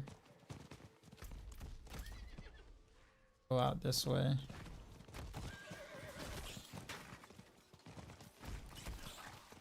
The cheer one. We should have that one on Maxroll, right? Can someone look it up on Maxroll? Like that particular side quest on Maxroll. See what the rewards are. We might have that recorded.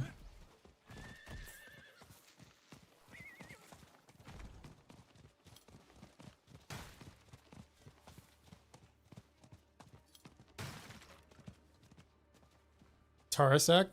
What was it called? Where am I?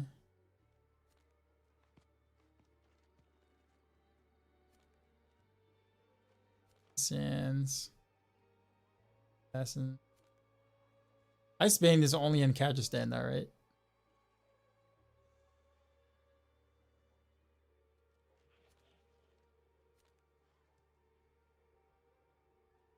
Is it east of me?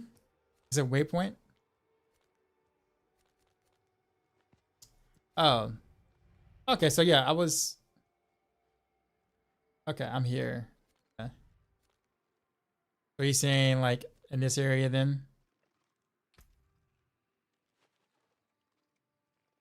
Now, are we talking about like life quest? Like it only shows herb cache. Okay, herb cache are the materials. Greta, what you saying? You saying this? He's saying the side quest? You mean? Or is he talking about like the area itself has a lot of lifespan? Sorry.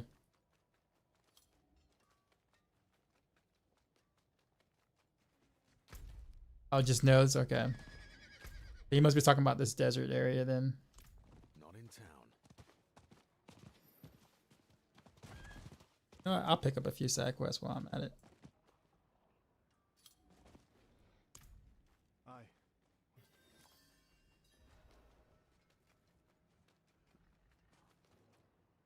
Meant no offense. I won't. So what's going on? I stream to you now because you gave inspiration. By any chance would you be able to raid your stream today?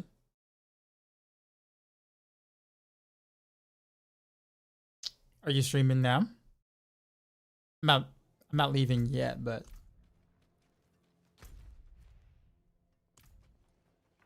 I'll be around this area anyway, so I'm gonna go ahead and pick up all the side quests. Not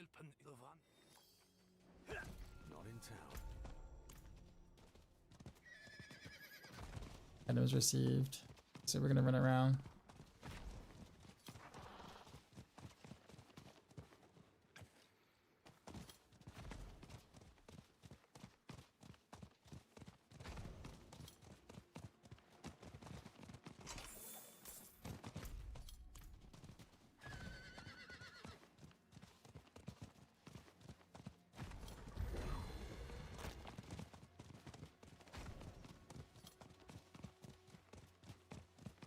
So.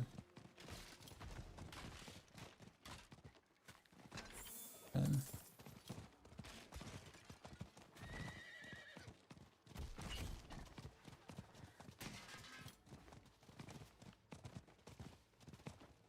but yeah, Jack.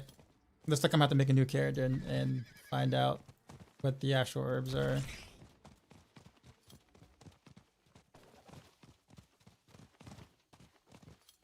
I just go to the alchemist and convert. Wow.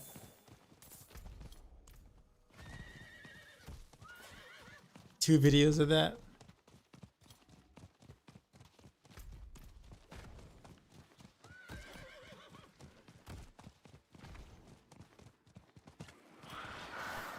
My luck has been pretty bad. I'm getting like all twos.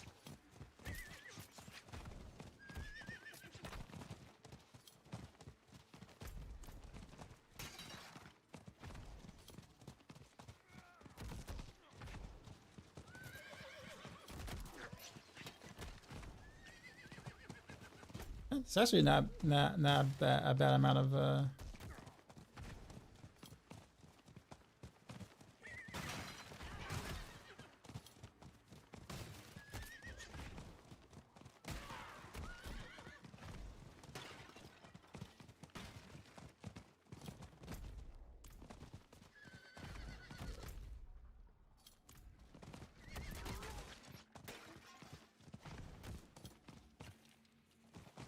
free. There it is.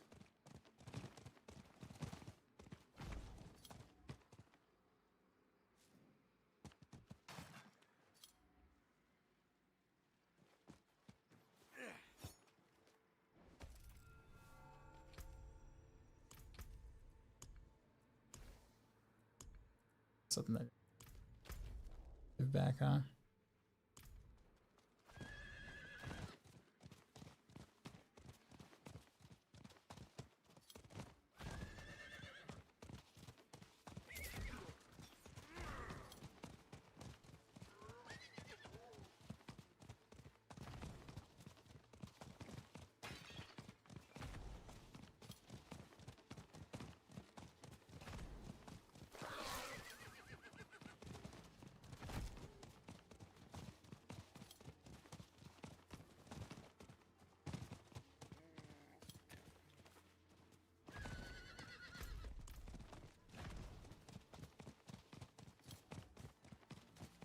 There's actually really not a terrible amount of ice veins here, yeah.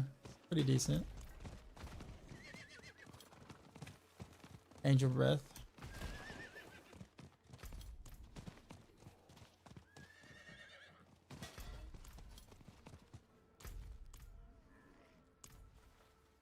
Please. I need more time.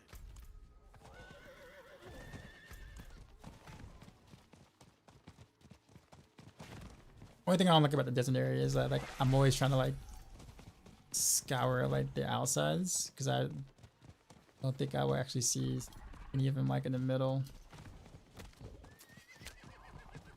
Really weird to see like anything grow in the middle.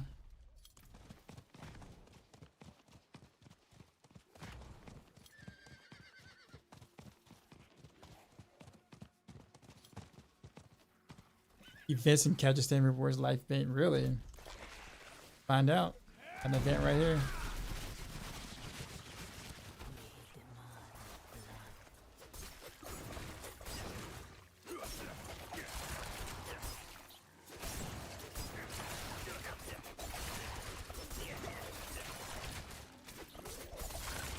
That being said, I'd be curious to know what other events use certain mats, certain materials for stuff. Is that true at Whispers?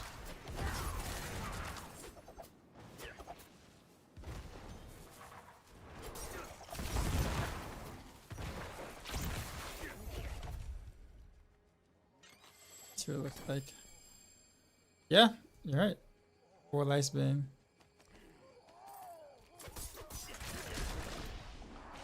Yeah, I'd rather do that for sure. I'd run around and just do events. probably explains why I have the amount of light space that I do. I mean, I don't have a lot, but like I'm assuming it's because of all the events I did while Kyrgyzstan was Helltide. Doing whispers in Kyrgyzstan would do it.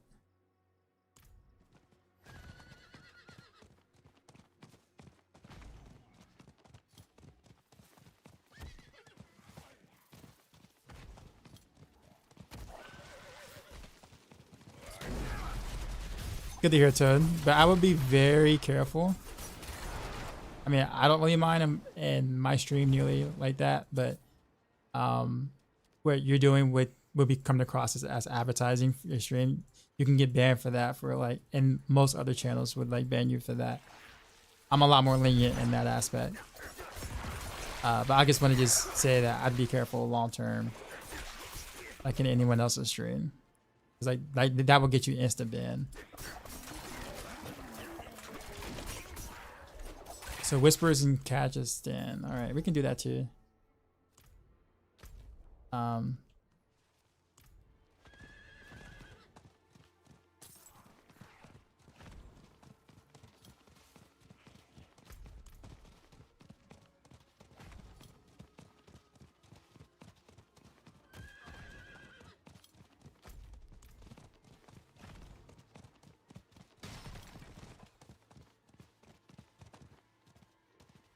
Yeah, if you reach out there, you might want to do it like via Discord. I wouldn't do it necessarily on the stream itself because that did for anyone, like in general.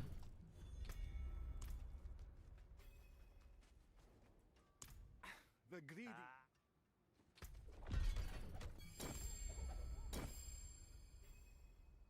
Okay, so that event gave me stuff. See, I got Lightsbane, Galavine, quite a bit of Lightsbane actually. I don't even remember what that event was, but the side quest was, but that was actually pretty decent. Of course, not every event does, but that was that was actually pretty good. That was a randomly good event.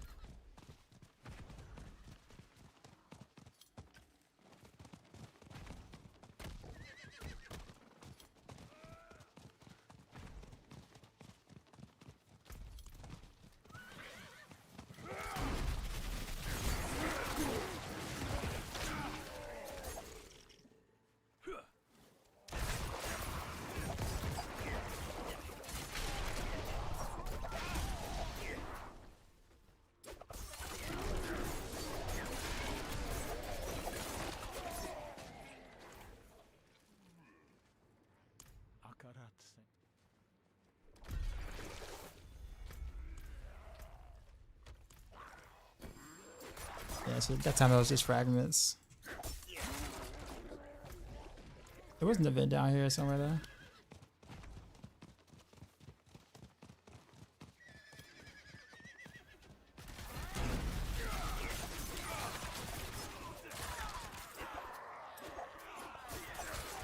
What's going on? They're playing rapid fire in-game build is so good during tier 95 with EAS is getting the rest of my Blizzcon 21. This one is better than Barrage. I never thought I'd think that because I love Barrage. Yeah, with the way that the to boss weld thing, works right now, it's considerably more beneficial to rapid fire than this Barrage.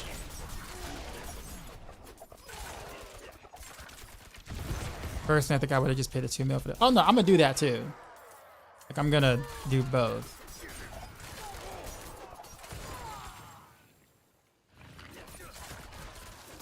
Cause I'm gonna need a lot. Cause like if I'm gonna be doing a lot of Abattoir of Zero, like I'm gonna need a lot of potions to kind of keep up that supply, I guess.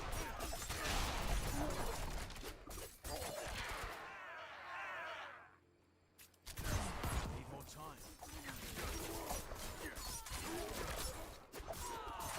Yeah, I'm gonna need more than just like. I mean, I got like 59 million gold right now, so I guess what I would end up doing is if I do whispers, events and stuff like that, that'll get me up on some gold and mats, and I'll use whatever gold I got to,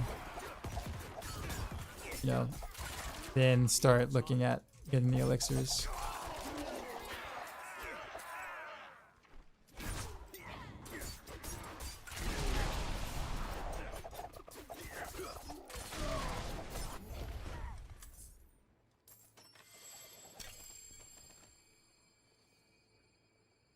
Yeah, 5 life, 5 life, 5 life spin. It looks like I get from that.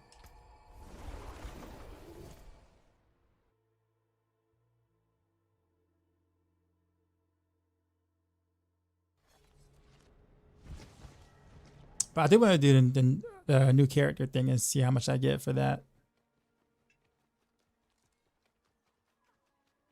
Curious.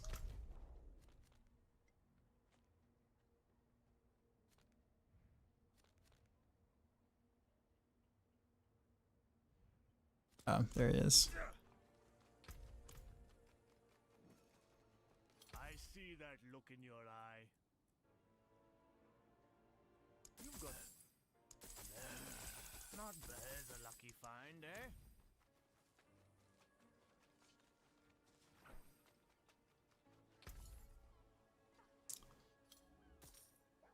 Yeah.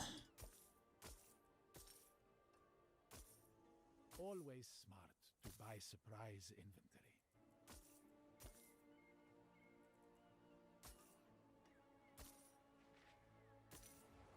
Unusual, but a good addition to my wares. All right. Yeah, let's we'll leave game and check it out. Got one more slot I can make. This one's Give Me Your Bow. This is not seasonal though, but this is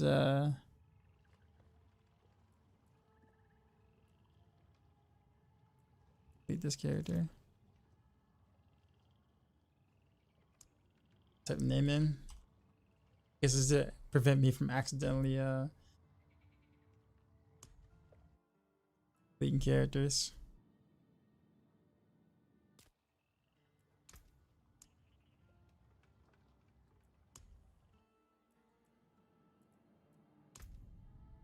Start a new character.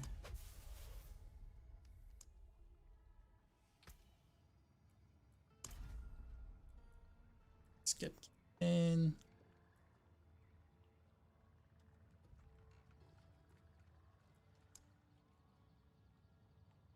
Herbs.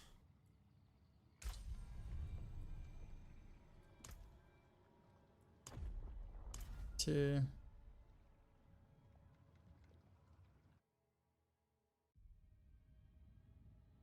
It started small.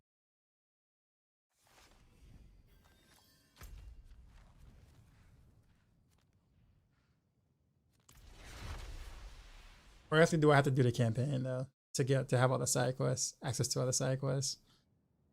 Or should I just have him? Yeah, I should have him here, right? Never mind. There we go. Let's go ahead and grab all three to see Yes, well, balls. which one actually gives me stuff. You wanderer, I know what you are. That's way too far. I know you've gotten it. You want? I don't have a waypoint for that. So I guess it's just gonna be this dude, the cheer, right? The new militia leave it. Cheer. Oh, well done. Well done. Thanks. See what I get from here. Okay, so yeah. How many did I get from that? It was like 2 or 3.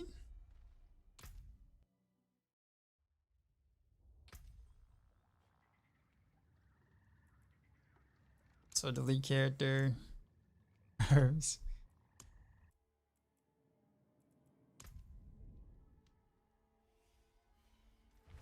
I will say that this probably gives me the most.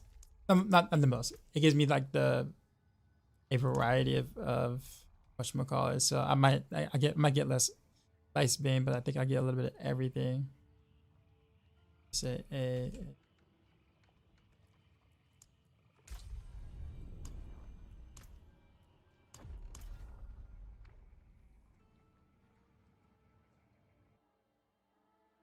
Surprised Rax did this for a while. Well, I guess I'm not. I can't say I'm surprised. I see a potential video in your future. You, wanderer, I know what you are. The new militia leave it.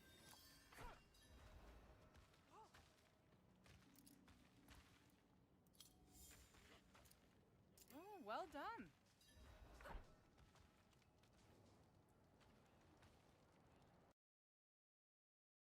Am I an Eternal? Yeah, I am. That's alright. Let me see how many this gives me. Okay, 6 gallon, 2 red of mine. Okay, red of mine's also. Alright, well. It looked like I clicked it. I thought I did.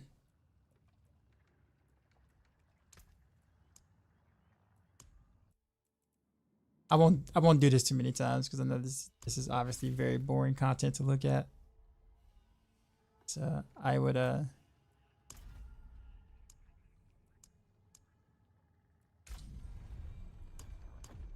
this one, right?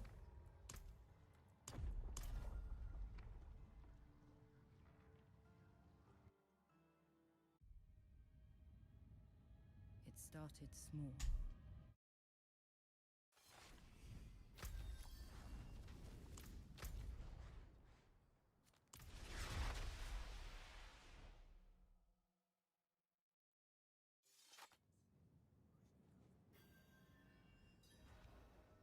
You think he did it during the race because he needed the master elixirs during the race?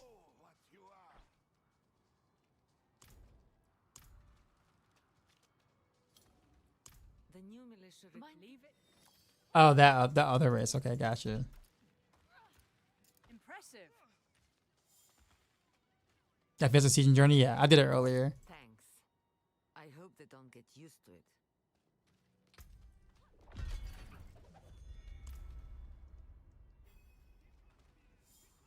Yeah, so it's actually 1 lifespan, but I guess 6 gallon. I guess they gave it's a random amount actually, because that's most 2 lifespan.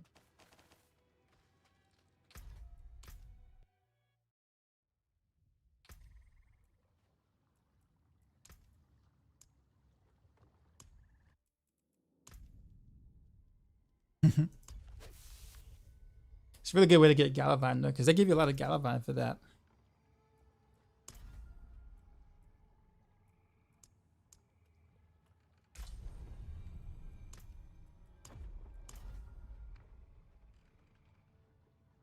Yeah, it takes about a good, like, I don't know, like 3.5 minutes, 4 minutes to do this.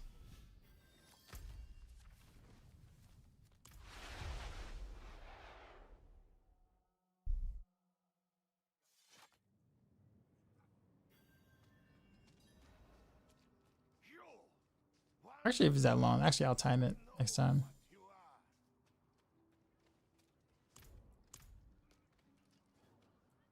The new militia leave it. Ooh, efficient. Thanks. I hope they don't get used to it.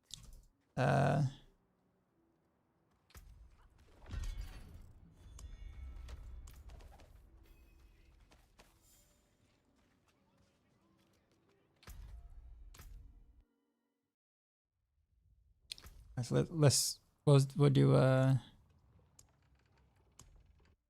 the 6, 7, 8, 9. Go.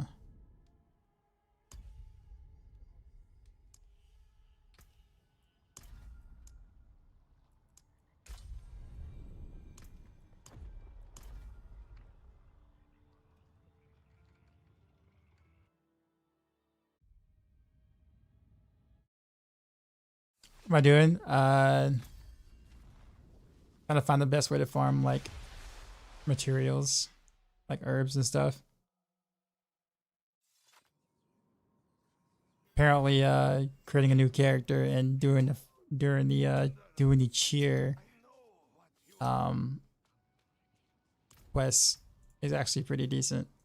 The new militia leave it. I'm trying to figure out how long this is gonna take me to do though. A run.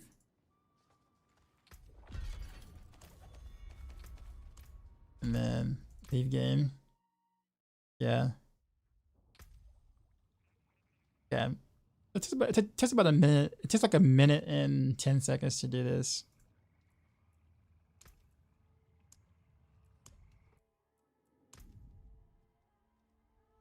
I'll change it up. Let's do Necro.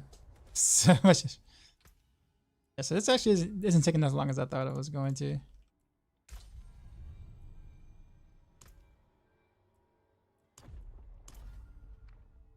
So much inspiration, yeah. Generally speaking, I really want Lifesbane, but I mean Galavine and Redamine can also like convert to the. Well, Redamine can convert to Galavine, and then Galavine can convert to Lifesbane.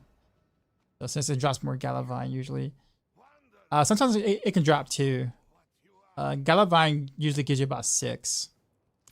So, and that's a very popular herb for most crafting things that you can convert to other things. Well done. And then play for X. Apparently, Rax already did this. But I was told. But at least we are safe. Beyond these walls. So, I'm just gonna do it a couple of more times or whatnot, just to kind of see what my Lifesbane look like. Gonna make a druid.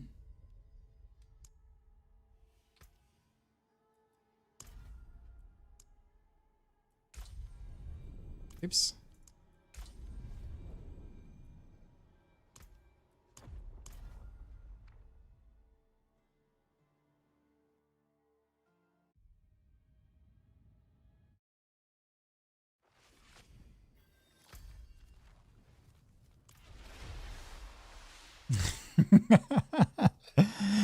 Inspirational content, huh? You, wanderer, I know what you are. The new militia recruit. I will take. Impressive. Thanks.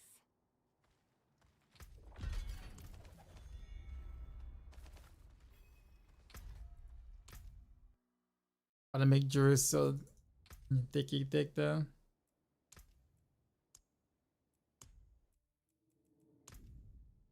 We'll make a barb. I don't think I've got a barb yet. There we go. Therefore, you guys can see I actually played all classes.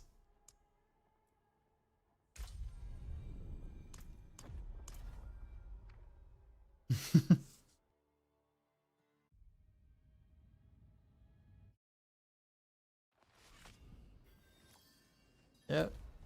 That's the only class I have not played. All I gotta do is hit the evade button to say I actually used the skill on the barb.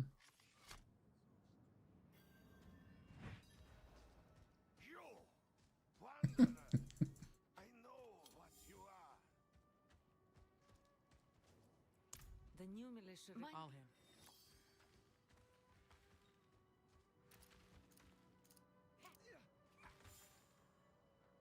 Wait. Here. Impressive. Impressive. Thanks.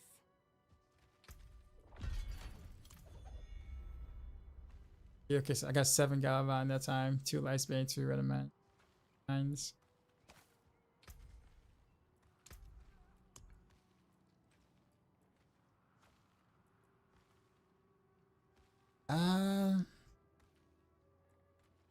Yeah, I do think that the events or like that would be better for Lifesbane in general. I think if I want like a variety of mats, that's probably the way to go. But I think I'll enjoy walking Arsenal. That's what I was told. Someone told me that.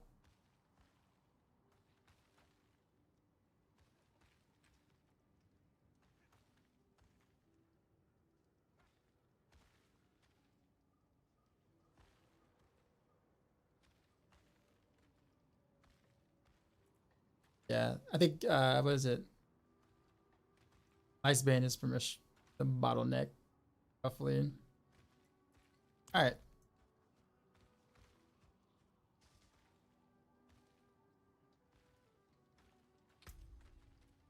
Did I do crafting already? I did convert. Done a lot of conversion, like converting. I didn't actually like do um much crafting, but I did convert a lot of mats over. Like I converted like got a mine over. I converted a few things over to get as much Galavine as I did.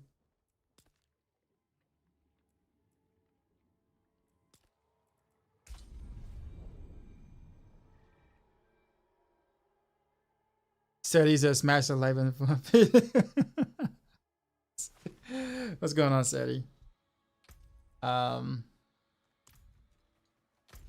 Where's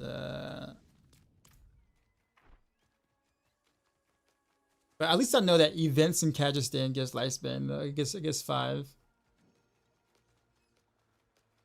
All things are That's pretty big. for the right price.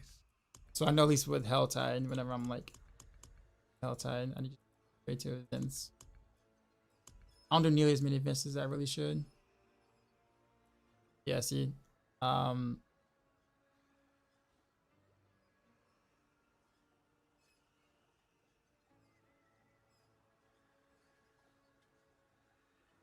Yeah, the bottleneck is basically lifespan, as you see here. I think the events and then the whispers, I guess I said. Whispers give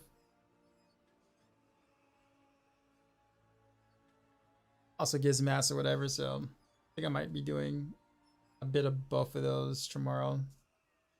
Amir Dungeon, sigil stuff, and then whisper things, and then kind of stick around in Kazakhstan for a bit for lifespan. That is definitely the bottleneck. Fresh Beast Bones also another bottleneck. Will be eventually. But yeah.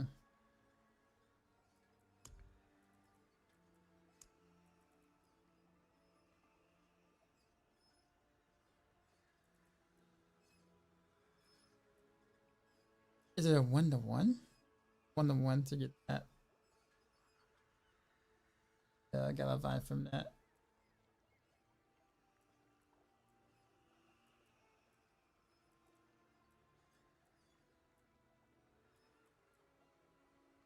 Do a naked run. Alright. I think that is it for the night, y'all.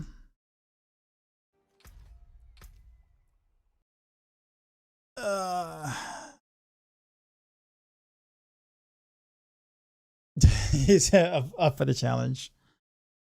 Alright, well, next couple of days is legit just gonna be sigil powder farming and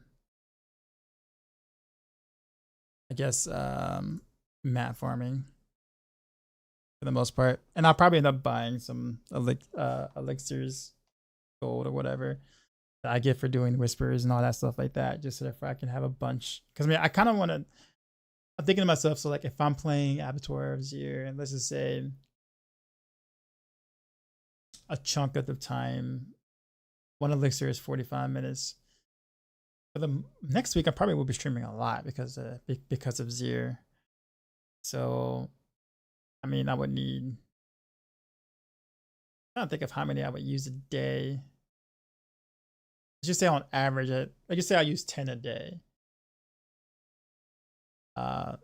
That's 70 a week. So I would need, you know, between now and the end of the season. And again, I probably wouldn't use that many. Like I wouldn't be doing, I don't know how ham I'm gonna go on the Avatar. But I probably need somewhere like if I'm gonna use them daily, 400 or something. 400 or something, 500 or something.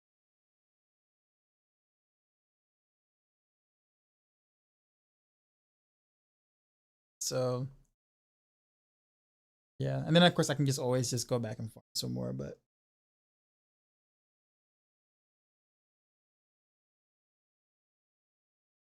we're gonna head out. Let's see.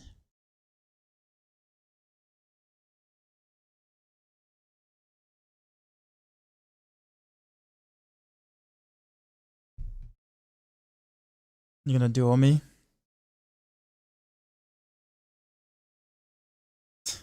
Dang, I haven't won yet at all today. It's been awful.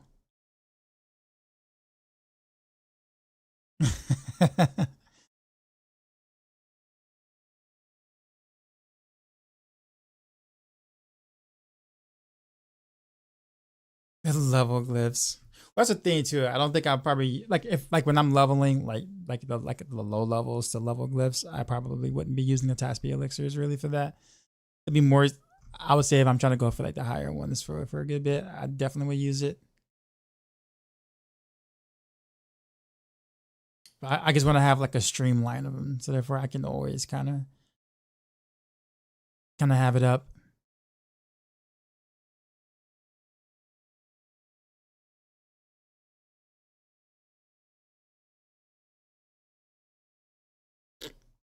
People before pixels. Okay. Let's go here. We'll go to someone new today. You lost all of your bling, Kevin. But all right.